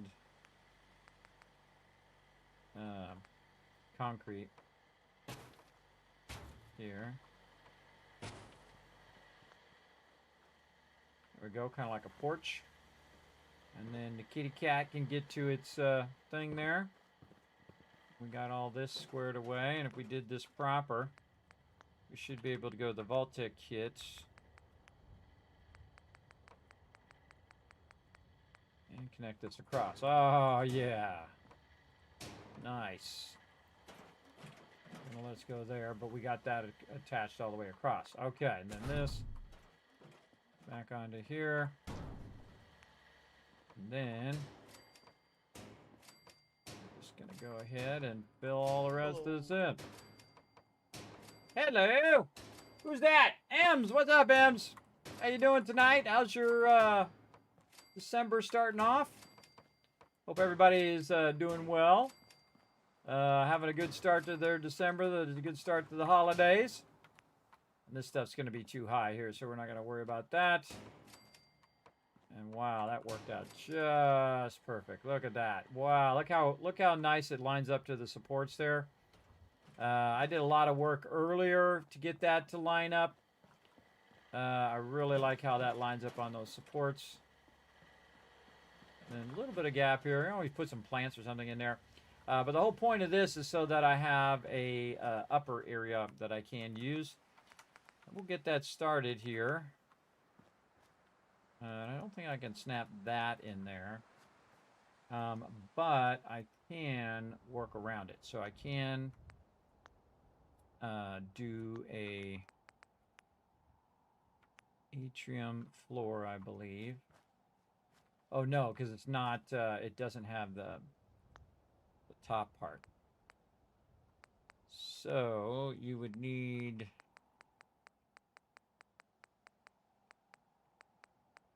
potentially the top atrium. Yeah, but it's not going to let me do that unless I have something like this or like this. Yes, I think we already did the retweets. Yes, we already got 5. Let's see if it's at 10. Is it at 10? It is at 10. Holy mackerel. All right, let's give you a whole bunch more Kiz Caps, everybody. You guys crushed it. Nice job. Let's go ahead and give you guys some love over here. See if I can get my little thing to work. We're going to do this every single time. Go in and get it to work. Come on, you can do this, little stream deck. No.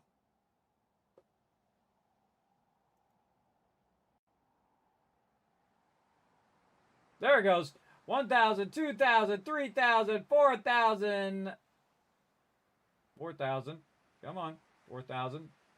4,000, 5,000, 6,000, 7,000, 8,000, 9,000, 10,000 caps toward the giveaways for all of you. And again, everybody, you want to be part of the giveaways, make sure to jump over to twitch.tv/Kismet. I am streaming to 6 different platforms at the same time. They are Twitch, YouTube, Facebook, Kick, X, aka Twitter, and Trovo all the same time. I don't care where you watch. I just appreciate you watching. But if you do want to win the giveaways, everybody, make sure to dip on over to twitch.tv/Kismet, Kismet.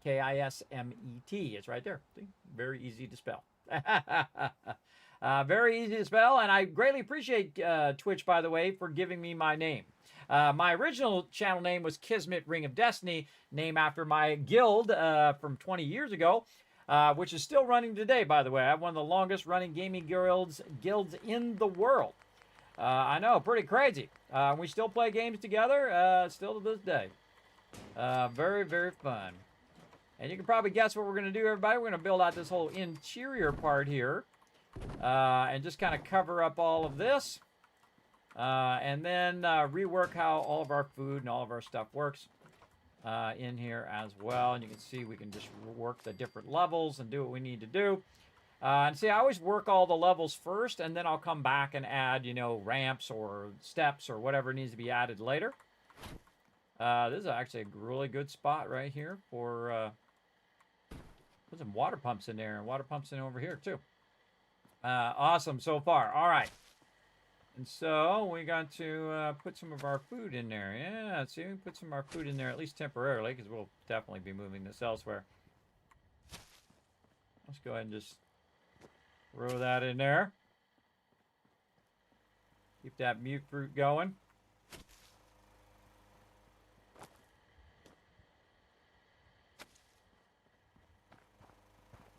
We're going to be look at that. See, we can go here and take these darn bushes out that have been in your playthroughs that have been driving you crazy. Again, that's the spring cleaning. Spring cleaning mod, which is awesome. You can take out all the little spider webs and all the stuff, which I think they should have let you do in the original game. A lot of the mods that I use, everybody, are like, hey, this should have been... Oh, look at, she magically went back that way. Or should have been in the original game, I think. Oh, these all need to be repaired anyway. Put those out of there. Get all this power out of here. Let's put this up here. We got a dead mutant hound in the way. Hold down E. See if we can throw him over the side. Yeah, too bad you can't scroll wheel them. That would be great. Nope. Come with me, little doggy. If you move too quickly, you'll lose it. I used to out be the way. scared of super mutants, but we taught them a lesson this time.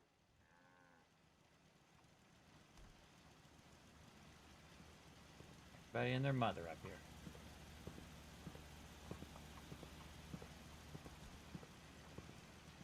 And up you go. There we go. Drop back into the back. And again, now Clarabelle up here, much safer up here, by the way. We'll make a little spot for Clarabelle. Wow, look at this shaping up. Like it, like it. All right, good time to save. Right over here, because we're making some big progress. We're going to build some cool stuff right over here. All right, we'll take a break, and then we'll come back. We'll do it all over again. Do some more mega building.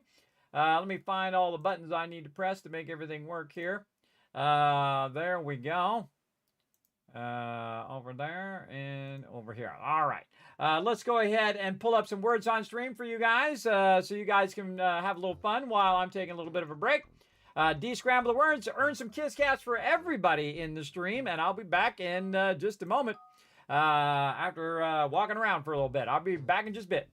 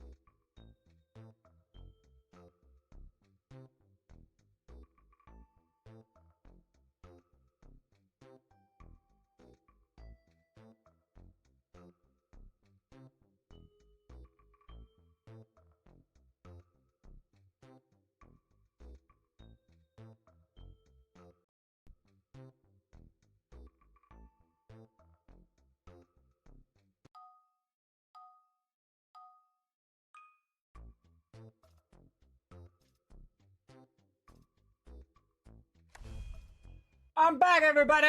Let's get into it. Let's go ahead and get these puzzles done.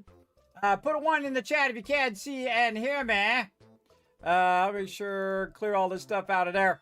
Let's go. Again, you can earn some Kiss Caps toward the giveaway. We're going to do the giveaway right after we do this puzzle. So definitely got to be present to win the giveaway. So settle in, everybody. Settle in. Let's win some stuff. Let's go. What? Costs? Is that a word? Pass? Sack. Oh, good one. Oh, man, I'm terrible at these games, but I try anyway. Cask. Cask. Oh, yeah, like cask of beer. Or cask of ale. Yes. What? Cosa. Taco. Coco.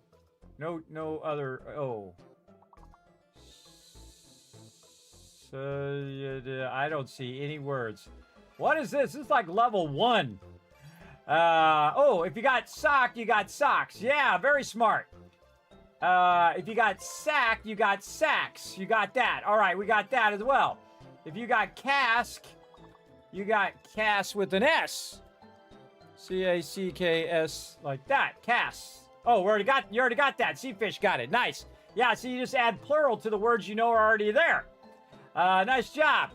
All right, now we just need some more words so we can make those words plural. Ask, or one that already is a plural. So it soaks. See, I went off rest. We did it. We got it done. Nice job, Chad. Nice job. Let me go ahead and shower you guys with a bunch of Kids Cats for being awesome. We're gonna do this giveaway right now, everybody. I don't wait to the end of the stream. We've got multiple giveaways. We got to get these giveaways fired up. Sometimes, by the way, everybody, I get so behind on my giveaways that I start giving away every 5 minutes. I've done it many years, everybody, where I get to like day 24 or 23, and I'm like, oh my God, I got way too many left, and I just start giving stuff away like crazy. I just start giving it away like crazy. So definitely be in each stream, everybody, earning those Kiss Caps just by lurking in the channel. Of course, interacting in the stream as well. That's a great way to earn Kiss Caps. If everybody was doing this puzzle together and we got every single word, I'd give you 5,000 caps. So remember that next time. But we're going to go ahead and get back into Fallout 4. But first, we're going to do this giveaway. Here we go. All right. And here we go. In 3, 2, 1. Boom. You're the winner. It goes to Paul. Hey, Paul coming in with the big win. Now, here's what you do, everybody. While waiting for Paul to say something in the chat, and he does have to say something in the chat in the next 2 minutes. Otherwise, I'm going to re-roll. I hate re-rolling. Don't make me do it. But in the meantime, put some GGs in there. The more GGs I see in there, the more good sports I see in there, then the more Kiss Caps I give you guys for the next giveaway. We got so many, everybody. We got a giveaway every single day. Plus, we can also unlock more giveaways as part of the Vault Van Life project up there. As we are, again, taking donations, either with bits or with direct donations or direct tips toward the Vault Van Life. And, of course, that unlocks even more giveaways during this time as well. So, very, very cool.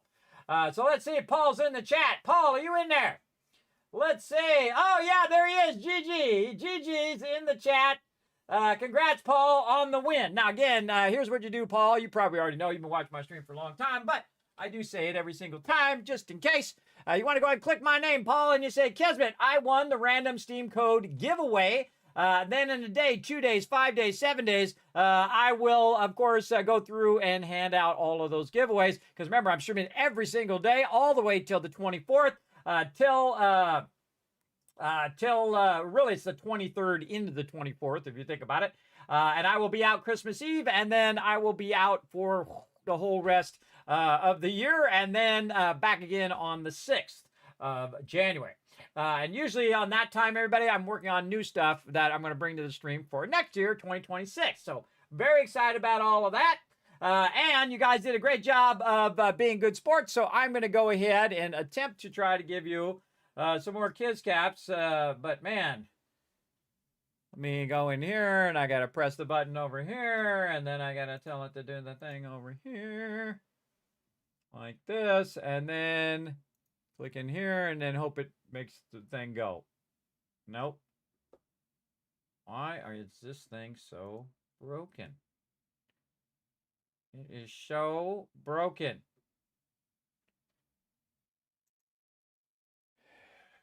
It is so broken. It's my Stream Deck. It's so broken. I can't get it. I mean, for years, everybody. This is like a decade worth of using this Stream Deck, and it just will not connect to Twitch. It will not put it in the chat sometimes, and I gotta like finagle it into doing it. And literally, I could just paste it in there faster, so it doesn't make it any better. It makes it actually take longer than if I just paste it in there.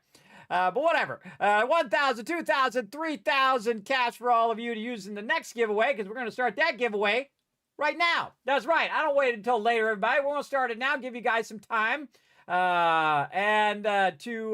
Finish giveaway down here. There we go.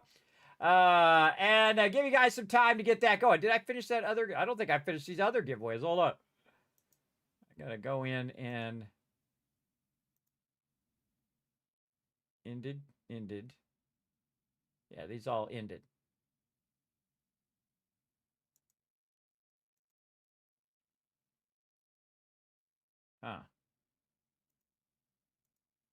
Results. Finish giveaway. Oh, I see. Oh, they changed the way that this works.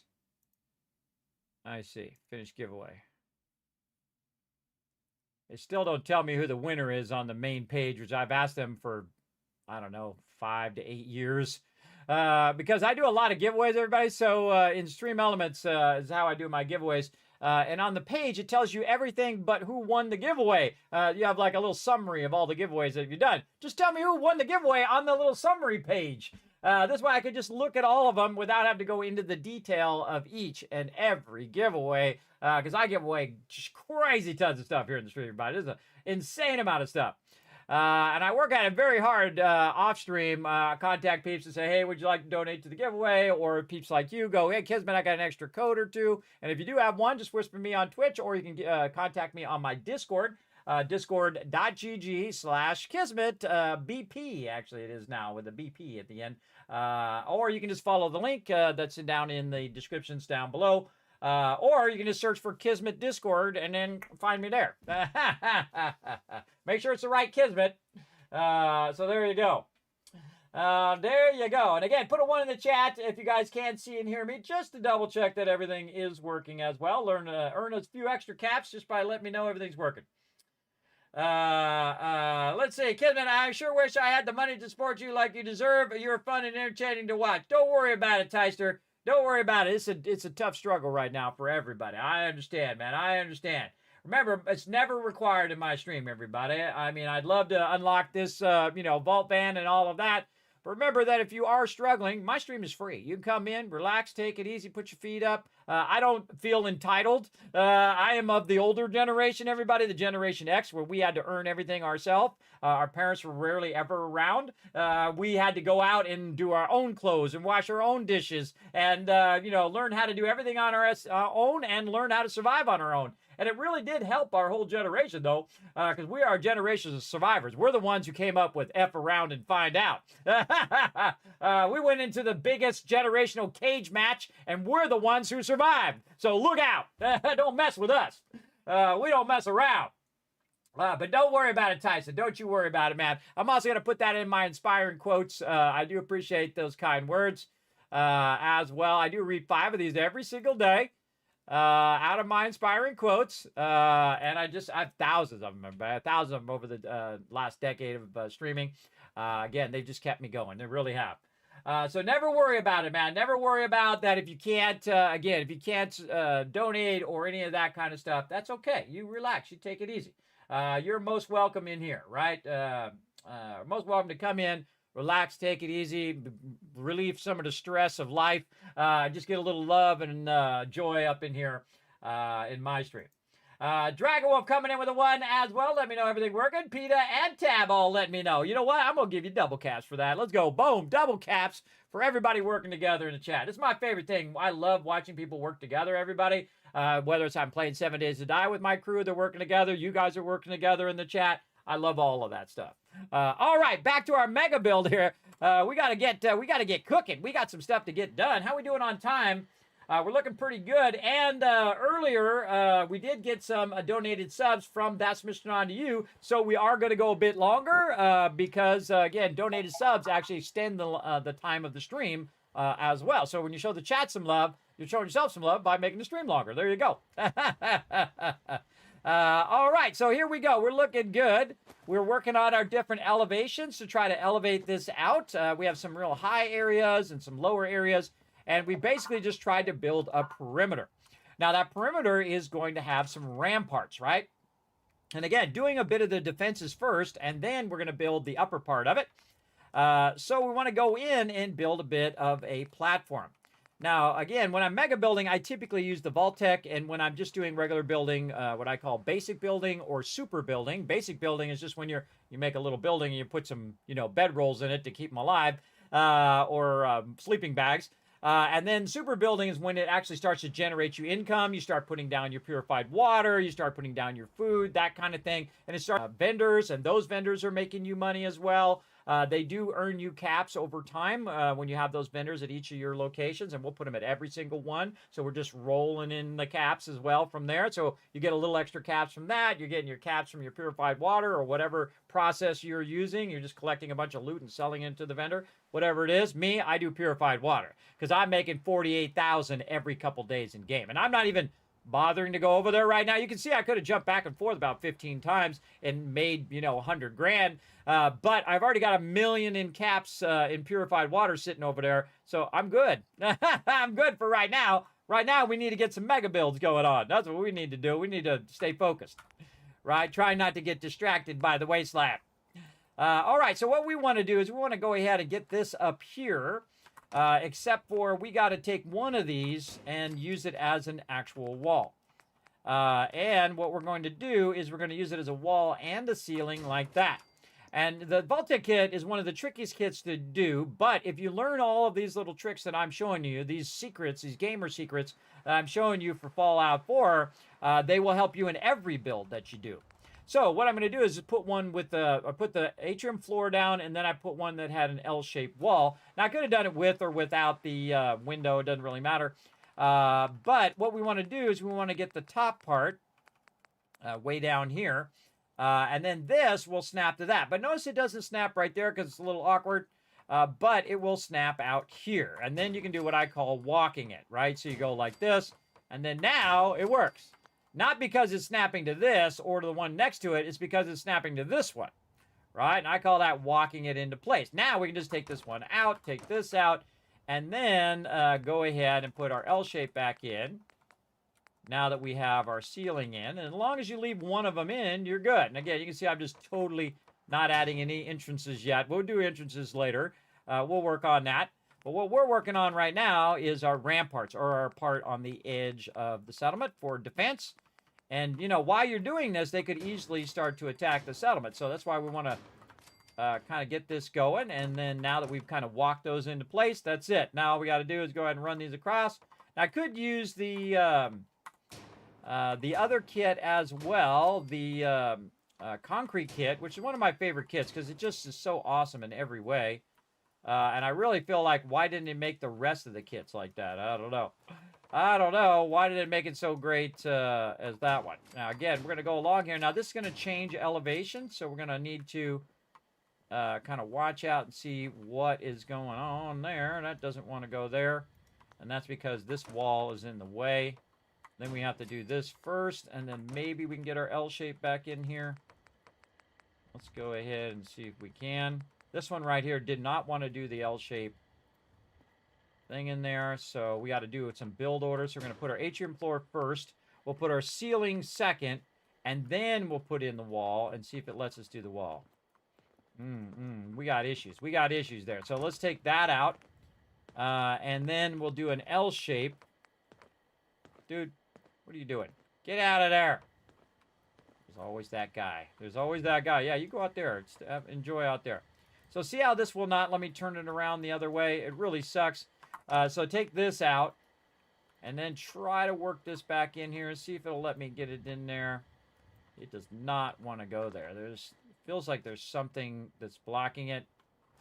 I don't really see anything other than the ground. All right, let's try this. Where we put it reversed. Yeah, we're going to put it reversed and then reverse it again. Try that.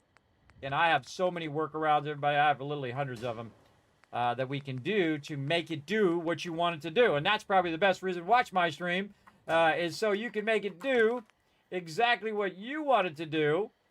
Like that. Nope, still not doing it that way. All right, we got more workarounds. Let's go. Let's go. Come on, we got this. And then like this. Over here. And then this one here. And then we will try, what do we want to try? Let's try an L shape with a roof. Like this. Can we get that to snap up there? No. How about this one? Come on, you. Nope, doesn't want to go there. Let's take this one out and see if this will allow us to put this in now. No. Man, it just does not want to do that. It does not like that one. And it's certainly not snapping. All right, let's try to walk it into position. Let's try something like this. And then out here.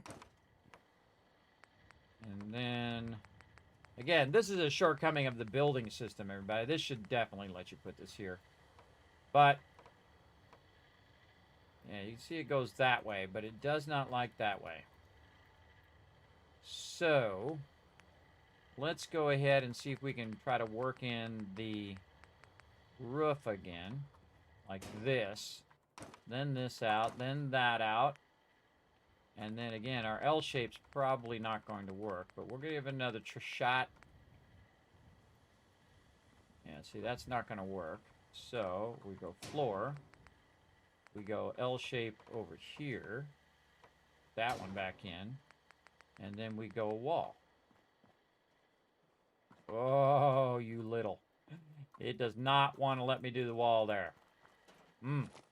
Good place for an entrance. Yeah, it does not. It does not want to let me have that one. All right, let's try to walk it like this.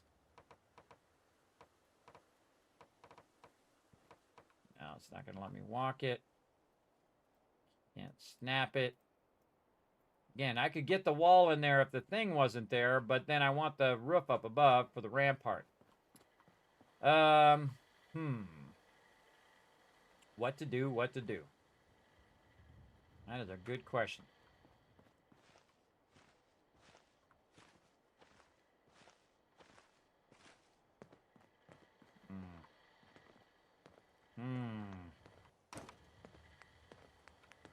Again, we don't have that there.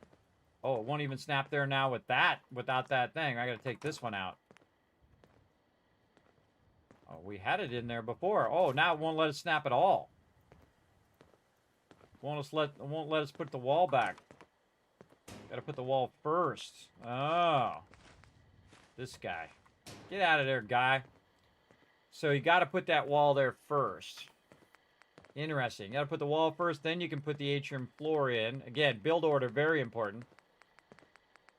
And then we can put this here. It's not gonna let us go there. But we can just walk around it. Screw it. We'll go around it for now. We'll come back, fool with it later. We got things to do. Okay, now see how this one is lower here? I can just go ahead and keep going. Like this. And we can also, just for fun, we'll put in a stairwell. If we could just put it right there. And again, you see that stairwell is not actually at the elevation of this, because this is actually a ceiling. So what we really want is we want an atrium floor to be here.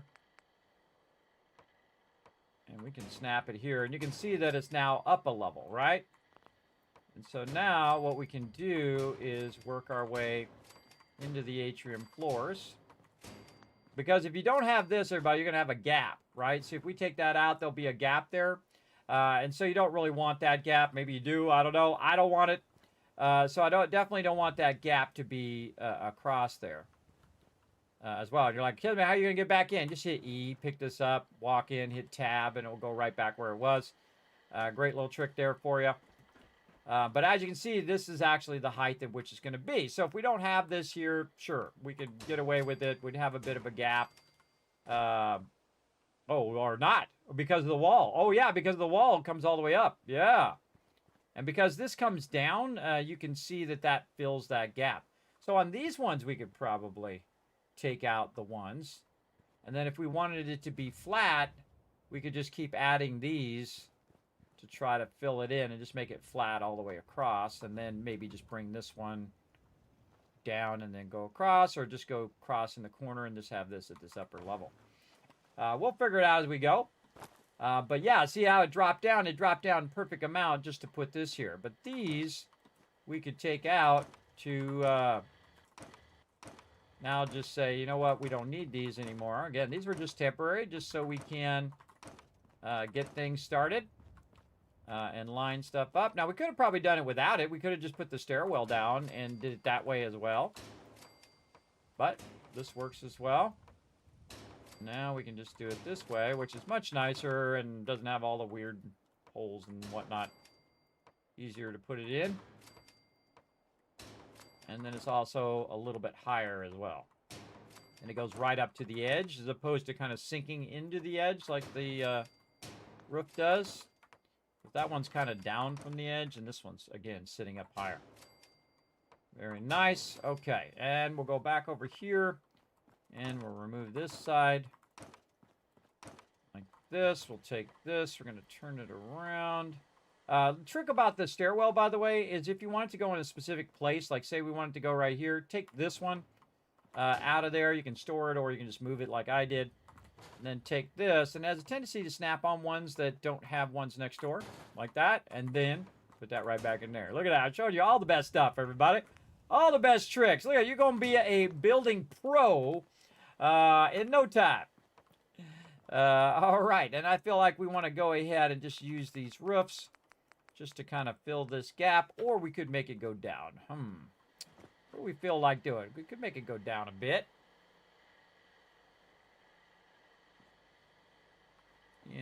Yeah, we can make it go down. Now, again, we just do the same thing. See, all of these are at the same level. So if we did want to make this come down, which I kind of feel like we do, we would want to reverse what we're doing. So we would take this out. We would go in, and we would use our atrium floor. And then we would use a wall and a ceiling. Basically how we started it in the first place. And try to get it to go the right way. Be super helpful. But if it doesn't, that's okay. We could walk it. And for some reason, it likes to turn it the other way. I can finagle it into working this way, but we're just going to go ahead and walk out here.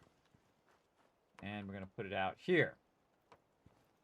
Like this was a great reason why you leave extra room. You take this one out. You then walk it back the other way into position. Hit E, tab to put that back. Then you take this one back out. Then you go in and you get your L-shaped again the other way.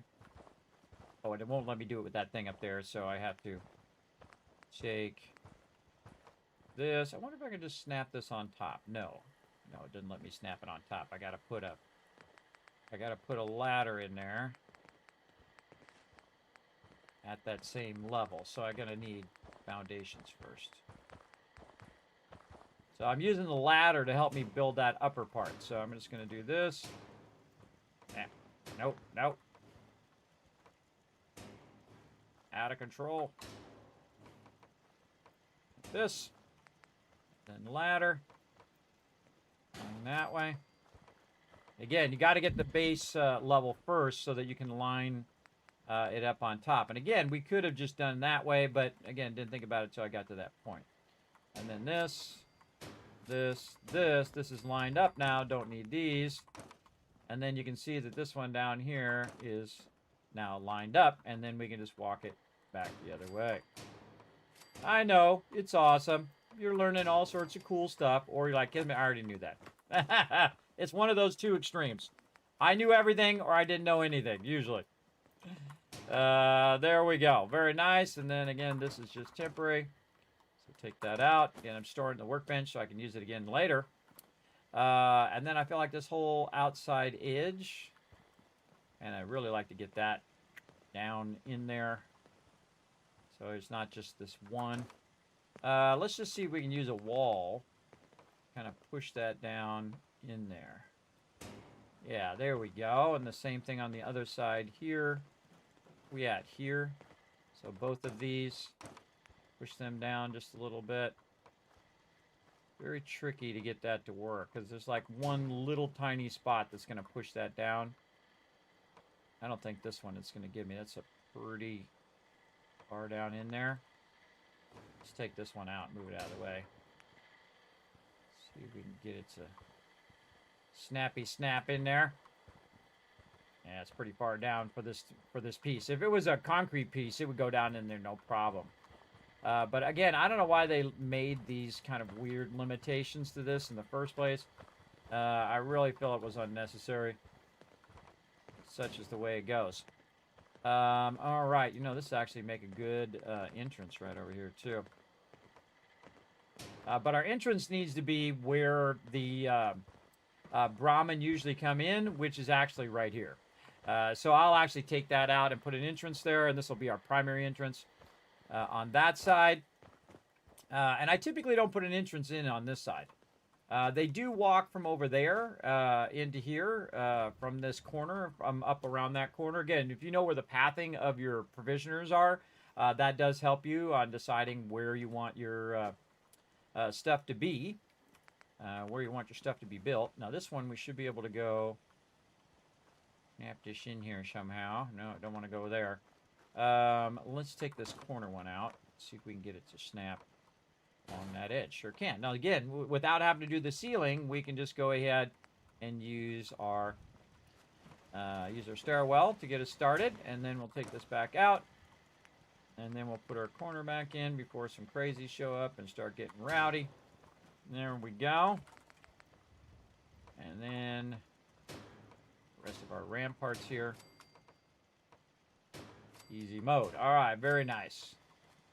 And this across here. Also raises it up a little bit, makes it harder for them to get up and over that. And then, again, stairwell. This away. I'm going to hit E to grab that, go up the stairwell, hit tab to put that back. Because that stairwell is actually not going to go there. It's just there temporarily, allowing me to do this. And using that stairwell to great effect. Get these going. Now, a lot of times also I'll build smaller ramparts with the half block, or really it's a quarter block, from the concrete kit. This one right here, which is awesome, or you can use the rounded ones as well. I typically do that, but in mega builds, we're building at a much bigger level than we normally would. Okay, and then let's see. I think we can bring the rest of this around right over here. Utilizing this, though this building might be in the way. Let's see. Let's see how it works out. Yeah, right there we're kind of blocked. And then probably in here we're going to have to work that a bit. So let's just do this. And move this out the way. Take this out so we can get our ladder to stick in there somewhere. Maybe this one. Nope. It does not want to snap. The reason why I want to snap it is so it'll align to the other stuff here. Let's take this one and move it here. This one here. All I gotta do is get it started. See, that's the trick. You get it started, and then you can just go from there. There it is. And then we'll go in, more atrium floors. Then run that across, and now it's lined up. Nice, and then that's going to be blocked. And then we'll have to fix that one over there. Okay, very nice. We probably want to put those little metal ones in between there. And this one we don't need, and that one we don't need. It's always dark whenever I'm playing this game. Why is it always getting dark? Let's fix it. Let's go 10 hours. Again, I actually, the time it takes for me to play the game in the actual game time is much longer because I'm always forwarding time, so you guys don't have to watch me play in the dark. It always seems to be dark every time I'm doing anything. I don't know what the heck. I don't know. All right, there we go. Instead of the sun setting, now the sun is rising. All right, there we go. Much better. So I'm always trying to accommodate you guys in the chat. Okay, so we're going to have to put something up here. And I don't think this really snaps to this. It's not going to snap to that. So I have to take this out.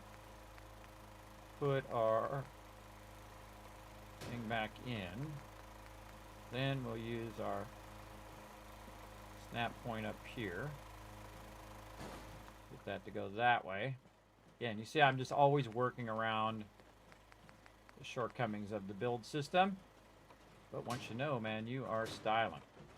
Oh, let me snap through that too. Very nice. All right, now, again, to get the little metal parts here, you can try to go into the concrete floors here and just go ahead and put the little one in there. But you can see that it doesn't snap to that. So what we got to do is we got to walk it, right? So we're going to go ahead and put a floor that's part of the concrete kit. And we're going to snap it to the atrium floor because those snap to each other. And then we'll go ahead and get our small one here. Small one. And then we'll put it there, and then we'll walk it there, and we'll walk it there, and GG's. You got it right in there. Easy mode, right? Pretty easy, right? Again, just same thing again. We use just a concrete floor. And then take this, put it there, and again, look how perfectly that lines up as well. Nice. All right, look at these cool ramparts. Yeah, oh man, this is industrial strength right here. This is some stuff going on in this build. Hope you're liking this, Dragon Overlord. Hope you're digging it so far. Again, this is for him specifically. I mean, Dragon Wolf, sorry, I get you guys mixed up, my bad. Dragon Wolf, this is for you, bro. This is your build, your mega build for supporting the Kismet Love Trade. Appreciate you. Okay, we got to get a ladder in here. We might want to use our little wood ladder for now. And we might put in some ramps or something like that later, but we'll just put a little one in there. Right over here.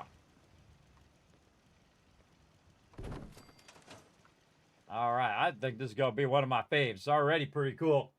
Looking great so far, kids. Awesome. Check it out, man. This is going to be a massive, epic compound right here. That's for sure. For sure. This is going to be a sweet mega build. Sweet, sweet, sweet. All right, we got to put back in thing. Hey, where's my little sweet? Just dawned on me, everybody. I got a little sweet. You're like, Kevin, what the heck are you talking about? There's a thing from Dr. Pepper, everybody, where he's called Little Sweet, and he comes up and he tells you all how awesome like diet Dr. Pepper is. Dr. Pepper, one of my favorite drinks of all time, everybody. It's so good. It's so good, but not that great for you. So I stopped drinking it because I needed to, because I had to lose some weight because I was way too overweight, everybody. Way too much. 100 pounds overweight. Not good. That stuff sneaks up on you. You think, Casimir, you're eating too much food. Nah, it had nothing to do with that, bro.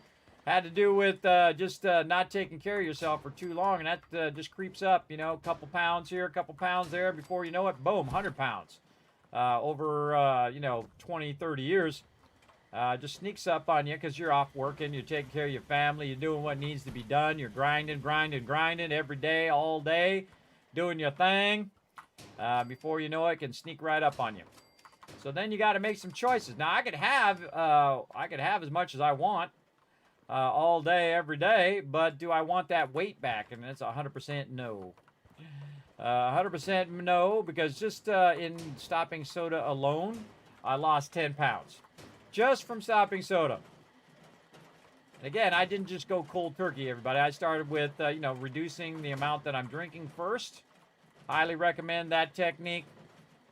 Just reduce first. So you, instead of going from a 44 ounce, you go down to a large, you go down to a medium, and then a small. And then you say, all right, that's enough of that stuff. I think I've eaten enough sugar to kill 50 people. And drunk enough sugar to kill 50 people. which I certainly have. You know those big, gigantic trucks where they have like people standing next to it and like the wheels like this big and the person's like this big? That's how much those trucks worth of sugar I've eaten in my lifetime. Sugar is massively addictive. They say it's actually more addictive than stuff like, more than cocaine and stuff like that. And really bad hard drugs, bro. They say it's worse than that. And I believe it because, man, I'm so addicted to sugar. I still, to this day, everybody, still to this day, even though I've eased up off sugar, man, I still crave it all the time. And sometimes I have a little sugar, and it's okay. You have a little bit. At least you're not, you know, eating truckloads of it like I was.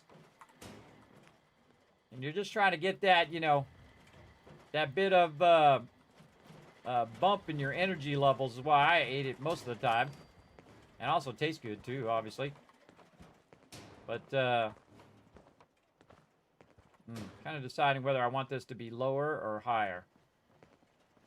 We got the lower side over here, but it doesn't match up. If I can push this lower on this side. Oh, I can. Look at me go. And that's just from angling. You grab it and you angle out, or you angle this way, and sometimes it'll set down in there. Yeah, I want to try to get... I don't think I can get this level too much lower, but again, I can try to angle... See that? Angle it in. Let's move it left to right. Left to right. Oh, come on, I had that. Get in there. We're just angling this down across here. That one doesn't want to go in there. It's too far down. Let's grab it and put it over here. Yeah, see, it's like gets really weird where it won't rotate when it gets over a certain spot. And it definitely won't snap. All right, that one doesn't like to be lower, and neither does this one. So we might have to go with the higher level. We could just bring these ones up to match. I want this level to be all the same, one way or the other.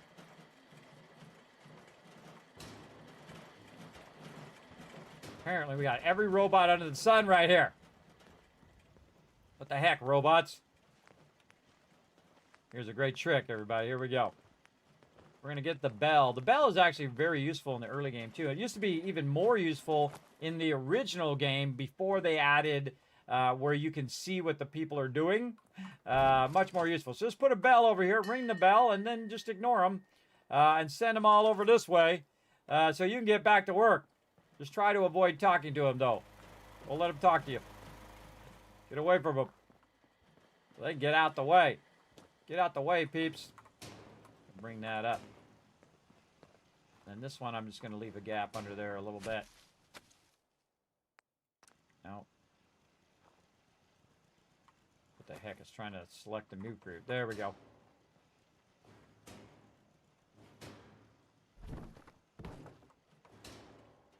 Let's just bring this up a bit.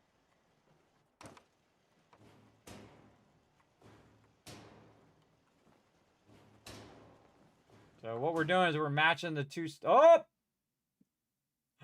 God, I hope I saved recently. I don't think I did. Oh boy, I guess we're going to be doing that again.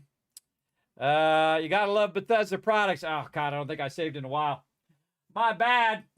Man, I really got to remember to save. But we know what we're doing. That's the important part. That's what we're doing. Oh, should have saved.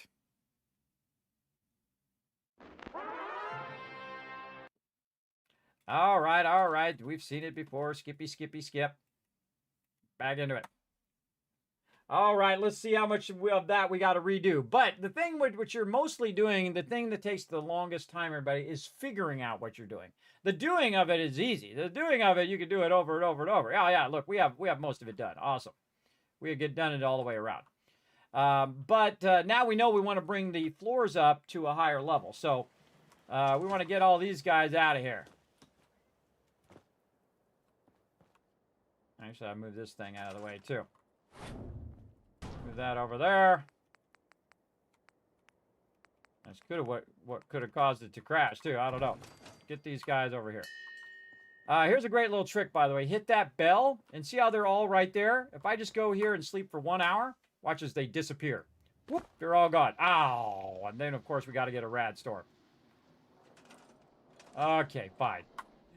Go forward by around 3 hours.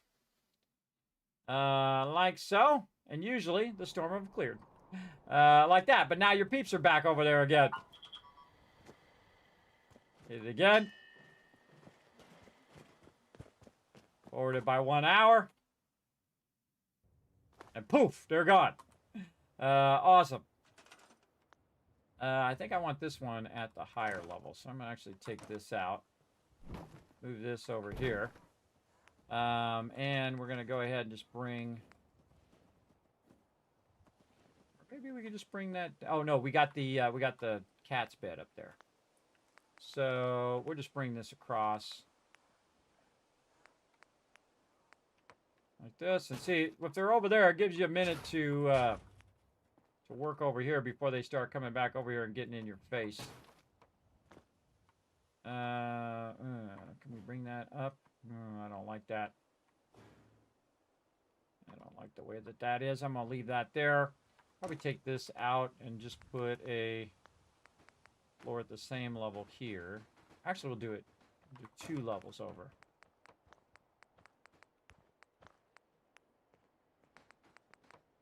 Navigating this is always fun. Yeah, let's do this 2 levels over. So we'll have 1. Come on, I saw you go in there. There it is. Again, sometimes you press the right mouse button, and that'll get it to rotate in there. Like you saw, that's how I got that one in there. I pressed the right mouse button. It acted like it rotated a little bit, and then it snapped down in there, like so. Okay. Luckily, we didn't have to redo that much. Again, luckily I did save. I didn't even realize it. I was on the ball. Yay me. Yay me for saving. Hooray for saving. Get in there. There you go. Alright. Do people mind not being in the way? I'm just saying, you guys are all in the way. Got going on here. This one's too low. Got multi-level thing going on here. Get up. Just hit E and then E again, because it'll just pop up to that level.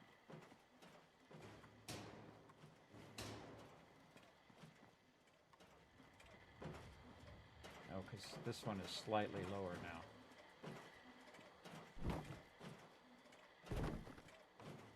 There we go. Let's bring those up.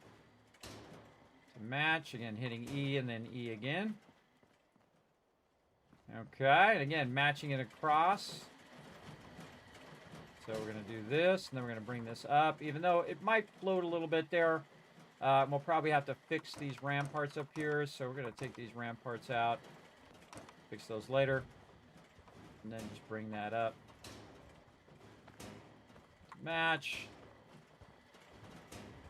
That is totally not what I wanted to do. Look at them all. Look at all them robots in the way. These are all my farming robots, everybody. They'll come into play here in a bit. All right, now I look like we're getting somewhere. These beds out of the way so I can see what's going on. Okay, rampart's looking good. Now, you got a low area here, everybody, so sometimes the mobs will try to jump up and get over. And then what's really messed up is that sometimes they just spawn in the middle of your base. And because one of the first things I did when I was playing Fallout 4, you go back and actually watch my original playthrough. I have over 4,500, almost 5,000 videos now on YouTube. Let me go over here and see what it's at right now. From 12, 13 years of doing this. Because I actually started on YouTube beforehand, but not to be like a YouTuber or anything like that. I did it to post skill rotations and things like that for my team. So instead of, because in those days you couldn't live stream, you couldn't do all that stuff. That was 12 years ago. There was no live streaming then. Let's see if it tells me what the total amount of videos it is that I have. Let me ask the internet how to see.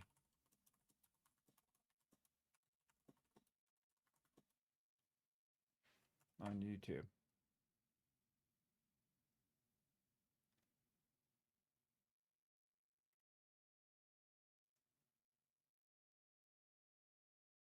Click videos now.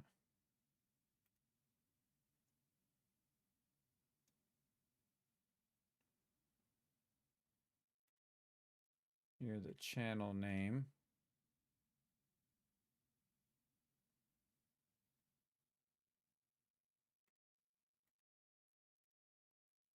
What are you talking about?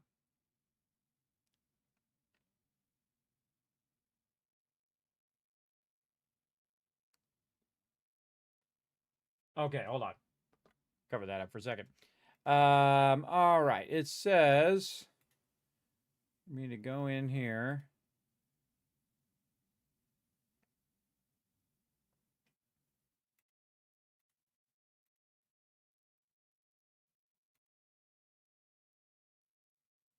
Go to my channel.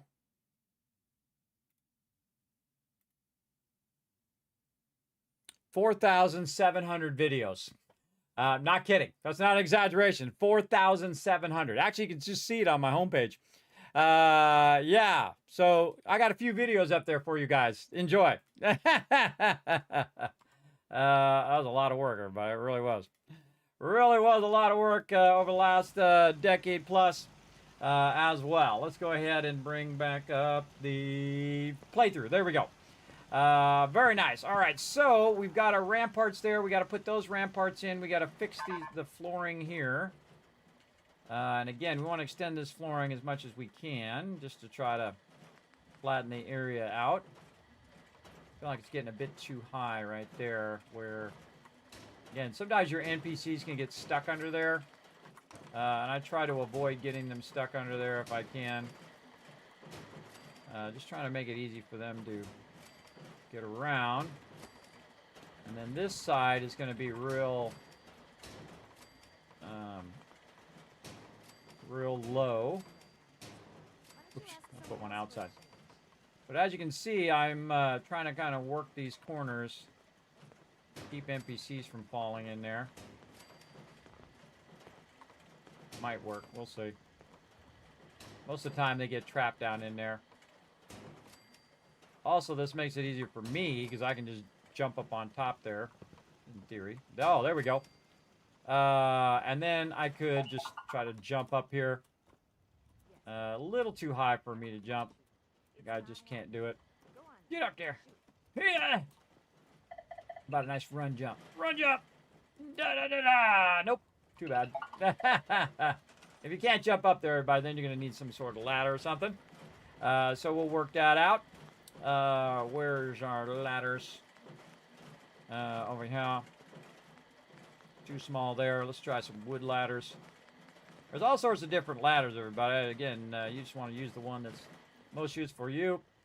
This little ladder works. I usually use it temporarily just so I can just kind of dip up like that. But usually I like to use ramps. And not sure I can get my ramps in here. And that's under the scaffolding. So when you're doing this one right here, scaffolding, the ramps are really hard to get to go where you want them to go. But I can just put them down like that. So if you wanted to snap it, it would be much harder. But I can show you how to do that. And how to snap it to the right height. But really, you could just put it in there like that, and that'd be good enough, because you can then get up there. And by the way, the NPCs can get up there, too. If you can just walk up there, so can the NPCs. They can work their way up. Connie shouts sometimes with the words, but it ain't personal. That's just her way. Then what we want to do is we want to take this one out. And then we're going to have to switch between different builds, different kits. So we're going to want to go to this kit, because this does not snap to that kit, because that'd be awesome if it did, but it don't. So we're going to take the ramp, we're going to move it off over here. Then we're going to go ahead and take the scaffolding kit over here, and we're going to get its floor. And notice the small ones don't snap, but the bigger ones do. So we can try to get the bigger one to snap in here. Nope, it don't want to. It says, no, not for me. All right, I'll move that out of the way. Come on, scaffolding. No, I'm going to have to go wood. I think I have to go wood floor next. Okay, wood floor. That snaps. Again, showing you some really cool building secrets right now. Again, this works for most games too, but you just got to figure out what snaps to what. Okay, that don't want to snap either, huh? Usually it does. None of this snapping. Weird. Okay, weird. That usually does, but we'll keep working it. Let's see. So we got to get our snapling floor in there. And we could try to snap a thing to it. Because most of the scaffolding kit only works with the scaffolding kit. So you got to find something it'll snap to. I could have sworn it snapped to those. And if it didn't have 10,000 robots walking where I'm trying to work, it'd probably be way easier, right? Get over there! Get out of my way, irritating robots. Make me want to build a wall just to block them from being in my way. The most annoying thing when you're building a settlement, everybody, is the mobs. The mobs are in your way. Or you try to work. Trying to work here. Oh, it's snapping to the bottom of that that stairwell. Oh, look at that. I never bothered to check. But this should snap to this wood one. Weird that it doesn't. Something is causing it not to snap. Let's try the metal floor. Not prefabs. Why can't we not build metal floors? There's roofs. Walls. Guess there is no metal floors. I don't think I've ever bothered to look for a metal floor. Let's try the warehouse kit. Maybe that's the one. Go warehouse. Then we'll go one of these suckers. I know it snaps to it. Really? Just don't feel like snapping today? Just taking the day off? The snapping?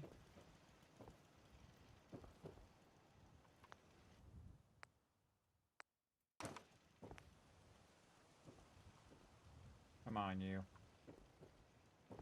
Nope. Don't want to snap to any other kit. Okay, was it warehouse?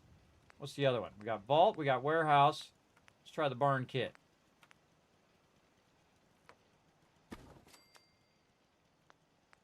And I can't remember. I'm just drawing a complete blank. What the heck? It is not snapping to anything. Okay, I think we could probably work this another way. Let's go. Oh, I bet it's the small floors. It's the small floors we need to snap. All right, hold on. Let's, yeah, here we go. All right, small floor snap there. And then from the concrete kit. And then the small floor from the scaffolding kit. That's what it is. All right. Again, see how I have to work around this stuff. Why they don't just work together. How many years has it been since they added this DLC, everybody? Forever. And that stuff still doesn't work together. All right, so we're working this back to the corner. And the reason why we're working it back to the corner so we can put the two scaffolding in, so we can take the scaffolding out like this. Again, you got to work forward and then work backwards. And then we can take this and actually snap this to this. So now that is perfectly in position, and it's going to make it easy for your NPCs to go up and down. Then you take this back out again, leaving the ramps, and then you go in and you're going to go ahead and put in your atrium floor. And if you learned something right there, everybody, consider becoming a follower. Hit that follow button wherever you're at. If you're on YouTube, hit the subscribe button, because I just showed you some killer stuff right there, how to work around the Vault-Tec kit and work around the shortcomings of the building system in Fallout 4. Showing you the good stuff. The gamer secrets right here. There we go. Very nice. There we go. Got the ramps in. Yeah, it's the two small ones. So you build up either the concrete floor or the wood floor, whichever floor, and then you snap in the metal bottom part, the concrete part, and then you snap in the scaffolding, and then you snap in all the rest. Again, nice wide ramp there that the peeps can get up here at the top. So very nice. There you go. We do have a hit the follow button emote. It is called, I think it's exclamation dragon hammer. Try it in the chat, Wombat. Exclamation dragon hammer, all one word. I think that's what it's what the command is. that what it is? Or maybe it's just hammer. Try exclamation hammer. Try that. I can't remember. I'll have to look it up. There it is. That used to be my follow command before we had the Kismet Love Train and all of that. So yeah, hit that follow button, everybody. So anytime you want to encourage people to hit the follow button, just drop the dragon hammer. There you go. Alrighty. Darn peeps in my way. Look at me. Trying to get some work done. Any robots up in my business. Get our scaffolding back up here now that we've balanced the height of this over here. Very nice. And we're going to need to bring that back up over there as well. So take this out. Quite the contraption you got on your arm. Can't say I've seen anything like it. Yep. That's the Pip-Boy. Save. Okay, and then we gotta work this corner again. We're gonna take these beds, they're always in the way. And we're gonna put this right here, and then we're gonna snap our stairs to it. Get in there, bro. Oh, here comes a storm. You don't like storms, everybody? Like this. 1, 2, 3. Storms last about 3 hours. Boom. Beautiful. Or I can shoot off a firework that changes the weather as well. Typically, I'll do that. And we'll set that up here at this location also. Right now, we are putting in a lot of effort, as you can see, to get up there. There we go. To put in some serious, awesome ramparts here. Oh, man, this is awesome. Super cool. I like it. No one can get up there, but that's okay. We're going to be revamping all that anyway. Okay, ramparts are in place. Now they need a way to get up there. So we're going to go ahead and maybe just do some serious side-to-side stairwells, or we can do long-way stairwells. I think side-to-side is good enough for me. And again, you can see that stuff just snaps right in there nicely. So they can get up on the ramparts when they're getting attacked. We got a ramp at the bottom so they can get up onto that one. How about this one here? Now again, this is going to be for their use to get up on these sides. And look, you can see that robot's already going up there, see? Nice. Nice, nice, nice. Oh, we need another atrium floor right here. I'm going to put that back. Very nice. We put our floors back here in the center. It's getting dark again. And we save. And we forward time. All right, here we go. Again, instead of going 12 hours, which would be 8 a.m., I would go ahead and go about 10 hours, which is about 6 a.m. And that 6 a.m. will be the sunrise. And so much better time to start the day right at sunrise. You never seen that before, Wombat? Yes, that is my original Fallout, original follower command from 10 years ago. I made that forever ago. I thought, hey, drop the dragon hammer. Everybody hit the follow button and drop the dragon hammer, and that's what that was that for. So, again, I like to keep nostalgia stuff around. As an artist, you should always kind of move forward. You want, if you're painting something or if you're creating something, you always want to like get rid of it or sell it or do whatever you want to do. So this way it moves you forward as an artist. But some things, you know, a few nostalgia things are okay to keep. All right, this is looking great right here. This is looking great. All right, I like it. Now, we need some easy access from here to there and everywhere. So we're going to go back into here. We're going to go into the stairs, and we are going to snappy snap a bunch of stairs right here to help people get around. All the way across here, looking good. And then on this side, right here. And it doesn't like to snap to that one. So, I'd probably just walk over that. Yeah, they can get over that. If you can walk over that, they can get over it. We could put in some plates here to keep them from falling down in there, but they can. Can they get out of there? I get out of there this way, but this way, not so much. Kind of feel like I might want to fill that in with some plates. Ooh, might not be able to fit it in there. It's pretty close. All right, we take this out. We go ahead and put in a concrete floor, and we can see if it'll let us get it in there. No, it's going to be too close. That's okay. It's okay. We tried. That's the important part. And there are some mods, by the way, that allow you to place stuff anywhere you want to do it. Again, I find the more mods you use, everybody, the higher chance of it's going to cause instability in your playthrough. This one, we could definitely put that there. And that there, but rather just keep some plants there for right now. Okay, and then we need some more steps over here. Again, see, that won't snap to that, so we got to take this out, put in something it'll snap to.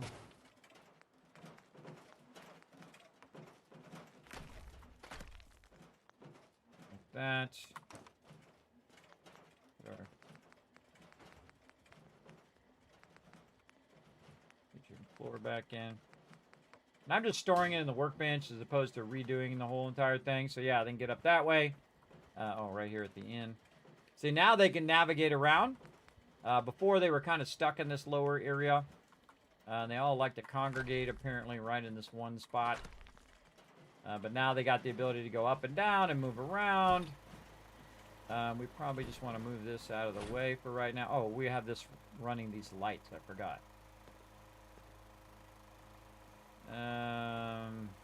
Let's just put it there. Just kind of moving this out of the way. There we go. And look, see, I got this pole here specifically for that reason, because they lean against that as well. Which is kind of funny, I think. Kind of fun setting that stuff up. All right, it's a definite save. There we go. All right. Now, time for the Kismet kill box. Let's go. Now, this is where we set up our defenses. Now, these are going to be our lower defenses. And these are if people attack from the outside. Now, again, we also need some for the inside. But we're just going to go and start in the corner. And we're going to set up some wicked level defenses here. Like this. We'll go every middle of one of these. And this thing here is actually going to get moved. So we'll just ignore that for now. And you can see I put it in the corners. The reason why you put turrets in the corner is they can fire in multiple directions. They can fire this way or that way. The turrets will fire in 360 degrees. So you don't really have to worry about it. But this place is going to be well defended. Now, these are only Mark 1s in here. So I should probably build in some ladders there as well. This is going to have a massive amount of defense, though. Because it's going to have a massive amount of food growing here. This will be our primary food growing spot. We probably want to work in some more ramps here. Now that we remember how to do ramps, let's work those in. All right, so we're going to go this. Then we're going to go small. Yeah, fingers, work with me. Then we're going to go small one here. Then we're going to go scaffolding. Floors there. And then we got here, we got an atrium floor. So we're going to take out our atrium floor for a second. We'll put in scaffolding floor there. Then we'll take this out. Then we'll go ahead and put in our ramp so it snaps to the scaffolding floor. Then we'll take the scaffolding floor out. And look, you got to do a lot of reverse engineering here to make this stuff work. But it's very consistent once you figure out how to make it work. See, like that. And then these are just temporary. And now I got a ramp there. See, it just takes time. Do the same thing on the other side. And again, I'm putting the ramp on the inside. This way, if I'm over here and they start attacking that way, I can just run that way. That's going to be real helpful. You want to think about the navigation of your NPCs as well. Remember, if you can navigate that way, so can they. As well. And then the small one. Take this out, take that out, put another small one there. Then the scaffolding. Scaffolding small floor. Take this out, take that out, put the angled ramp in. Put some rails on it too if we wanted to, but I'm not going to. We're going to do that, then this. Now it's going to stick a little bit into the foundation, but it'll be well worth it. So now we can get up and down right there. And if you look under here, it's kind of hard to see it because it'll be, you know, not completely through the foundation. But it is actually going into that piece right there. So if it was too far down, it would go right through it. But we can see we got some ramps. We got ramps over here. Again, we don't want to put one on the other side because it'll interfere with the turret. But this is going to be really well guarded with massive sums of defense. Again, everybody, these are mega builds. This ain't your mama build up in here. These are the big boys. All right, always use the heavy machine guns. Do not use the lesser ones. It's not even worth your resources to use the lesser ones. This one, again, since it's up high, we'll put it in the corner. And remember, this one can turn around and fire toward the inside of this as well. And then right here. And we can make 71 turrets, everybody. I think we'll be fine. Now, this right here, I can get up over this. The NPCs probably cannot. Again, we'll put that up high. So we want to think about navigation on that as well. Let's get these little concrete stairs here. Now, what I can do, everybody, is I can snap that in there if I wanted to. And I prefer to snap it. I'm going to move this over here for a second. So I'm going to take this out. Then I'm going to go ahead and do this. Just so I can snap these little steps here. And I'll put them on both sides. Then I'll take that back out.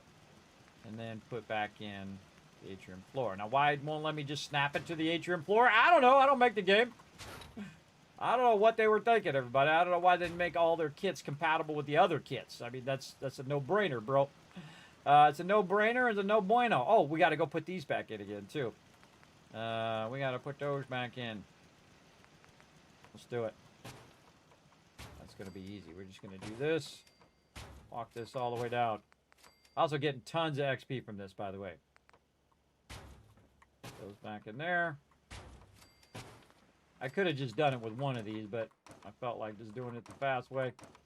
And then definitely save that so we don't have to do that again in the future. And more turrets. We're going to need a lot of defense. And sometimes, by the way, if your location is big enough, like on one side, it will be level 1 turrets. And then on another side, it'll be like level 3 turrets. So if you find a location on that thing where you're getting better turrets, I would make all of your turrets in that location. Great example, Green Top Nursery. In the back corner, like if you're looking toward the nursery, if you're up on the top part by where the workbench is and you're looking toward the nursery, in the back corner, same thing with Country Crossing. In the back corner, there is a higher level turret area. So you put that turrets down there and then just carry them to wherever you want them to go. Or put them on a Kismet kill box. That works as well. Why do we got a Crazy Moo Moo up here? What are you doing, Crazy Moo Moo? You're into my way. Trying to put a turret. Hey, you and your Crazy Moo Moo, you get out of here.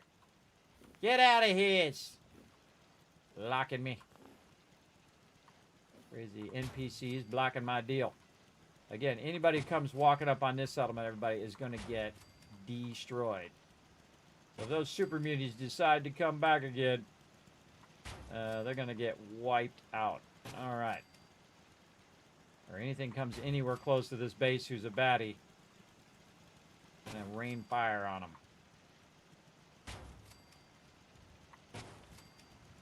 Again, you see I'm putting it right against the edge, everybody, so I can shoot straight down as well, because the fence line is flush with this edge. If you just lean it off the edge just a little bit, it can the turret can just go and aim and shoot him right up against the edge. That's why you don't want to leave a gap under there. You don't want to leave an overhang. Leave an overhang, they'll just go over the they'll just go under the overhang and be safe from the turrets. All the way around. Look at that. Boom. That's a whole lot of turrets. Save. And then same thing over here. We got to get our stuff in here. So we'll take this out temporarily. Notice it didn't take the turret out. Sometimes it will, depending on where the turret is. Concrete floor. Snap it up there. in our stairs. Stairs. Stairs. Take that back out. You get the idea. Showing you the good stuff. The good stuff. Right over here. Nice. Okay, so again, now we have the ability to navigate all the ramparts to get up on any side from wherever we are. So we got our ramps in there. We got our ramps over there. We got our main entry here. A little tempted to turn those sideways. But when you're trying to get up on the ramparts to shoot mobs, you actually want it to be in a direction where when you come up and you get up to the landing or the ramparts at the top, that you're already aiming in the direction you want to fire. So you want to think about that as well. So that's some serious industrial strength action going on there, but we ain't even close to being done. We got to build the upper part, which is going to be where we have all of our farming and stuff. We got to reestablish that, and then all of our farming bots are going to get that going. So let's go ahead and get into the next stage, but first we're going to save. There we go. And then we'll get into our next stage here as well. Now again, everybody, if you do want to help support the Vault Van Life project, now's a great time. You can donate either via the link in the chat. Oh, that does not want to go there. The link in the chat, or you can drop bits and that kind of stuff. Remember, it all goes back in the stream. Yeah, it doesn't like this piece, but it's fine with this one. Interesting.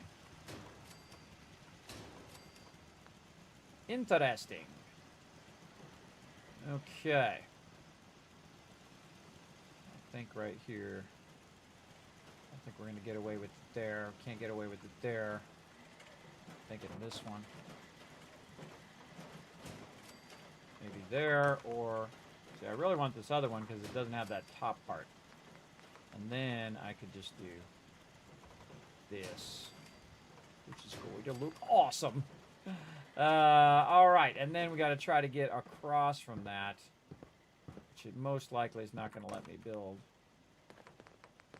It won't let me do it on the other side. Pretty high chance it's not going to let me do it here. Move this out of the way. Come on, snap in there. I know you go there. Oh, it's trying to snap down.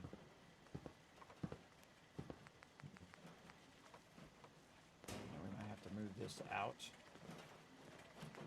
So what I'm doing this time, very rarely do I do supports first, but in this particular case, you want to figure out your supports pretty early in this build. So we're going to take this out and redo all this. See, this is why, again, I'm always redoing and doing and redoing. Those got to be at the same level. So let's do that. Put this back in. We might just extend this over that. Just take this out and this out. Bring that up. Okay. This might want to go here instead. Oh yeah. And again, this is where this is going to have trouble because it really needs to go out by one.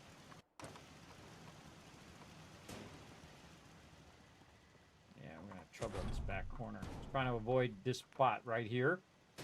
But I think we can get it in there. Yeah, all right, cool. That worked out. Doesn't always work out, but sometimes it does. All right, now we're going to build the upper part of the base. That upper part's going to be up a bit.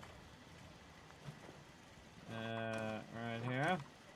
And we're using the this part here as kind of like the center of the base.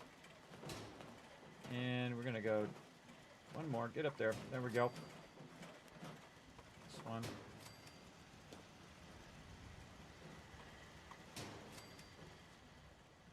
Now, by the way, I've done it before. You can just move away from this thing and just build on the lower end of it and just make it nice and straight or flat if you want. Because I think I'm not the only one that doesn't have a tendency to build in this lower part down here. But last time I built a gigantic, what was it? Vault of Joy. And I put a big heart at the top and all of that because this is one of the biggest places you can build other than Spectacle Island. And I did that for the St. Jude Children's Research Hospital, everybody, for charity. We built a big old mega build right there. It was awesome. Turned out great. You can go watch it back on previous streams, by the way. But this one, we're going to kind of integrate this as a support of the upper level. And then, of course, we'll have our own supports here. And now what we're going to do is the easiest part, which is to take the flip side of this, which is this part, scroll that up, and now we're there. And then support here. And using my scroll wheel to get it close, and then it will snap up that extra little bit. Usually. There we go. All right. Now you can see where the top of that base is going to be. Then we can just go ahead and start with some atrium floors. And again, a lot of times I'll build stuff and then take it apart, build it, and take it apart. We got to get that to snap up there. We got to get up there. You know, one thing they'll have in this game is just straight ladders. They just go straight up and down. I'm a big fan of ladders because they don't take much space. See, that's not going to snap up there. So we're going to have to finagle it. Yeah, it's way up there. I say we use the best ladders in the game. Over here.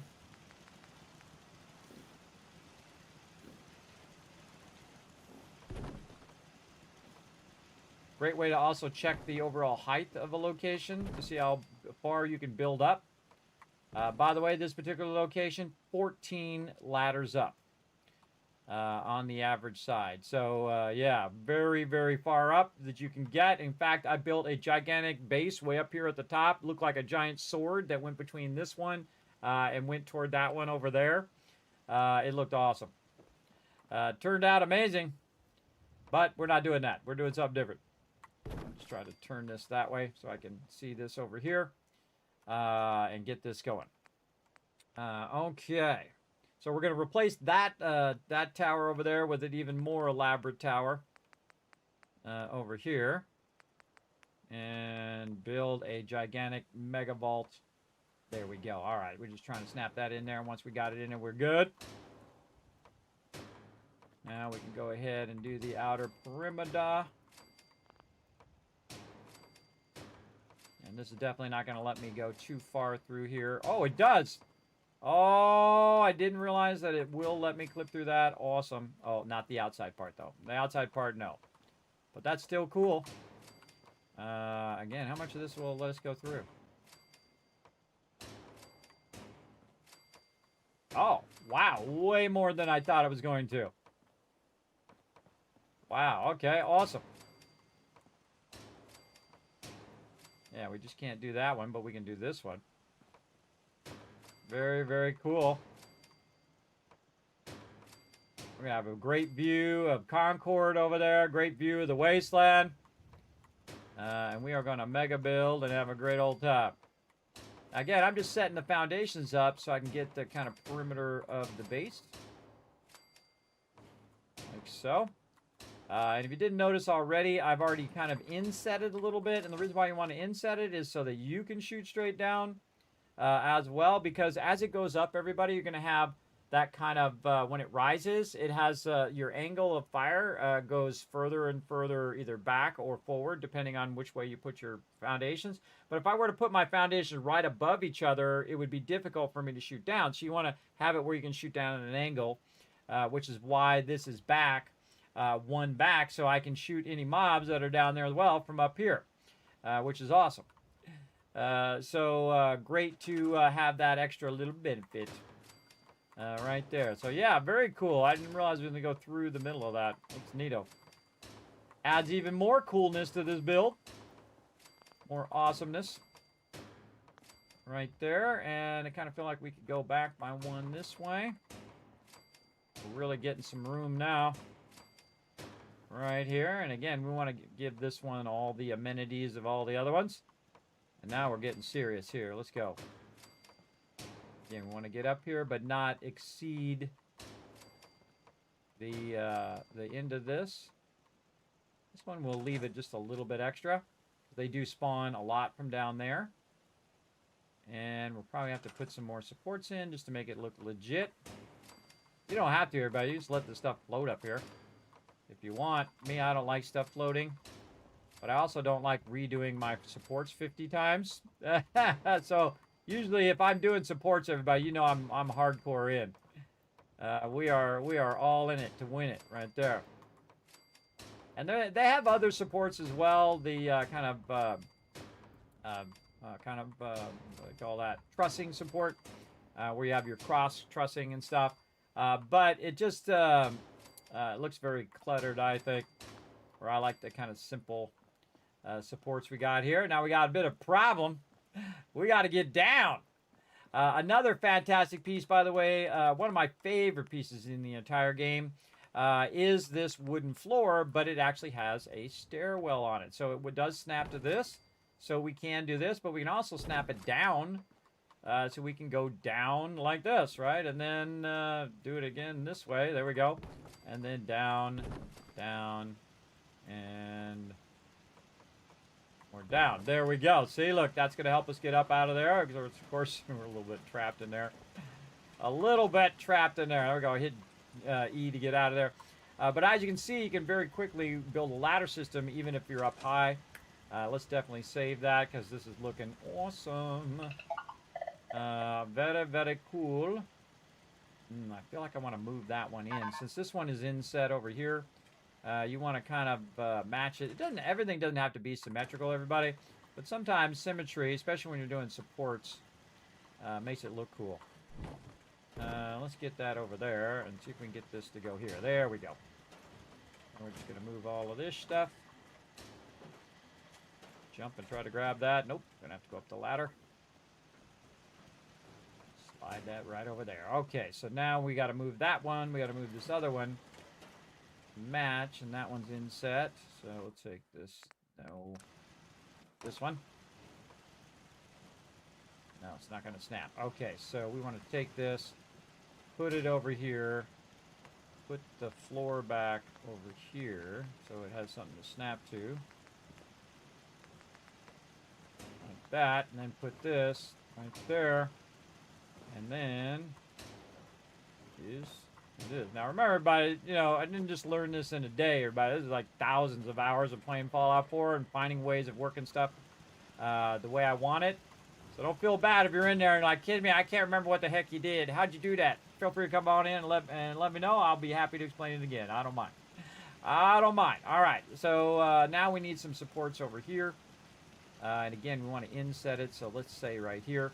Now, if you're trying to line up your supports, there's also another great way of doing this where you can just do this and then just kind of snap that so you can kind of see where you're trying to go. And again, this should snap down here if we can get it to snap. Like this. Also, you can do this where you snap it on the side. There we go. And then this one will snap to the side of that one, which will then end up there as well. It'll look like it's touching the ground. But now we know which one it is. And you can see that, again, with the trussing like that, it just blocks your view. I would prefer to have a better view in this particular build because we're going to make it fancy. Like that, and then we know exactly where this one is because we can just look at that support and this support, and that'll tell us that this one goes here. There we go. And then these in here. This is looking industrial strength now.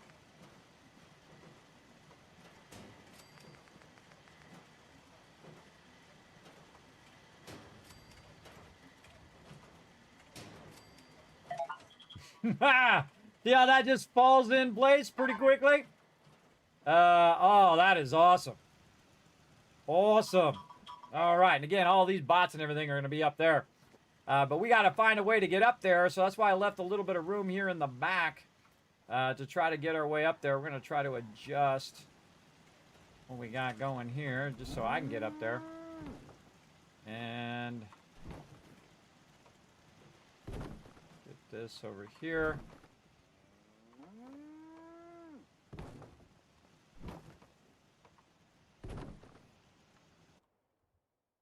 Oh, Somerville Place under attack. I have added a really cool mod that actually freezes the game and pops up and says, hey, this thing's getting attacked. Go over there and help it. Now, most of my stuff here, by the way, shouldn't be an issue. They should be able to defend themselves. I like how it doesn't line up. Nice. They should be able to defend themselves because they usually have a Kismet kill box. But I say we just go over there to have a little fun. Let's go. Take a little moment. Little side mission from our mega building that we're doing here.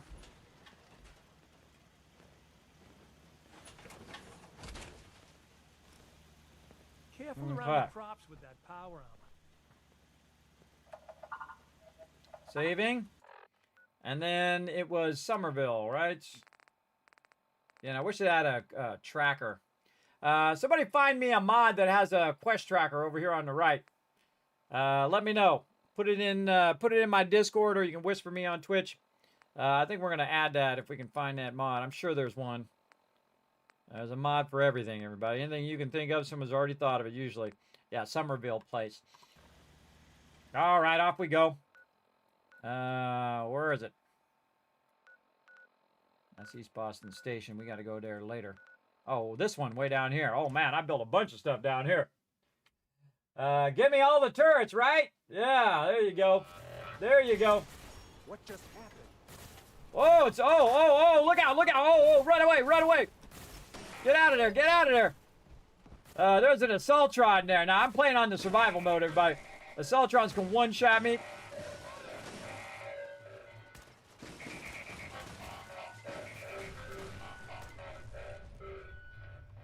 So I gotta stay out of line of sight of them suckers. All right, wow. Just in the nick. I know, right? That one had a sentry head on it. Now, again, in the Automatron DLC, you actually get more mods by looting these iBots and stuff, and it usually starts about level 15, which is kind of scary if you're not really good at the game, everybody. That's a pretty early level to all of a sudden just be getting attacked by robots over and over and over again. Until you finally take care of business. I'm severely dehydrated. All right, well, let's see if we've got any purified water. Nope, none there. Let's check the workbench. Workshop. No, transfer. Ah, got some in there. Cool. Ah, I took it off of my bar. That's annoying. Sometimes it takes it off your favorite bars, so then you have to re-add it again if you didn't put it back in recently. There we go. All right, so and again, a bunch of bots attacked us. You're welcome. That's what I'm here to do. Back you guys up. Look, there's a person in the floor, in the dirt, doing their thing. Did I get this one? I think I did. Yeah. All right, so you see I ran in there because I saw one at an Assaultron head. Wasn't sure if it was going to zap me. But the cool thing about being in the survival mode, even if you have the best armor in the game and you have all the best stuff, everybody, Assaultrons can still one-shot you, so it still gives you that feeling in your stomach like, uh-oh, like, hey, some things are going down. And I love that about it. It doesn't just take away and make it easy mode when you get to a certain point. It's always like, uh-oh, look out, things going down. And I love that. I love that about the survival mode. I typically try, if I'm going to play a game through, I'll play it typically in the normal mode, as long as I feel like I want to. And then I will play it in the survival mode, in the hardest mode, as long as it's not permadeath. I don't really like permadeaths. Look at them all. I'm not really into permadeath play, but again, if it's your jam, more power to you. Play it however you want. It's your game. For me, it's not my thing. I especially don't like it when my companions perma-die. That sucks. That just sucks, and it's really sad to watch them die. So, I'm not here to play sad games. I'm here to play games that are fun. If they get down, that's one thing. But if they perma-die, that sucks. They actually added that to Fallout Shelter, which made me so sad when I tried the survival mode, only to realize that everybody perma-dies. In there. Not you. You don't perma-die, but your vault settlers perma-die. Look at this. Nice. And we're getting somewhere. Let's store that. Store all this stuff out of here now. Come here, you.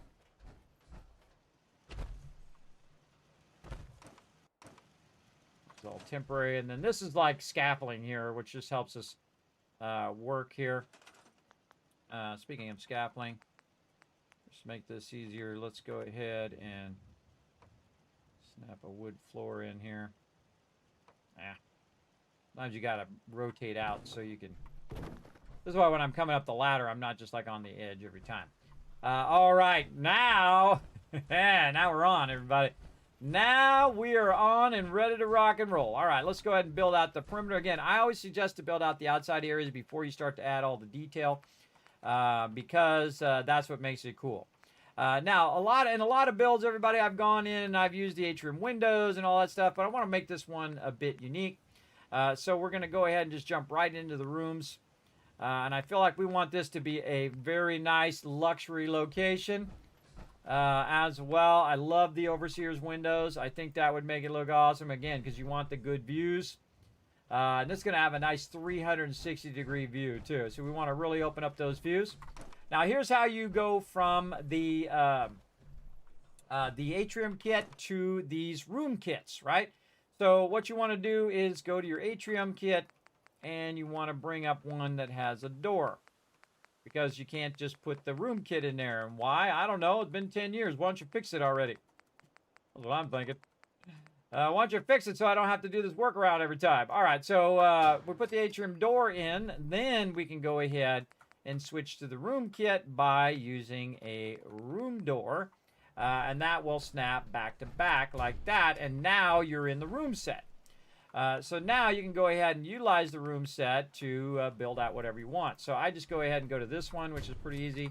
Then I can take these out. And then I can kind of walk this back to where I want it. And then take this out, take that out. Again, just storing it in the workbench. And then we can go ahead and put in our cool windows like that. I know, right? Pretty awesome. Let's go ahead and get them in there. Beautiful windows to get a beautiful view of the wasteland. Right over here. Again, this is going to be a nice 360-degree beautiful build. We're going to build a little luxury in as well. And then these are the corners here. So corners, we want to go ahead and corner up with these right here. And take this out, put that in. And there we go. Yeah, awesome. Beautiful view. Also make it you can get up on the roof as well. And make some luxury locations up there for the Abernathy peeps. As well as we got to put some signs up and all sorts of cool stuff. We'll get on that here in a bit. But again, we want a nice 360-degree view. Now, the atrium floors are just temporary, everybody. They're just there to give me, you know, kind of like when you're doing a puzzle where you're just getting the parameter of what you want. And then I'll usually take them out as I'm working. And then use them elsewhere. Or scrap them, one or the other. One of the cool things they have in Fallout 76 is the ability to scrap stuff that you stored in the workbench without having to put it back down on the ground. In Fallout 4, you have to put it back down on the ground, and then you can go in and scrap it and do all of that. Now, again, this is also going to have a bit of an open-air atrium in the center where this thing is. I don't think I can get into here and build anything inside there. I mean, I could probably put something down there. Maybe get some plants and stuff in there. But the whole point is that this is the farming area, right? So you want to have a nice open area up here where you just have tons of farming. But we still want to be protected against getting shot from down below and still also want to have a beautiful view. So this is like my dedicated Overseer's window build over here as well.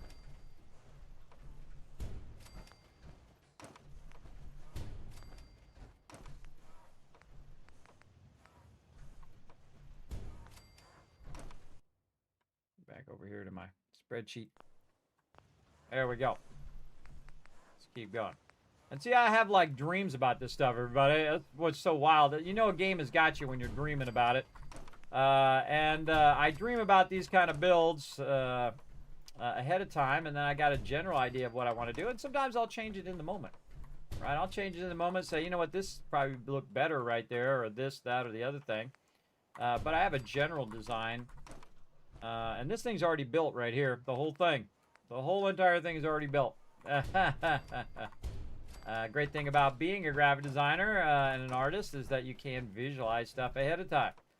You could visualize all the stuff you wanted to do in your life, everybody. I tell you, it would really fast track a lot of stuff you're doing. It would make it easier to know your destinations. You're not fumbling around going, what am I doing next? What am I doing next? So get that visual in your head and then chase it down. It doesn't always go 100% according to plan, but you can get it pretty close. Get in there. We know you go there.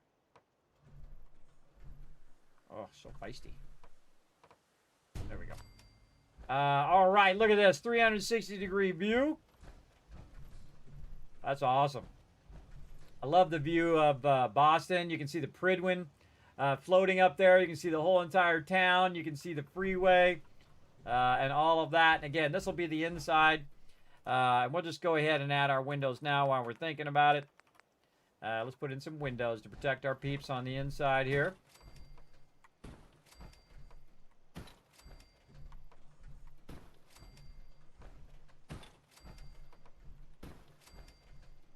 Again, this is going to be the most precious stuff in here, which is going to be our farming.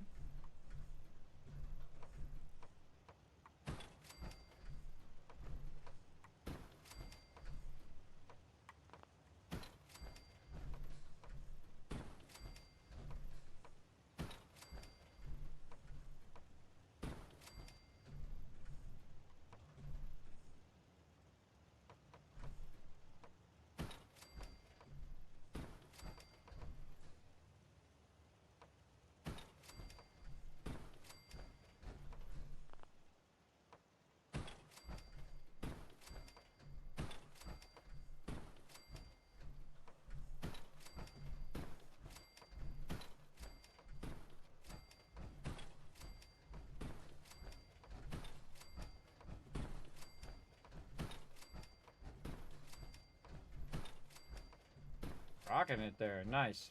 And then that window's already in there. All right, got our windows in. Save. Very cool. And again, this is like acting as a support for the overall top part here, as well as the other supports that we built. Now we need to have, again, some access to get up here. Probably somewhere right here. Let's see how we like taking this out. And then maybe trying to run some stairwell action down here. Let's take this one out as well. This is a really easy way to fall to your death right now. I'm taking that stairwell out so I can try to snap it down over there. It's very feisty in the way that it tries to snap.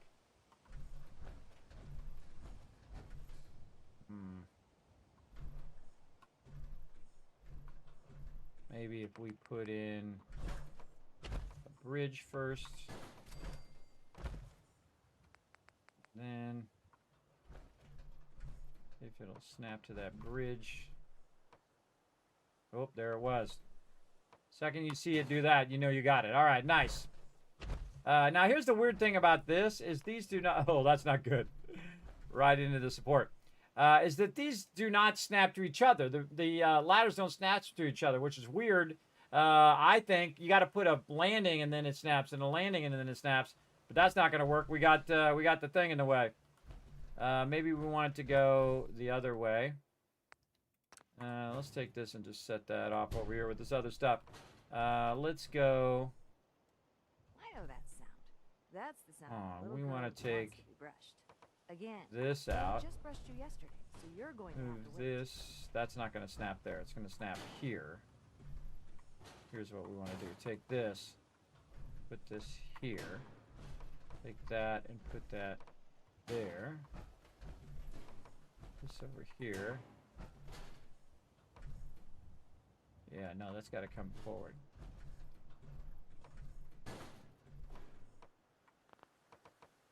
And we're risking death now. Moving too many of these, very easy to kind of back over one of these and down you go. I don't care how cute you are. It's not happening. Go on now. Shoot.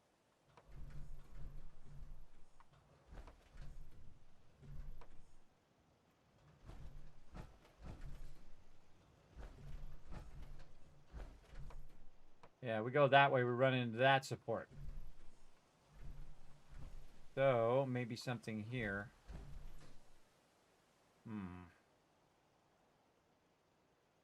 Take this one. Put this here.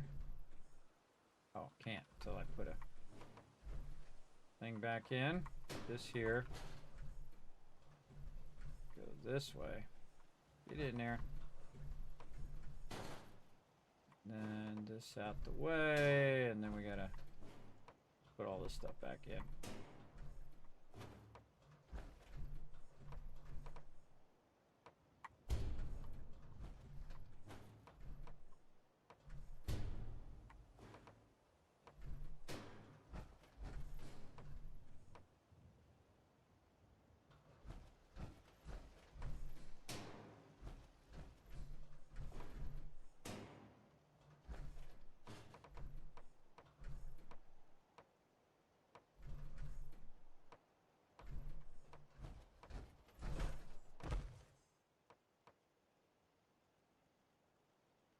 Now you might notice also that I'm in my power armor right now. And that's so when I fall off, I'll be okay.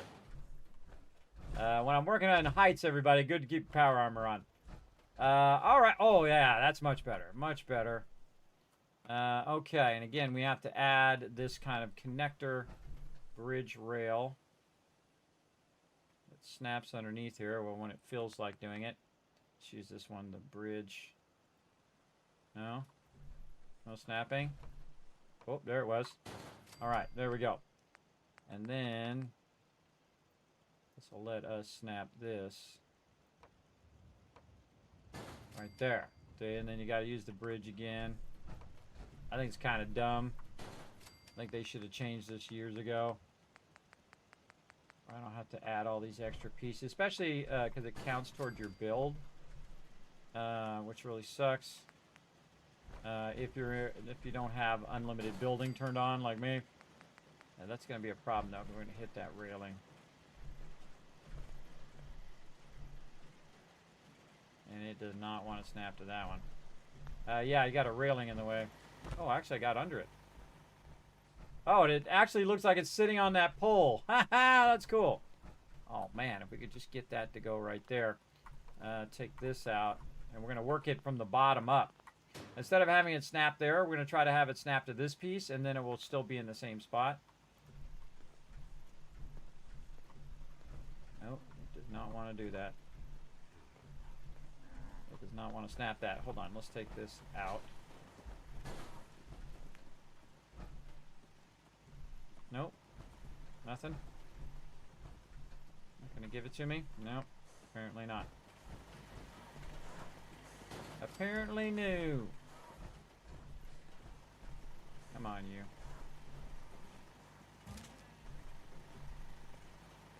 Oh man, that would just be perfect.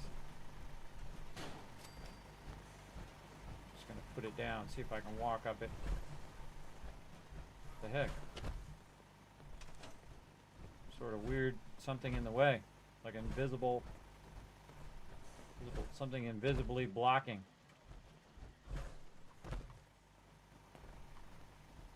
Yeah, there's something right there that's blocking it.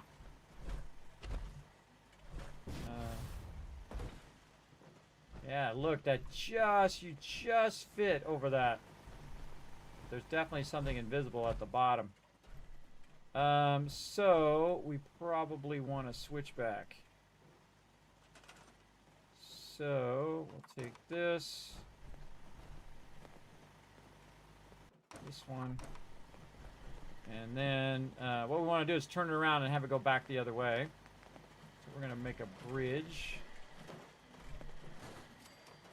Like this, and a bridge this way. And then it should snappy. Again, why doesn't that not just snap at the end there? I have no idea. I don't know what they were thinking. But thinking they were.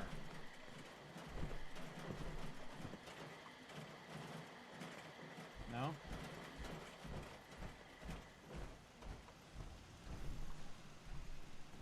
Ah, come on. Really? Nothing? Man, we're getting unlucky on that part. Yeah, and plus there's a gap there too. Because that side's overall where we set this is on that other side. I'd like to do it on the outside here. Maybe we could have it come down, go across, and then come down on the side. Yeah, let's try that. Would you robots get out of the way? One of these robots wants to talk to me. Yeah. See, I'm working here. With that bell. Get out the way, bots. All the bots will wander off that way. And again, since I put the stairwell there, they can climb up there. So we might want to just come down and then just bring it around the side. We got a post in the way there. Maybe down and on the side here. Oh, I'm starving. That's what that noise was. I don't really worry about food until I actually start to starve and whatnot. You don't really need to worry about it, especially if you don't use VATS all that much. I find that works just as good to just let it run and then go from there. So yeah, we'll go here. We're going to try to work our way around these supports. And then out here. And again, I got to have a way for my people to walk up there, though they will just appear up there at some point. But we want to have like a legit way that they can get up there. We can work on all the supports and stuff later after we figure out what we're doing first. Yeah, this will make it land at the same level which we started. So, that should go here. Nope, why are you going that way? This way. Ugh, always something. Could use this. Does not want to snap there. See if it's one of these supports. Or it could just be the building is blocking. Yeah, I kind of feel like the building is blocking. Let's see if we can just build something that's this. Oh, it doesn't even want to do one of those. Maybe it's this one. Get one of these to work, then we know it's going to work. But if we can't get it to work, then we know we gotta go out wider. Kind of feel like we got to go out wider there.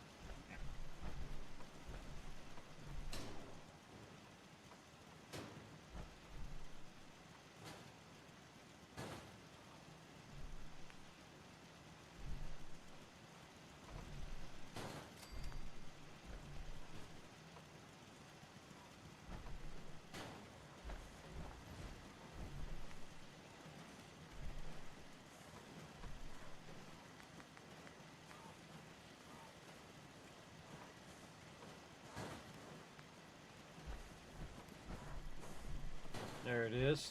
All right. So we'll just put that one up above.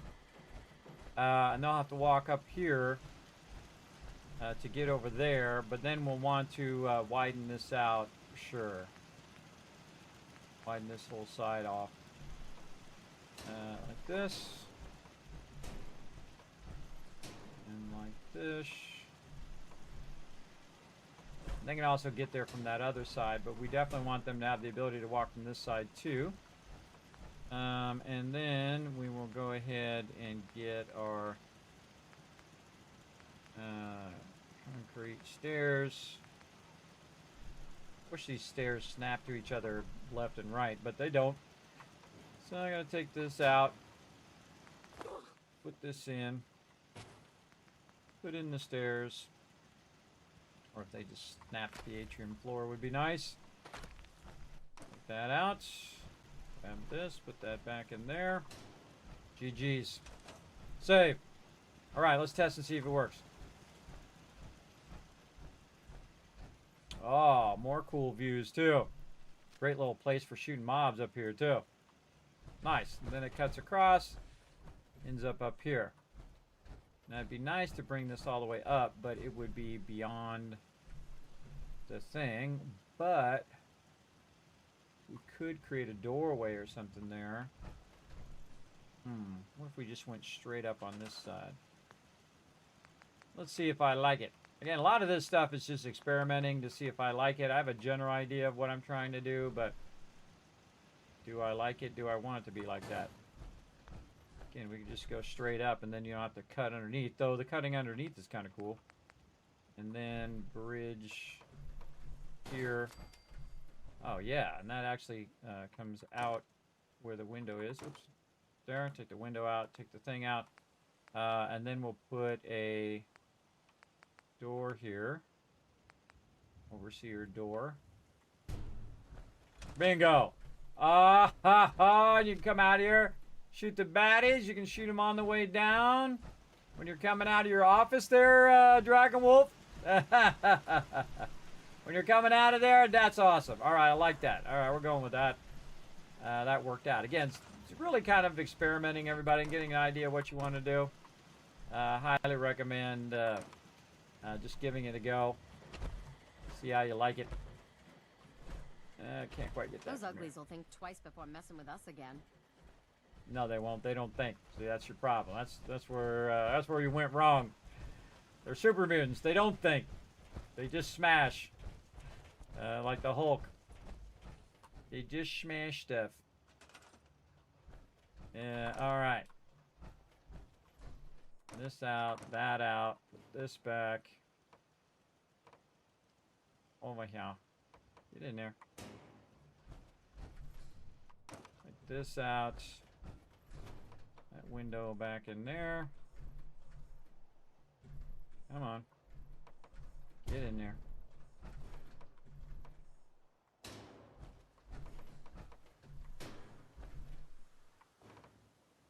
Yeah, a high chance I was going to put that back, so that's why I just set it there as opposed to store it in the workbench. Awesome. Yeah, that's good. All right, and then we need our railing.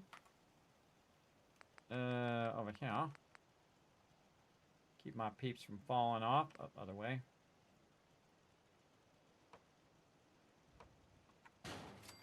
Right there. See, nice railing. Keep you from falling off too. When you're up here shooting the baddies.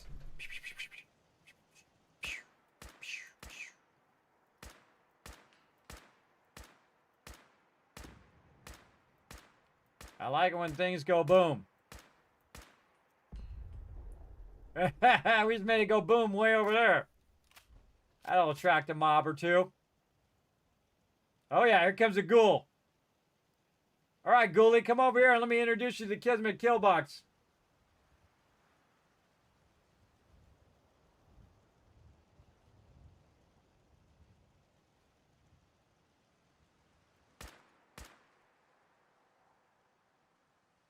What? It didn't actually go off. There we go. You've been officially introduced. There we go. Now that's an idea for sure. I like that. You like that? Awesome. All right, that worked out great. That landed right on our ramparts. Awesome. And it didn't clip in too close to our turrets there. Everything worked out great. Overall, that's pretty cool. And again, we got all these entrances on the sides, so they can get up here and fight the baddies. But now, speaking of entrance, we need ourselves an entrance over here. So we are going to see maybe right here. Probably have to take these back out. See if we can get ourselves a doorway in here. So our NPCs are going to want to come in and out of here. There we go. Maybe even a double doorway. Can we get away with 2? Oh, I don't think it's going to let me. Oh, it is going to let me snap that in through there. Wow. All right. That was super lucky. There we go. All right. Now we got to put the finishing touches on. Now we got to get the big boy and see if we can put it in here. How can we work this in? Let's see. Where is she? Where are you at, big boy? The mighty vault door. All right. We got to try to get the vault door snapped in here. Like so. Oh, man. I think that's lined up perfect. All right. Let's go. Now, that was just so I could snap against that wall. Oh, man. Even the doorway's lined up. Sweet. We actually don't need the doorway. I highly recommend that you don't put a doorway in front of the vault thing here. What you want to do is, look, he's going to go try it out. Is just put a floor there. Just put a floor there so they can get up and over it. Man, everybody's right in my face right now. There you go. All right, now they should be able to get... oh, wait, we got to fix this thing again here.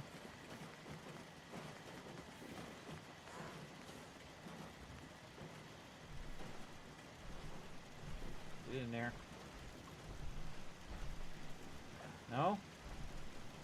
Ah. Not snapping.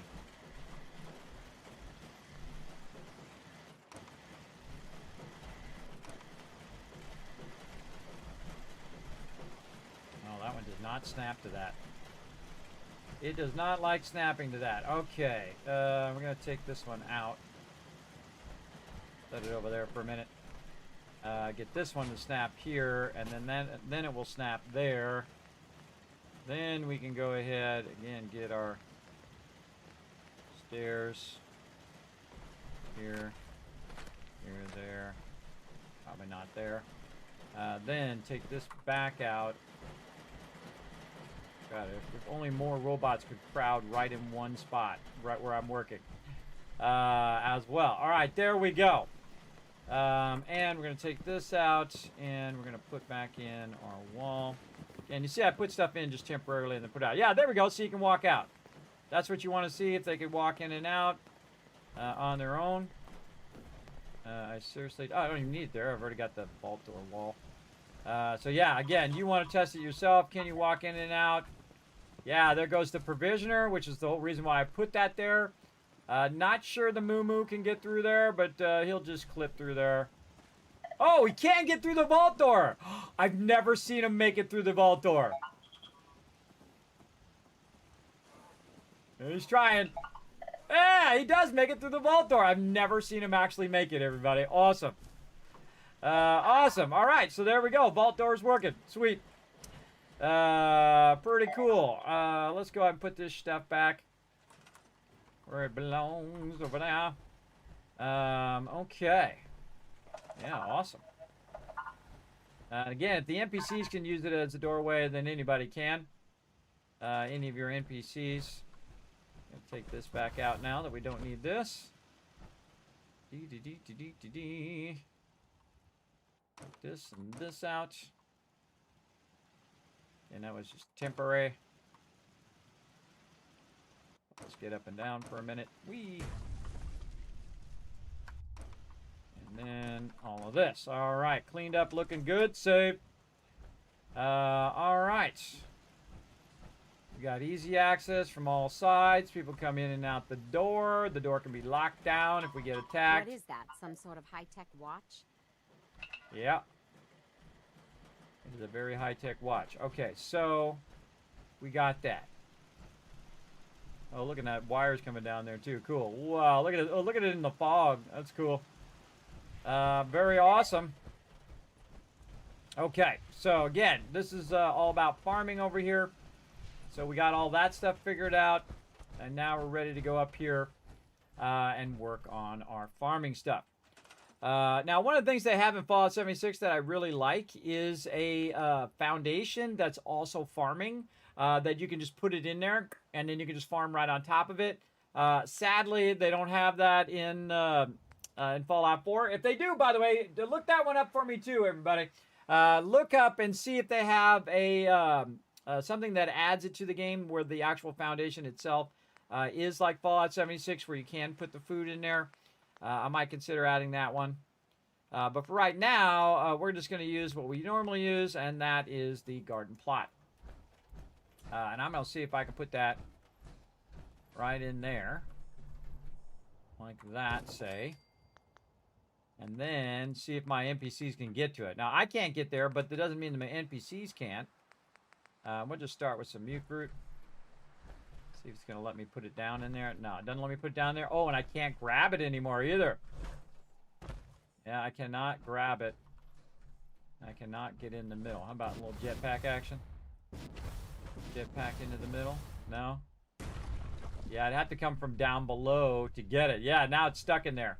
But what I could have done is put the mute fruit on it first and then put it in there, which is, of course, what I thought of after I had done that.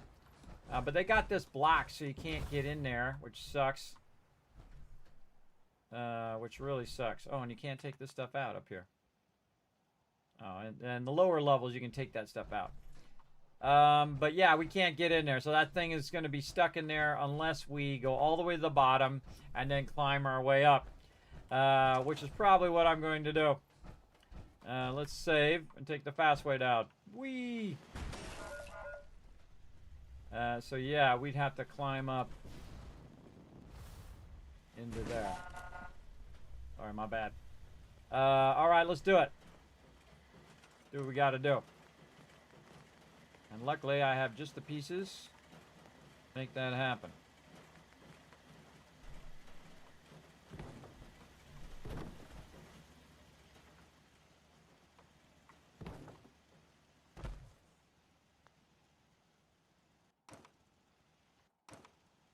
I always got some sort of workaround, everybody. So again, if that happens, you know what to do. And you can build all the way up in the interior of this as well.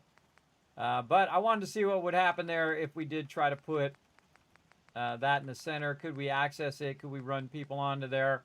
But it definitely looks like it's blocked in the upper level. So we definitely don't want to have that problem for sure. Get all those out.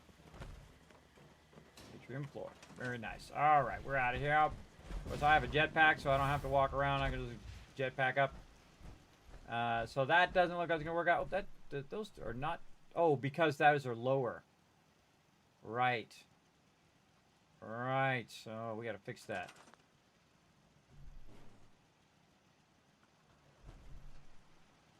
No snappy? Why no snappy?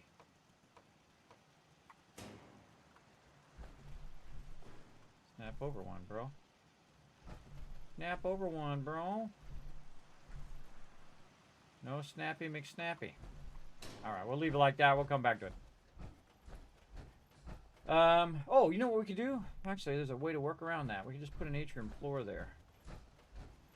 Just for that height. I was going to put the atrium floor on the bottom, but the atrium floor will actually snap to that piece. Yeah. Oh, it's 2 atrium floors. 2 atrium floors down. Alright, we'll figure something out with that. We'll do that in a bit. Back to this up here. So we want to get all of our farming peeps up here at the top. And so to do that, we want to go ahead and just make rows and rows and rows of farming. Now, the first thing I'm going to do is go to the back area here. And I'm going to set up a bunch of stuff. Now, the best one to farm, everybody, so you're just getting a ton of it for the least amount of space, is mute fruit. Mute fruit is the only thing that is worth 1 food unit, while everything else is worth a half unit. So you got to have 12 of everything else, or you can just have 6 mute fruit, which is typically why I use mute fruit. And mute fruit is really easy just to throw down like this onto one of these. And then you can just have one of your robots go ahead and do that. Now, another thing that we're going to need is power. Let's go ahead and work on that as well. We're going to need to put in some ceiling over here, which is where we'll have our power. So we'll do something like this, and then we could maybe work this over here while we're here.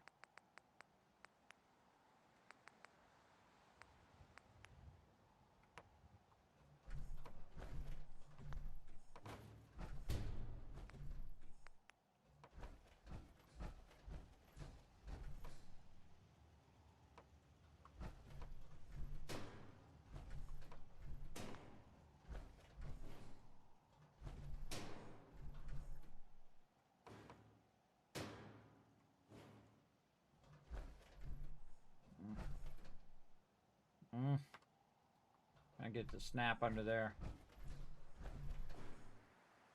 Hard to do from up above. Doesn't want to snap to that piece. We're going to have to use some... Alright, my bad. We're going to have to use some more of these foundation thingies. Wood kit. Again, I don't know why they made this in the wood one and then not in the concrete one and other ones like that. I mean, that's an awesome piece. Why not make that in other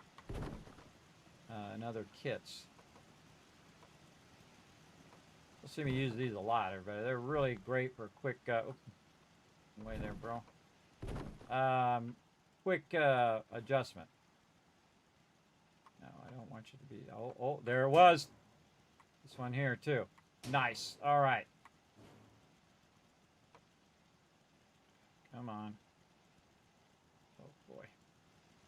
Gotta go down one.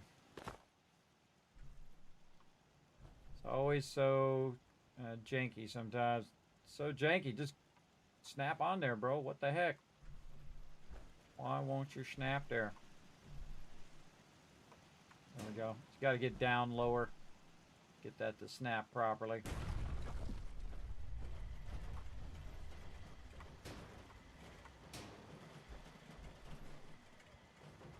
Nice if I had a little half piece I could put right in there.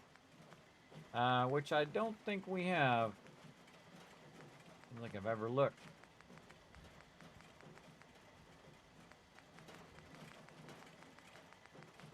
I don't remember it being in there, but that doesn't mean it might not be in there.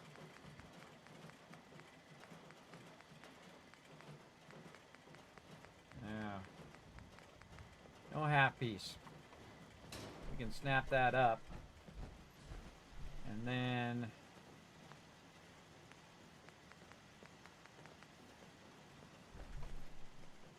Let's put that under there. No, we're going to have to move all of this out of the way first. Somewhere out of the way. There we go. Put that floor in. Again, I feel like it's still going to have a gap by one. And we want to put that in one up. So, how can we put that one up? I mean, I can just manually do it. Probably the best option. There is a way to snap this, but it just takes longer. So I'm just going to do that. See if it lets me put it in there. It sure does. All right, awesome. Well, that's how we're doing that. Let's put this off over here. Put that there. Manually align that one. Wasn't a robot in the way. Come on, Mr. Robot, get out the way. Trying to build here. And then, there we go. Now we got like a double foundation there. That's a definite save. Okay, and then we don't need the scaffolding, but yeah, might as well just leave it there for a minute while we're working. Okay, we solved that problem. Now we want to solve our power problem.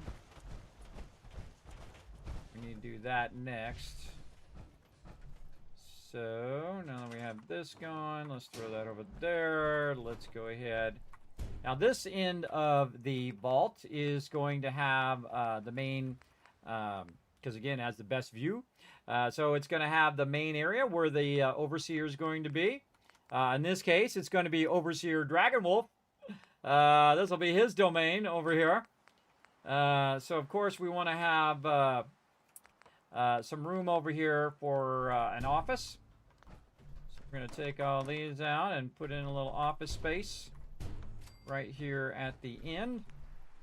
And then we will go ahead and flip some windows this way so we're not getting rid of the view. Like this. Like this. We're going to leave this kind of open on the sides. Take this out. We want to kind of finish this side out as well by putting the Overseer window the flip way like this. Bit of a more of an overhang there. So again, the office will be over here. And then, again, we got to put in, of course, the first furniture that we're going to put in. We're going to go find it. I think it's under miscellaneous, if I'm remembering correctly. Maybe. No, it's not miscellaneous. I think it's tables. There it is. Put in a nice overseer desk. And this overseer desk is going to face toward the window. And then we'll put in the official overseer chair. Of course, nothing but the best. A pre-war, beautiful, non-damaged chair. Right over here to enjoy the view out the window. Very nice. All right, and we'll embellish that some more here in a bit. That just gets us established to where the office is. And then, of course, we'll get back to our food production. Now, I got to remember how many bots I have over here. Let's go figure it out. And we also want a forward time. So we'll just take the fast way down. Whee! Ba-doom. Right over there. Now, the fastest way to find out how many bots you have, everybody, is to go right here to your little robot workbench. Oh, I got to get out my power armor. Get out my power armor for a minute here. And then just go craft. And then it will show you all of the bots that are at that location. So I have a bunch of farming. I have several defense bots, which are going to be doing our artillery. And you can see that I have a bunch of farming bots. I have 15. Do I have 16 bots? I have 15 bots. So 15 farming bots. That's a lot of bots, everybody. That's 15 of 6 level of mute fruit that we could do. So it'll just, each one will have their own one. But we're going to be doing all of the food in the wasteland. And this will be our main crop location. This is where all of the food will be mainly produced for all of the other vaults. Right? Now, some of those vaults will also have a bit of their own food. But this will be the massive storage of vault, and thus one of the biggest targets in the wasteland, other than Sanctuary and eventually Spectacle Island. This will be one of the biggest targets, which is why it needs the biggest defense, and why I put so much defense down. So 15. So we have 15 farming bots, plus we have 3 more people that are here as well, the Abernathys, that we are going to need to incorporate into the farming. We'll just close that up for now. We also need to find ourselves a bed here so we're not working in the dark. Let's see, 7, 8 hours, because it'd be 10, 11, 12, and then 6 hours after that would be 6 a.m. So there we go. Give me all the turrets, exactly. We're going to put all the turrets in. All right, there we go. Sunrise coming in, save. All right, we're going to keep on rocking. We need to work this side here with ladders or steps. Gonna take that out temporarily. Again, you see I put it in, I take it out, I put it in and take it out. Whatever needs to be done in the moment, right? Whatever needs to be done. Take this corner out for a minute. Put that over there. I can do this. Again, why this doesn't just snap to the atrium floors, I have no idea. Why don't they just make this stuff all work together? Would have been awesome. But that's okay. I'll work around it. I'll do what needs to be done. Gotta take that one out. There we go. Put this back. Oh boy. Oh, you can snap it down, I guess. It's not using my thing here. Oh, that one is snapped down. I can see that it actually drops down there. So that's the correct way. And then this back. Oh, wait, I need my other foundations, which I basically put back in the workbench.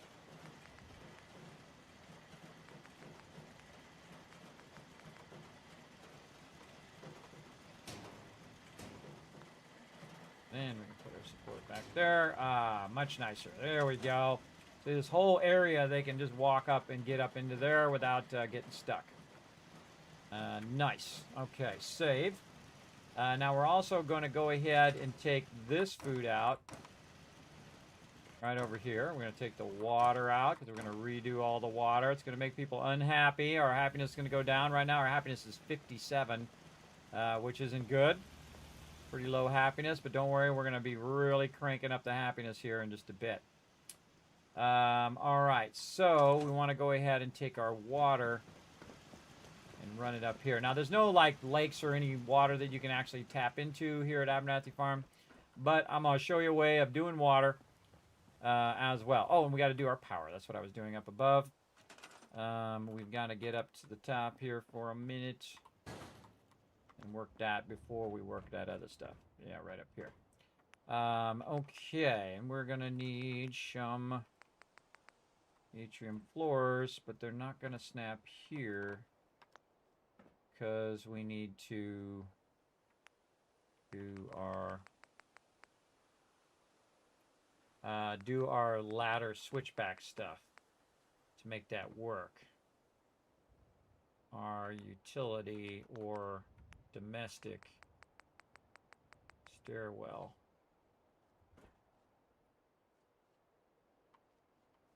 Yeah.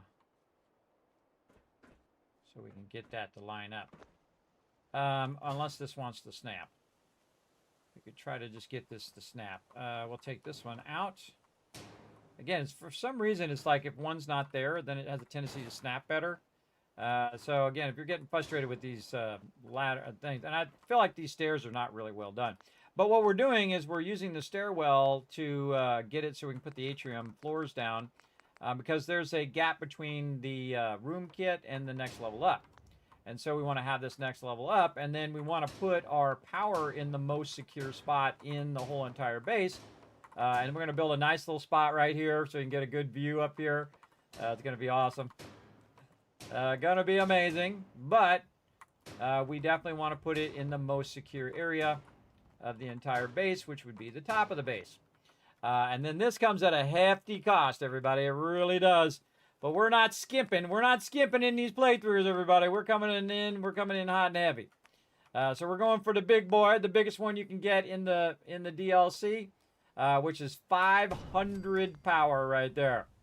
That's a lot of power. Now, the cool thing is, everybody, it is transferring between this super reactor through this, down here, into this floor, across these floors, into this right here, down this stairwell, down to the bottom part, and down that stairwell, down to this bottom part down here. And you're like, no way, Kismet, I don't believe you. Oh yeah, just transferred all the way through. You don't have to run any lines or any conduit, and this is how you know. So I can go in here, and I can grab one of these little vault wall switches, and if it doesn't work, we're going to figure out why. And we're going to put that right on the wall. And this is one of my favorite pieces in the game, especially for power and stuff like that. We're going to go to lights, and we're going to go ahead and put this construction light here. Now, if we take this construction light, and we connect it to that, and we have power, the only place power is coming from is way up on the top. So that means that that is working. So here's how we test it. We go ahead and run that right there. And, not working. All right, well, we got to figure out why, because it should be transferring all of that stuff down here. Now, one of the reasons that it can have trouble is you just simply pick this up, you hit tab, and then it could kick in. And so what we want to do is backwards work and figure out why it is not coming down to this lower level. So we'll go ahead and we'll put another one. Now, sometimes it just works, and sometimes we have to fuddle with it. That's right, one of my famous sayings here. Gotta fuddle with it till we get it right. Now, we're going to go ahead and try it right here at this level. And we'll plug this in, and does it work right over here? No. All right, so it's right back here. It's having trouble getting from up there to down here. So let's go ahead and test it right up here. Now, what we're going to do is we're going to put in a wall right up here, like so. And maybe this is not even working. I don't know. We'll find out. And put that right there. And then go get our connector. Oh, 10 Pines is under attack. Oh, we'll go help 10 Pines here in a second. Oh, now it won't let me do anything. It messed me up there. There we go. All right, to here. Now, same thing. Take our construction light. Put it right here. Take this, run it here. All right, bingo. Okay, so that's going through the floor. It's hitting that. But this right here is not working. This is not transferring the power, which it should do. into the lower area. I wonder if it's because it needs one of those little bridges. Let's go see. Honestly, I forget. Been a while. Been a while since I really used the ladders. Usually I use the other things. Or the stairs, actually, is what it's called. Let's go ahead and do this. Underneath here. No. Okay, there we go. Like this. Oh, that's got a big old gap there. Other way. Turn around the other way. There we go. And then we'll put in our atrium floor. And then we'll go look at this one to see if it's working. Nope. 100% not working. All right, so we got a problem with our stairwell. Our stairwell is not transferring the power. Let's go try a bridge. See if that's going to help us. Again, I don't know why they did stairwells this way. It seems a very awkward way of doing it. We got to take this one out. Get the bridge in. Get this in. Oh, get in there. No. And then hit this. Tab it back in again. Maybe move it. Put it back in again. Now, see, I can see the light's not turning on. Now, if I use the other piece, which is our utility pieces, if I can find them, over here, we just use one of these kind of ramps like this, little domestic stairs. We can try to snap it in there and then see if that turned the light on. See? So our domestic stairs is the thing that we want to use to get the light going. And once we get it going, notice that this is only connected by the stairwell. Now this one down here actually is working. So again, this stairwell here, which is the same thing as the other stairwell, is working. It is transferring the power, but the stairwell up there is not. And that is the classic Fallout 4 problem, everybody, that sometimes it works and sometimes it doesn't. So we use this as that transfer. Now, if I take this away and just kind of move it off over here, does it still work? No. So let's go ahead and put that back. And so not working. So again, it's something to do with this particular stairwell and the way that it's connecting up here. What if we put a bridge up here at the top like this? Again, looking at that light over there to see if it's working. It is working. Take this out. Is it still working? No. No. Fail. Fail, fail, and more fail. Well, that's okay, because you know what we can do? Just take all this out like this. And then just kind of work around the shortcomings of the game. And that is just to do this. Put that domestic stairs right there. And now we got a stairwell too. So also it's transferring power, but it's also giving us a stairwell. Now here's one of the things I would not do, everybody. I would not disturb this ladder now. I would not touch these stairs. If you touch these stairs, that's going to break again, and you're going to have to figure out how to make that work again. But as you can see, everybody, we now have power all the way to the bottom from up there. That means we can put laser turrets, we can put rocket turrets, we can put all sorts of stuff, and we can put lights and all sorts of stuff down here to power it out. One of my favorite lights is the circular light. Oh my God, how long have we been going? Whoa, 7.5 hours. Okay, well, we extended the stream with some gifted subs, but I don't think it was 7.5 hours worth of. Okay, we went a bit long. Holy mackerel. Really long. Man, I'm in the zone, though. I'm in the zone. All right, street lights right here. Now, remember, everybody, you can extend the stream by gifting some subs to the chat. You can also unlock more giveaways and stuff like that. We got another giveaway. Did we start that other giveaway? I don't think I started that other giveaway. I totally zoned on it. But I'm a man of my word, everybody. We're going to do 2 giveaways today. We're going to get it going. Hold on. Did we finish this giveaway? Yeah, Paul won that one. And then we're going to go ahead and copy to a new giveaway and start that giveaway right now. All right. So this is going to be like in how many minutes? Let's say 10 minutes. In 10 minutes, we're going to do this giveaway, everybody. So enter the giveaway right now. Get to it. Get to it. You're like, Kismet, how do I enter the giveaway? Well, here's what you can do. You can go ahead and read this text right here in the chat, or just follow along with everybody else in the chat who know how to be part of the giveaways. So I'll go ahead and throw those in the chat for you. Apparently, I'm going to manually type them because my Stream Deck, again, is not working. Giveaway. Giveaways. Right there. There you go. All right, that explains it. Also, it's down on Twitch. It's down in the panels down below there. Explains what Kids Caps are and how to be part of the giveaways and all that stuff down there as well. I think the video is linked down there too. Did I link that? I think I was going to at some point. Did I ever link that video there? I didn't do it yet. I'm sure it's still on my list. You know what? I'm going to put it down here again. Link Saltbot video.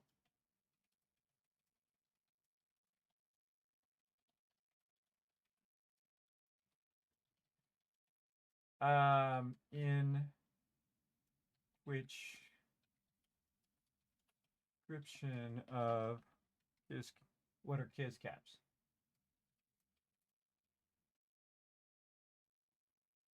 Kids Caps, yeah. Okay, and maybe put a description of Kids Caps versus Tycoon Caps. So another idea. So sometimes I get the question, Kismet, what's the difference between the Tycoon Caps and the Kids Caps? Well, Tycoon Caps are for your channel points. So you can redeem stuff here in the stream. Like, for me to, hydrate, or it's like break time or whatever it is.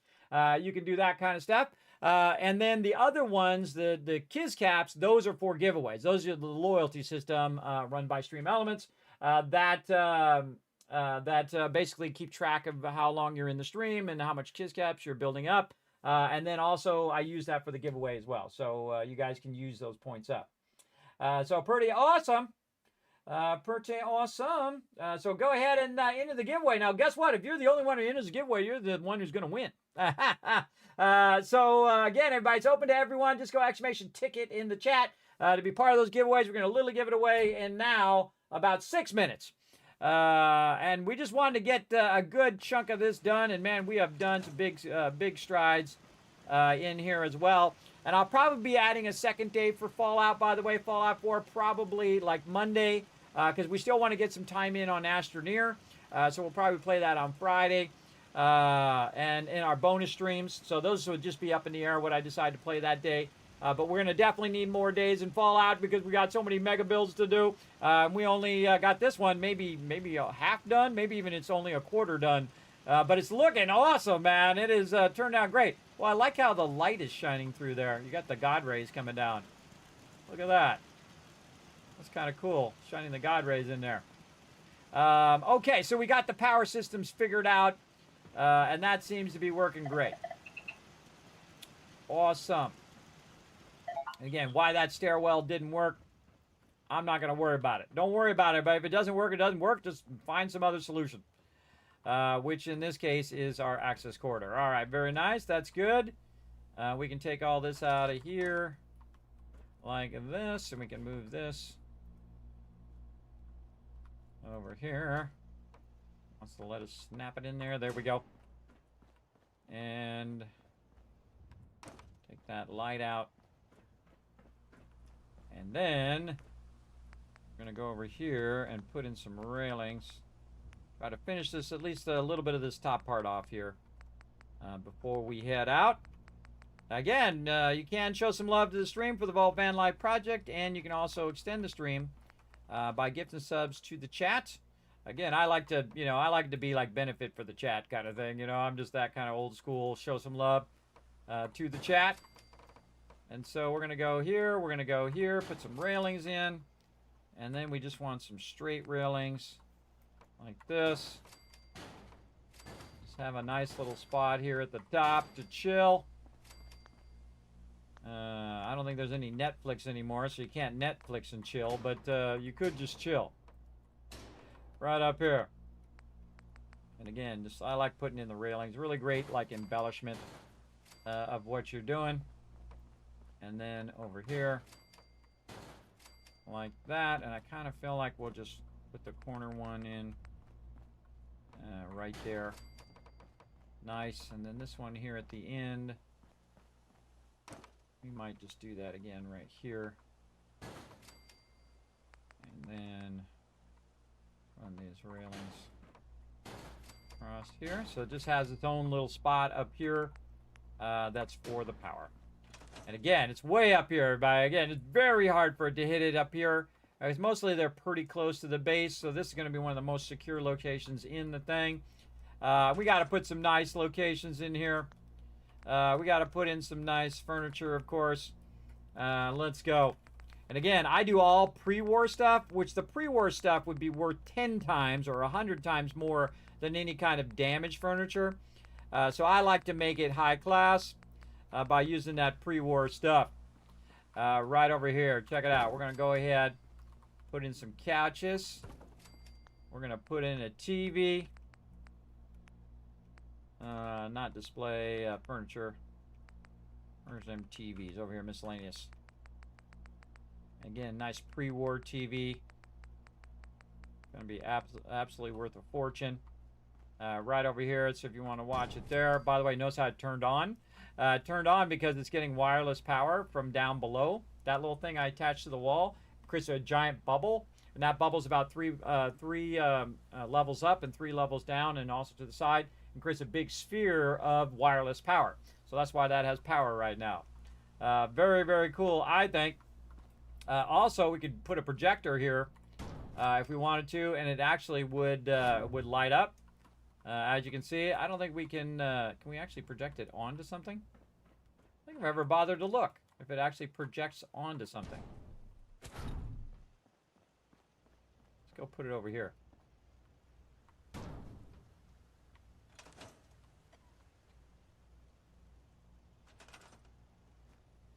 Yeah, it doesn't take any doesn't take wireless power, and it doesn't look like it runs anything or does anything. That would be cool. Let's see what else we got. Of course, we want to have ourselves a nice little bar right behind the couches. Right over here. Where you don't have to go far for your drinks. And then maybe some little dispenser here, maybe at the end. And a little double dispenser on this side.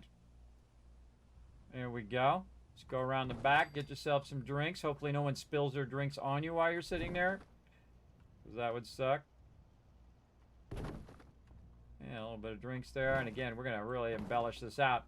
But you get the general gist. And again, just living fine in the wasteland. Let's just chill, everybody. Let's just chill. Look at this view. Holy mackerel. Let's check it out at nighttime. Yeah, let's go forward about, let's say 10 hours. Let's check out this view at nighttime. Yes, I know. That's what I was thinking too, Dragon Wolf. I bet you there's a mod for that. Projector movie show. Oh, Sanctuary's under. Oh, we forgot to help the other one. Oh my God, we got a whole bunch of people. We got a whole bunch of people we got to help. But yeah, look at this nighttime. You can see Diamond City from here. You can see Corvega all lit up. You can see the stars. Oh, and the moon too. Oh, beautiful. Yeah, great view, man. Great view from right here. You can see anybody doing anything down there. And smoke them if you needed to. So you, stop doing that over there. Bam, bam, bam, bam. Take that, sucker. Yeah, this is like a fortress over here, man. This is the stuff. All right, this is the stuff. And again, we're going to be taking this part out here, but I got Clarabelle there right there now. Probably want to go get Clarabelle and get her up here. So she'll be nice and secure way out of the way. If we had a good supply of clean water, things would be pretty good.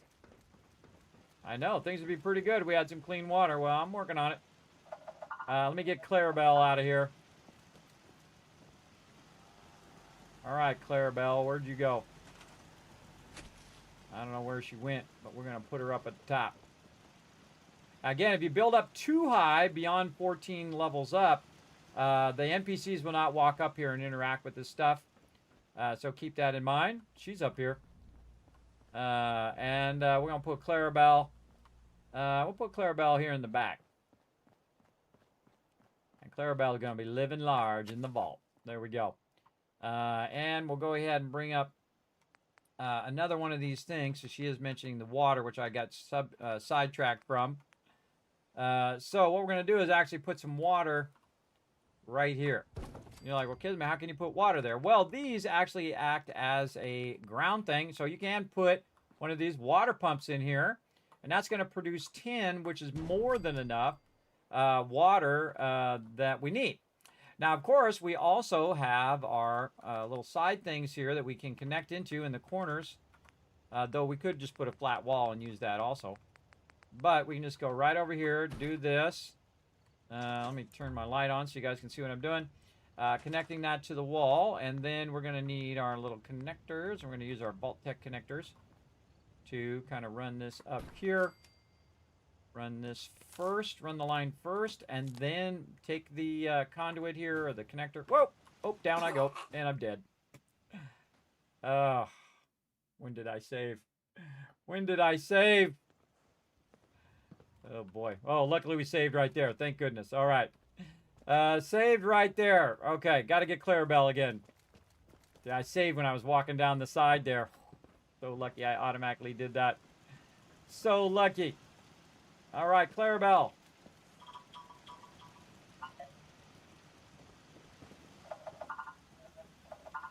So lucky I did that.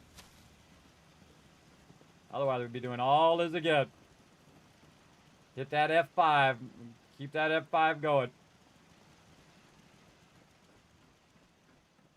All right, we'll do it again.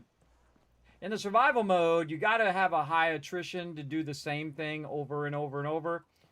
Because what happens is you can't save most of the time. Now, I can save because I put a mod in there. It allows me to save. But you normally can't save, so the only time you can save is when you sleep in a bed. So that's why you're always looking for beds everywhere you go in the survival mode. And it does take a lot longer to finish a survival run because you're walking everywhere because you can't fast travel as well. Okay, let's try this again. Hopefully this time I don't pull the rug out from under myself. Hopefully. What I was trying to do is grab the conduit itself, and it didn't want to do that. I'm going to go ahead and save first this time before I grab it this time. And again, sometimes right when I'm about to click it, it grabs something other than the thing I was trying to grab. All right, there we go. Run this to the middle. And then again, we will build out some stuff here.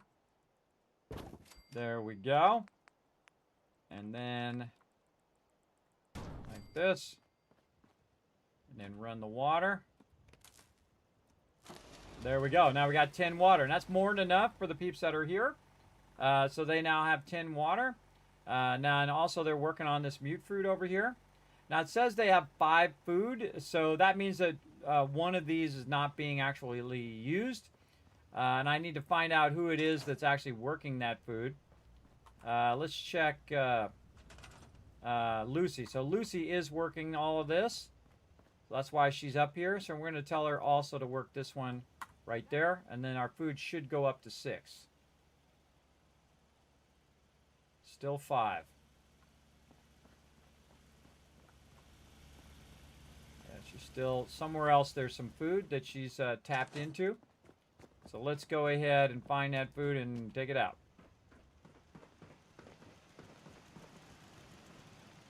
Oh, 10 Pines Bluff helped itself. Oh, thank goodness. All right, we better save because sometimes it doesn't. All right. We got to stop doing this. We got to go do that, and we'll come back and try to figure out where we put all this extra food that she's doing right now. Hold on. We got some peeps to protect. Let's go. Which one was it? All right. It was Norhagen Beach and Sanctuary. Let's go Norhagen Beach first. Let's go. All right, we got to do our job protecting the innocents. Let's go.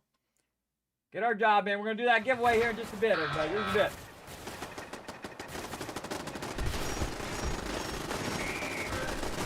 Whoa! Get wrecked by the Kismet kill box up on high.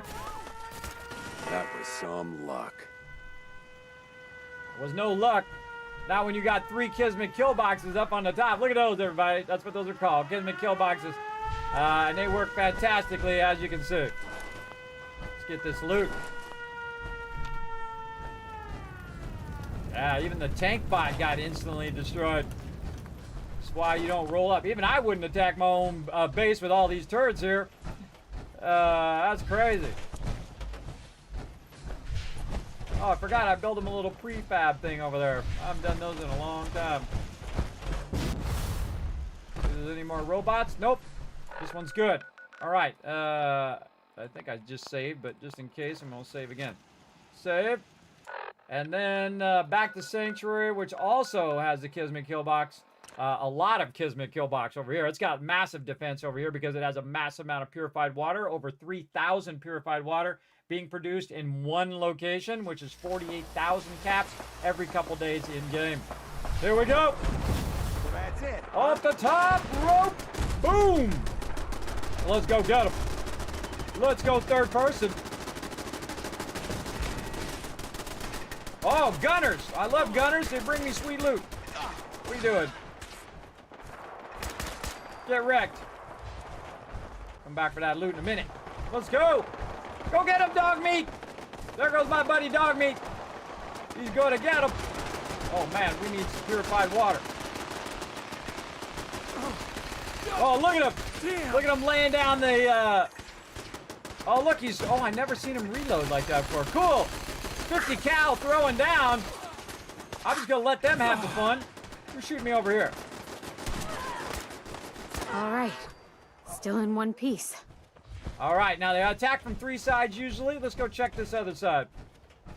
See him dropping that 50 cal. I give a bunch of my peeps 50 cals. You know, the 50 cal actually works better on NPCs than it does on you because you only need to give them 1 ammo. There we go, done. You only need to give them 1 ammo and they'll just fire thousands of rounds. Where if you shoot the 50 cal in Fallout 4, it misses 99% of them bullets, and like 2 bullets hit the actual target. Yeah, see, these guys got annihilated by the kill box up in there. Thanks for that loot, bro. Yeah, thanks for helping me out equip my thing. See, now here's the thing, everybody. You let your enemies equip you, right? They're fueling you. So as they die, they're making you stronger and themselves weaker. It's a great battle plan, and it works fantastically, as you can see. So the more they attack and die, the more resources I get to build up my base as well. Now, I've only got about 75,000 purified water laying around. That's not an exaggeration. It's really up there at the top right now that I could use for using it for my action points over there. I'm severely dehydrated. So let's go ahead and check the workshop here. Yeah, I got 1,500 just in the workshop alone. So let's go ahead and get a few purified water out of there. See if it remembers it. It doesn't remember it. It's really irritating that it loses it off of the... see, like, this is something they should have fixed forever ago. That doesn't lose it off of there. When you put it back in there, it automatically remembers what you got. As well.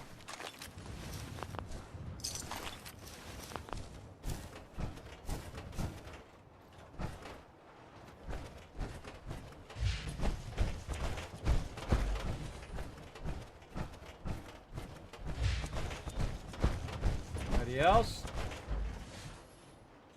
Got those ones. I thought I saw some more up here that got annihilated. Oh, right here. Then this is one of the hardest things too, is to find your the mobs that you wiped out as well. Oh, there they are. Of course, overburdened. But that's why I got this quick bench here. That's what I call it, a quick bench. It's a workbench that you can very quickly access. And then put all this in here, and you know what it's going to do? Automatically sort it up above. It's going to sort all that, and the stuff I don't want to keep, it will break down into its base components. The stuff I do want to keep, it'll put it in a separate storage. And I don't have to do any of it. It does it all for me. Right over here, hitting T as well. Putting in all this extra ammo. Fusion cells, bunch of low-level fusion cores. We need some more bullets. And there we go, no longer overburdened. We're out of here. Let's go check over on this side where all these peeps got owned.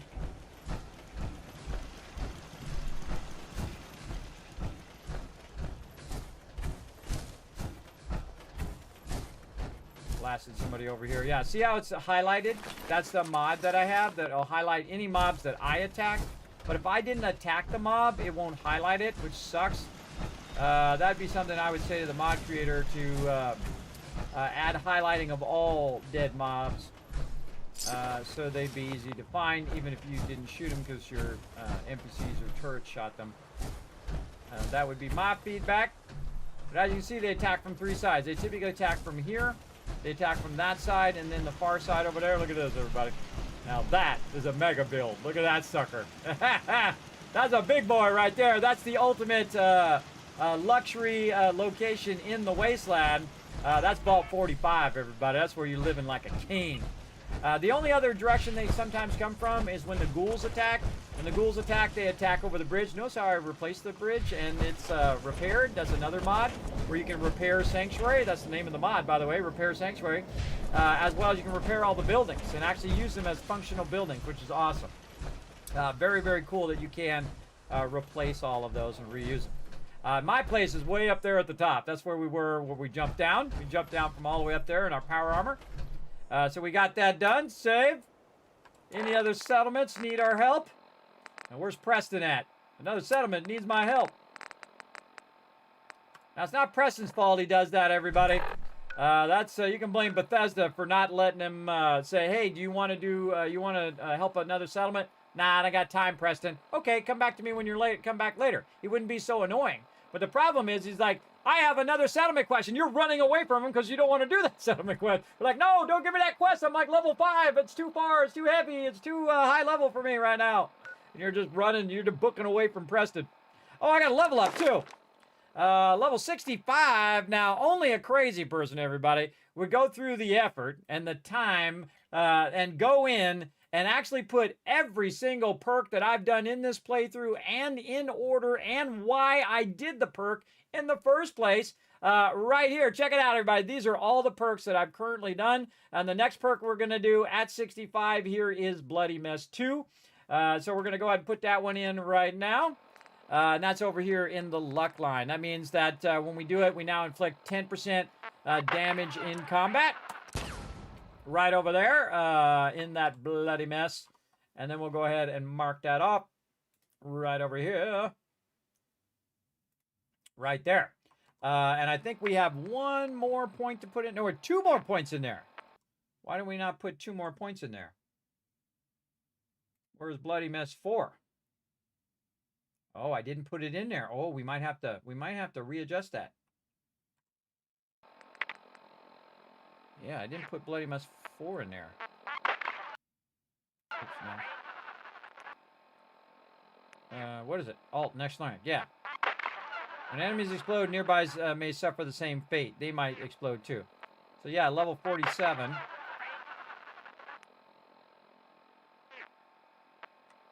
Alt to go down.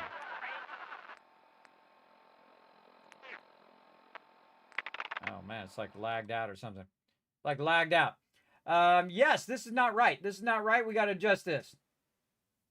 So what we're going to do is we're going to take this and paste it down one, and we got to get Bloody Mess 4 in there. Oh, see, look, we totally forgot. We totally forgot that. And then I'm just going to move these down. This critical banker will have to move here. So let's take all of these. And we'll move. We'll just take this. And we'll have to move all that down. We'll just take this and move that down by 1 for now. And then critical banker here. And then delete it from there. So we'll get that at 81. So yeah, there we go. And again, again, the great thing is you can adjust it, whatnot. You can see this, by the way. This is my settlement overseer. You can go ahead and check that out. I'll throw it in the chat for you. I'm going to manually type it because my thing is still not working. Right over there. You can check it out on there. It's there's a tab down at the bottom. It says Fallout 4 or F4 perk pick order. So you can see exactly what I picked in what order. And I pre-think this out usually before I even start the game, before I even start the playthrough.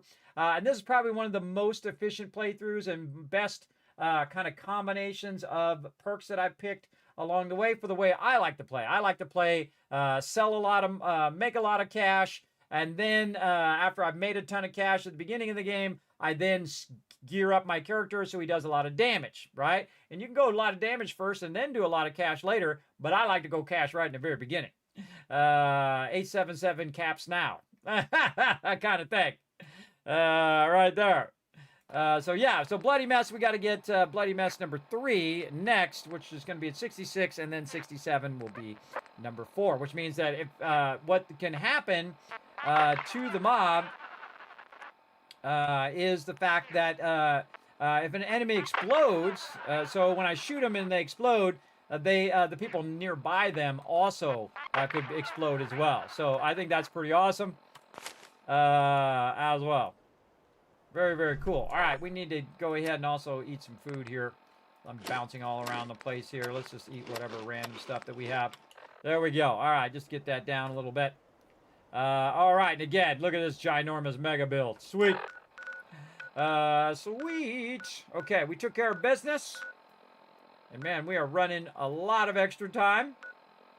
A lot of extra time over, but that's okay. We'll go ahead and dip back over here. We got it going. So we're going to do that giveaway right now, everybody. Again, enter the giveaway quick. Quick. Let me catch up on the chat as well. Let me catch up on the chat for a little bit. Yeah, it'd be cool if it shows old movies. You're stuck on Goddess. Oh, one of my favorite games of all time. I'm stuck on Goddess. I built the first abode, but cannot destroy the next 2 rocks of the 3. Also, strangely, don't have the option to restart the save from the start. Are you playing on mobile or are you playing on PC? Let me know, Bray Sniper, in the chat, because it does make a difference. Yes, you love Fallout. So glad you're live. Yes, I'm live usually every day at 10 p.m. Eastern Standard Time, all through the rest of the holiday until the 24th, or really it's the 23rd, the night of the 23rd into the 24th, because, of course, Christmas Eve on the 24th. So, yes. You're playing on a Pixel. Okay, so you're playing on Android, basically. And you're playing on mobile. So the mobile version is very different from the PC version. The PC version of Goddess has the kind of altar that you can sacrifice your people to earn gems and things like that. But on the mobile version, if you're having trouble moving rocks or things of that nature, it's most likely that you haven't got to that part yet, that you haven't unlocked that next part of the thing. Did you unlock your beacons? The beacon that unlocks the next part? Have you done that? Where you put all your people on there and then they run for a while and then all of a sudden they reveal more of the map? Have you done that part? That's usually where most people get stuck. I got stuck in the very beginning when I first started playing. Now, I played that game for thousands of hours. One of my favorite games of all time. Absolutely. You're at the very beginning, but you built the first abode. Yes, you built the first abode. And then what you want to do next is you want to go ahead and get that little beacon that's in the middle.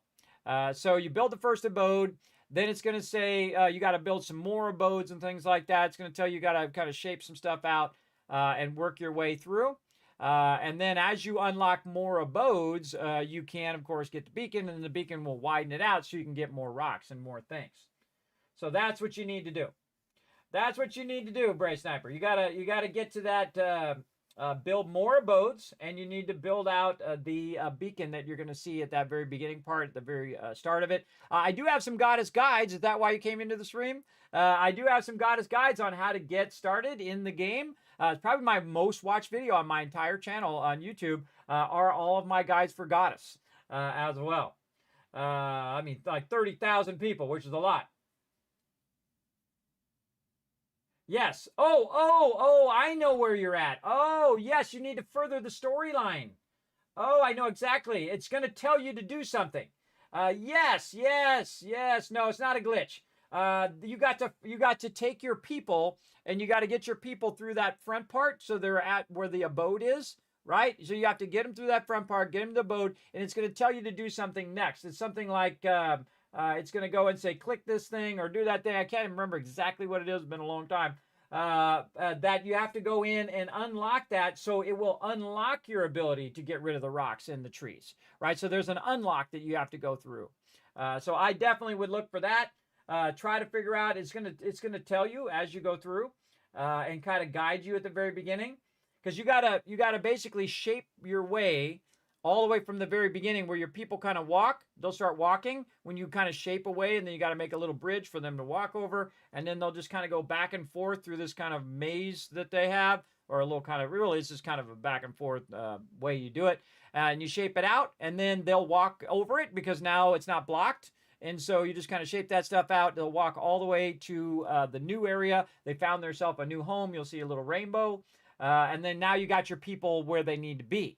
Now, if you haven't brought the people forward, then that's why you can't do anything else. So try that as well. Have you brought your people forward? I'll wait for your response in the chat. So there you go.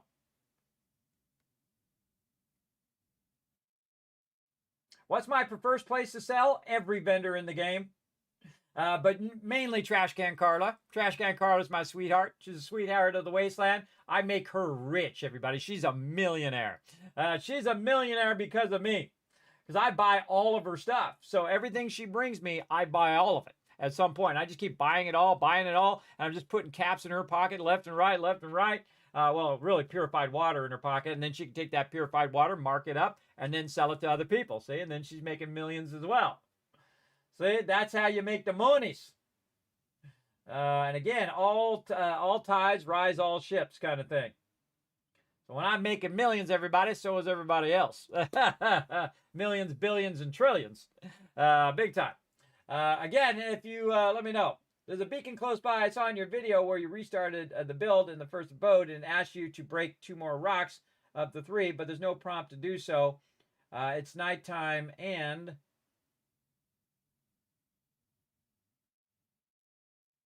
But did you bring your people forward in the very beginning of Goddess?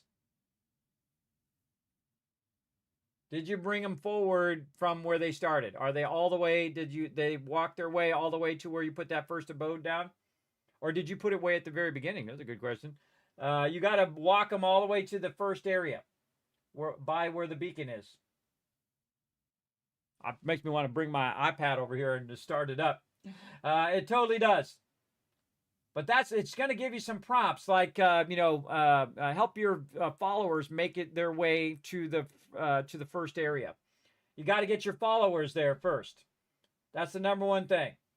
If you haven't done that, then that's why.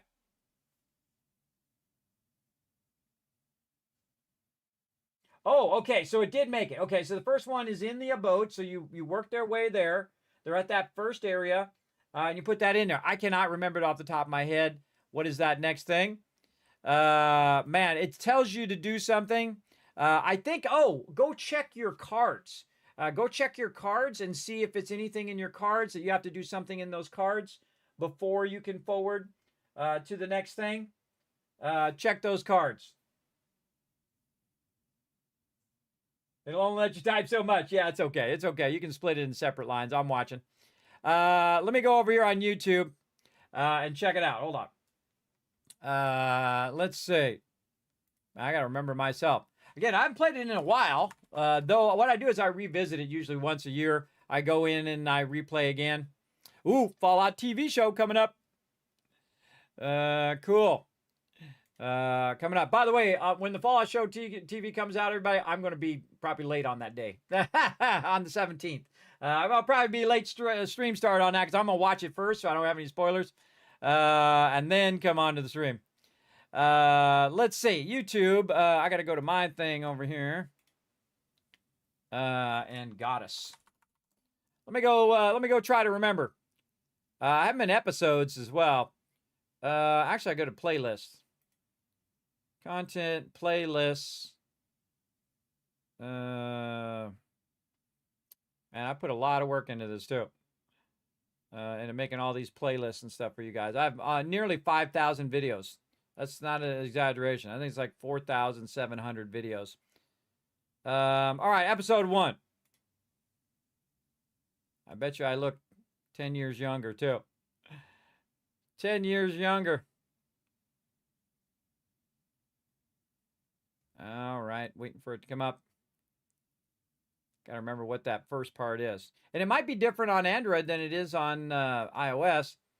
Let's see. So I guarded my guys in there. Nighttime is following. Need shelter. Need to hold and remove the rock. Okay, so we did that. The followers built the first abode.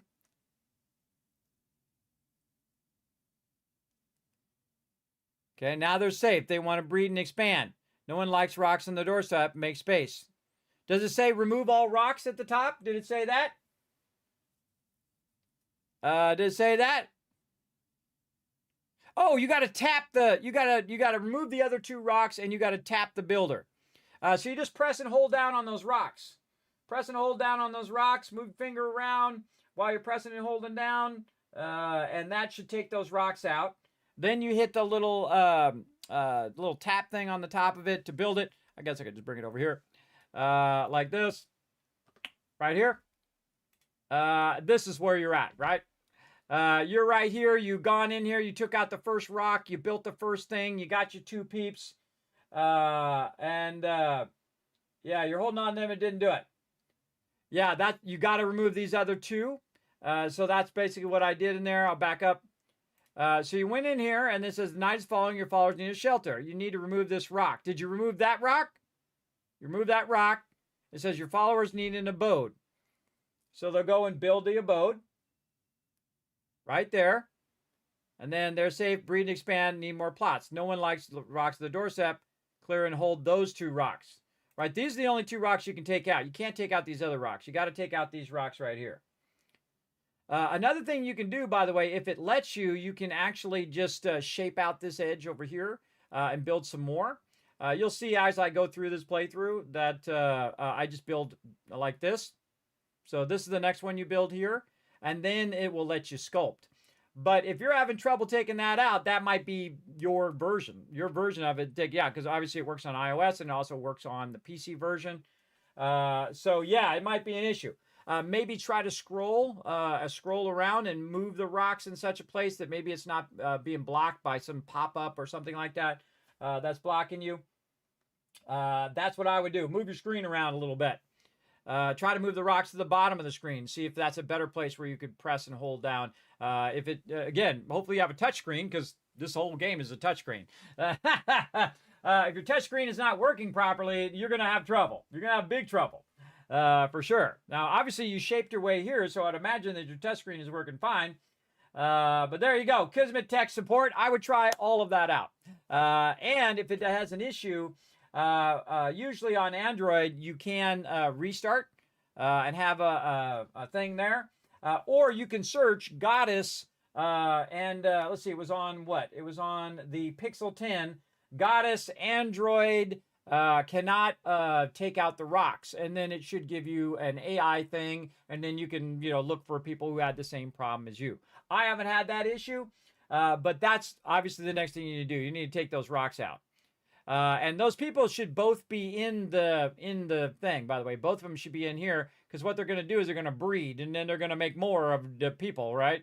And then you're going to make more and more and more by using your peeps there. So give all that stuff a try. See if that helps you out. Again, I don't mind helping peeps in the chat, everybody. Again, especially one of my favorite games for sure. There you go. All right, getting back to some Fallout, everybody. Let's go ahead and give it a nice little look-see here, how we're doing. And we had moved Clarabelle up above. Oh, we were going to go see if Clarabelle was actually up there. Because sometimes Clarabelle dies. It's a pretty sad... Look at them all going. They're all going up the stairs. Awesome. Let's go up here and see if Clarabelle is up here. Ah, she's up here. Awesome. So cool, everybody. So cool. Clarabelle's up here. Oh, we were going to figure out what else food there was up here. Man, we are running long now. We're running real long. Yeah, so give that a try, see if it works. Yeah, that's how you restart on mobile. You have to delete the player data and start again. But you're only at the beginning anyway, so it's not like you're missing much as well. So it's not like you're losing that much. So I'd try again, and I would search it first, though. Before you reset it, I would search it to see, oh, well, maybe it's some sort of this thing is having a problem on the Pixel. This is why you can't click it, that kind of thing. This is how you solve that, other than restarting the game. I would also close out of the game.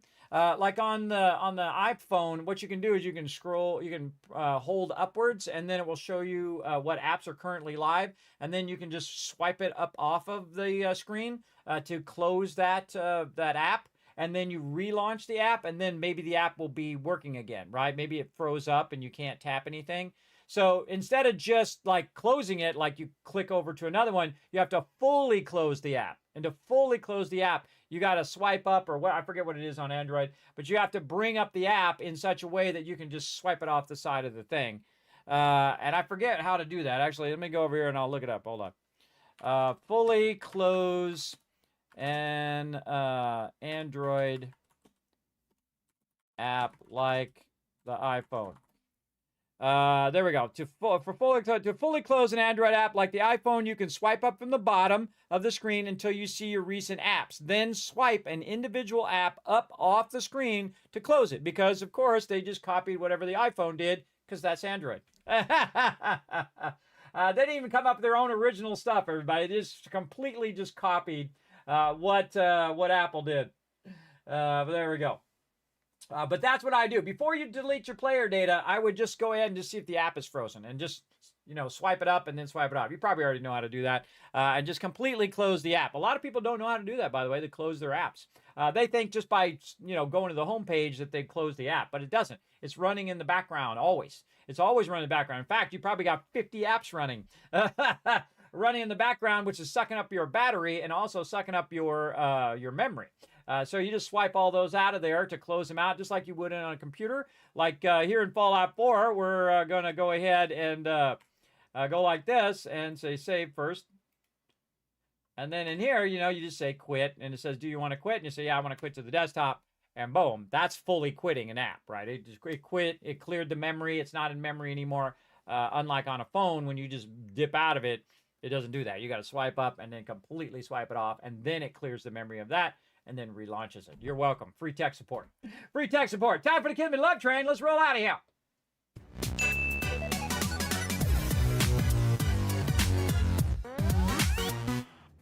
All right, everybody, we're going to roll on out of here. Let's see who's in the chat here to show some love to. We're going to roll on out. Big time. We're going to go ahead and do the giveaway before we go, though. Let's go ahead and get that going on right now up here. Let's go ahead and close that giveaway. And here we go, everybody. We're going to give away some loot right here. Oh, why does it not let me actually pick the winners? There we go. All right, here we go. In 3, 2, 1, boom! You're the winner. Seafish coming in with a win. Now, he does have to say something in the chat. Thanks to all these people scrolling up over here. And congrats to all the people who did get a gifted sub today. You can go ahead and thank That's Mr. Nod to you, by the way, giving out that 20 gifted subs and extending the stream. But, man, I really went over. I really gave you the extra bit for donating those subs. So thank you so much for that. I appreciate it. Big time. Of course, thanks to all my Patreon supporters down below. Now, again, everybody, he's got 2 minutes to say something in the chat. Now, while you're waiting for him to say something in the chat, put some GGs in there. Be a good sport. The more good sports I see in the chat, the more Kiss Caps I'm going to give all you guys for the next giveaway. So go ahead and show some love in there as well. Go show some one. Again, Seafish is the winner. Let's see. Seafish, you're in there like, Kismet, I never win anything. And now I finally won something. Yay! I love those moments, everybody. Squirrel giveaway. No, I didn't actually forget the giveaway that time. I didn't squirrel on it. I remembered. So there you go. Let's go. Yeah, there he is. That's a confirmed win right there. All right, Seafish, here's what you need to do. I'm going to say hiya in the chat. You're going to go ahead and click my name in there. You're going to whisper me and say, Kismet, I won the random game giveaway. And in a day, 2 days, 3 days, 5 days, 7 days, I will respond to you with your free winner chicken dinner giveaway game Steam code for a game. Now, it could be an $80 game, could be $200 worth of games, could be a $5 game, it could be any of those things in between. I just put your guys' name in order, and whoever hits whatever they hit, then that's what you get. Just like that. So there we go. And a lot of love in the chat for you guys. A lot of good sports in the chat. Now remember, everybody, I do a lot of giveaways, so if you didn't win this one, just come back next time.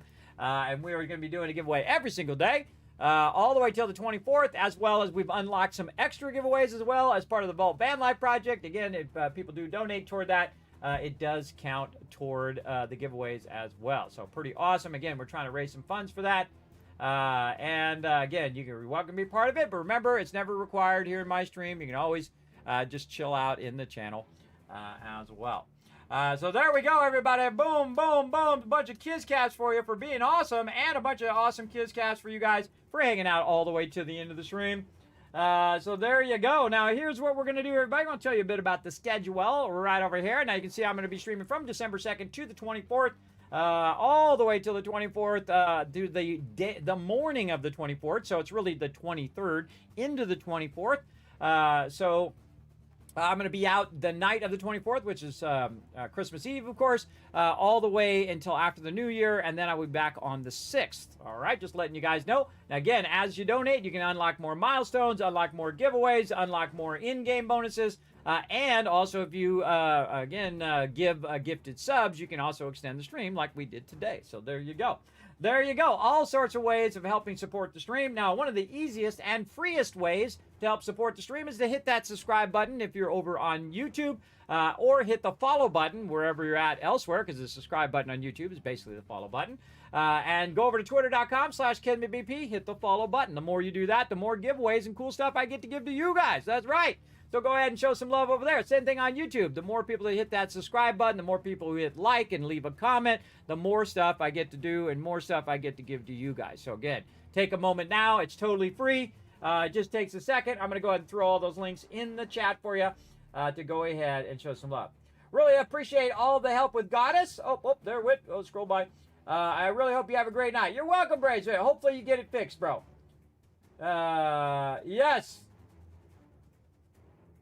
Yeah, congrats to Seafish. There you go. Yeah, I like that. Brian. Now, again, I'll be back tonight, 10 p.m. Eastern Standard Time, doing it all over again. And again, thanks everybody over here scrolling up. Thanks for the donations. Thanks for the gifted subs. Appreciate each and every one of you. Now, you can also check out the Discord at discord.gg/Kismet, or you can just click the link. Much easier. Just click the link. It'll take you right to the Discord. Say hi to the community over there. As well as you can also check out my website, kismet.gg. And, of course, the best thing to check out, if you do want to go above and beyond, if you learned something today, you're like, oh, man, I learned all sorts of cool stuff on building. If you laughed, if you cried, you had a good time, I made you smile, consider becoming a Patreon supporter over on patreon.com/Kismet. I know, right? Cool. I got my name and everything. So Kismet over there. That is the best place to help support the stream, by the way, because 98% of all of that goes right back in the stream, and 2% of it goes to PayPal fees. Not my fault, but none of it goes to me. I put it all back in, everybody, and I've been doing that for 10 years. Every penny right back into the stream in the form of giveaways and other projects that we do, all right? So I do appreciate each and every one of you coming in and hanging out. I'm out of here. Again, see you guys later tonight, 10 p.m. Eastern Standard Time. Appreciate each and every one of you. See you then. Bye, everybody.